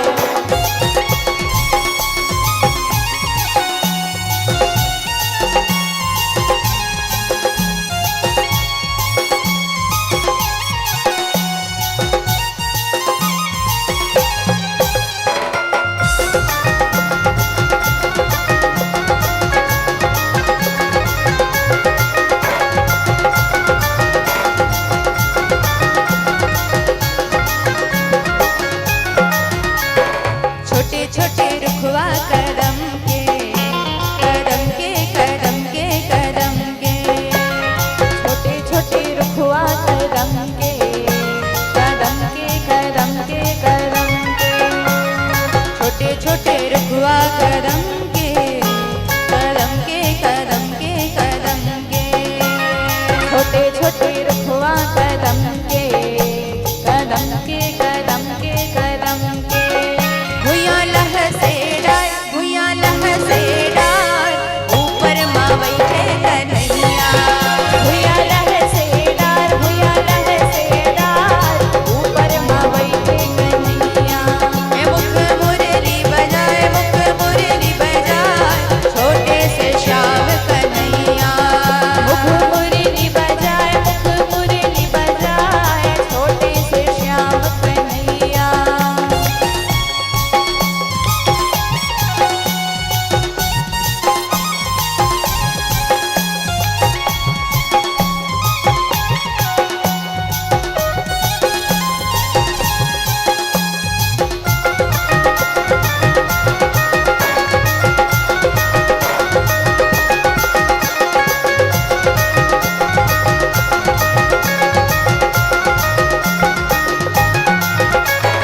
साकर गली गोकुल के, गोकुल के गोकुल के गोकुल के।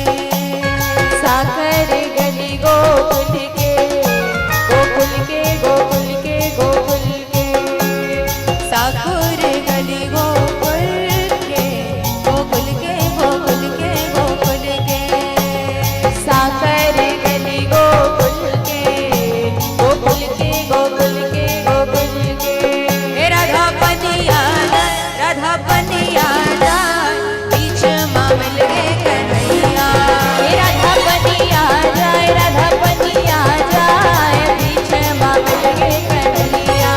ए राधा पनिया जाए, राधा पनिया जाए, बीच मामल गे कन्हैया। राधा बनिया जाए, राधा बनिया जाए, बीच मामल के कन्हैया। ए छोटे से श्याम कन्हैया हो, छोटे से श्याम कन्हैया। छोटे से श्याम कन्हैया हो, छोटे से श्याम कन्हैया। ए छोटे से श्याम कन्हैया हो, छोटे से श्याम कन्हैया। अरे छोटे से श्याम कन्हैया, छोटे से श्याम कन्हैया। ए मुख मुरली बजाए, मुख मुरली बजाए, छोटे से श्याम कन्हैया। मुख मुरली बजाए, मुख मुरली बजाए, छोटे से श्याम कन्हैया। ए काली रह जाए यमुना रह जाए, छोटे से श्याम कन्हैया। काली रह जाए यमुना रह जाए, छोटे से श्याम कन्हैया। बोले बाल कृष्ण लाल की जय हो।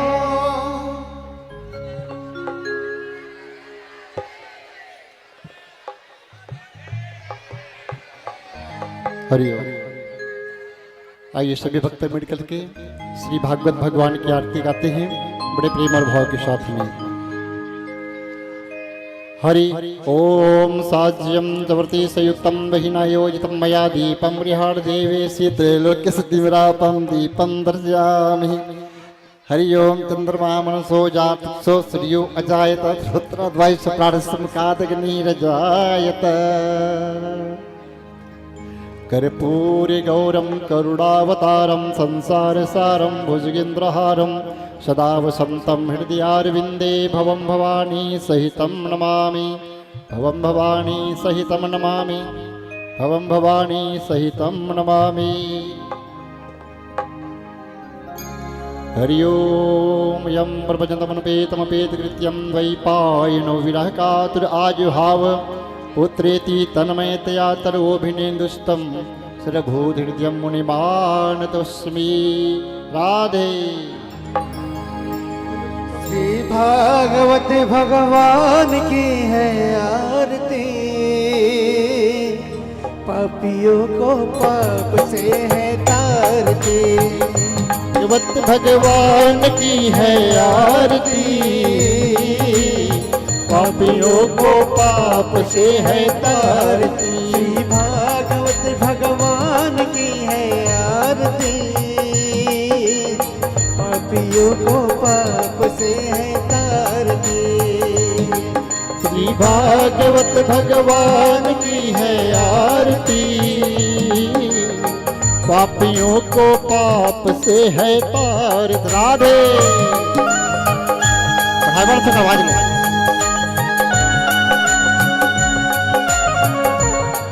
श्री राधे।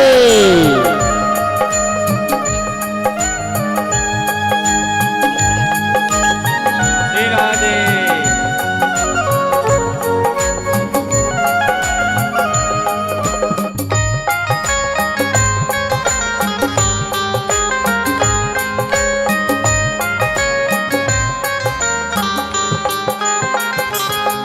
ये अमर ग्रंथ ये मुक्ति पंथ ये पंचम वेद निराला, नव ज्योत जगाने वाला। ये अमर ग्रंथ ये मुक्ति पंथ ये पंचम वेद निराला, नव ज्योति जगाने वाला, नव ज्योति जगाने वाला। हरि नाम यही हरि धाम यही, हरि नाम यही हरि ध्यान यही, हरि नाम यही हरि धाम यही, हरि नाम यही हरि ध्यान यही। यही जग मंगल की आरती, पापियों को पाप से है तारती। श्री भागवत भगवान की है आरती, पापियों को पाप से है तारती। बोलिए भागवत भगवान की जय हो।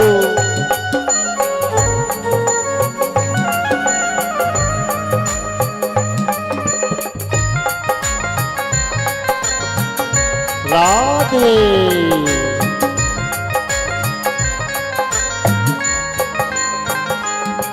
ये संत गीत पावन पुनीत पापों को मिटाने वाला, हरि दर्श कराने वाला, हरि दर्श कराने वाला, प्रभु दर्श कराने वाला। ये संत गीत पावन पुनीत पापों को मिटाने वाला, हरि दर्श कराने वाला, हरि दर्श कराने वाला, प्रभु दर्श कराने वाला।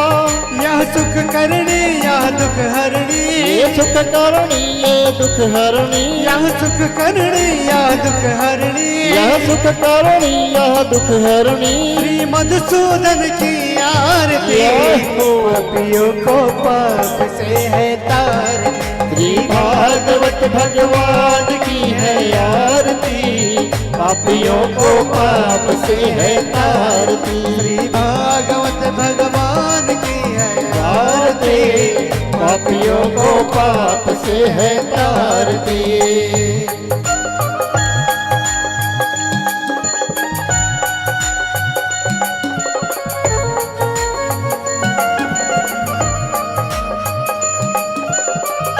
श्री राधे।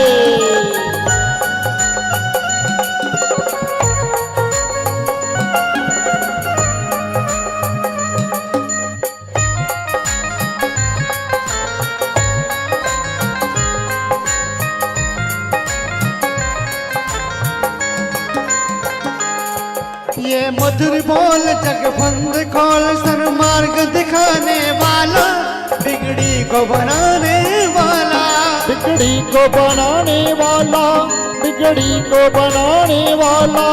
ये मधुर मोल जगपंथ खोल सन्मार्ग दिखाने वाला, बिगड़ी को बनाने वाला, बिगड़ी को बनाने वाला, बिगड़ी को बनाने वाला। श्री राम यही घनश्याम यही, मेरे राम यही मेरे श्याम यही, श्री राम यही घनश्याम यही, मेरे राम यही मेरे श्याम यही। प्रभु की महिमा की आरती, पापियों को पाप से है तारती। श्री भागवत भगवान की है आरती, पापियों को पाप से है तारती। श्री भागवत भगवान की है आरती, पापियों को पाप से है तारती। श्री भागवत भगवान की है आरती, पापियों को पाप से है तारती। राधे।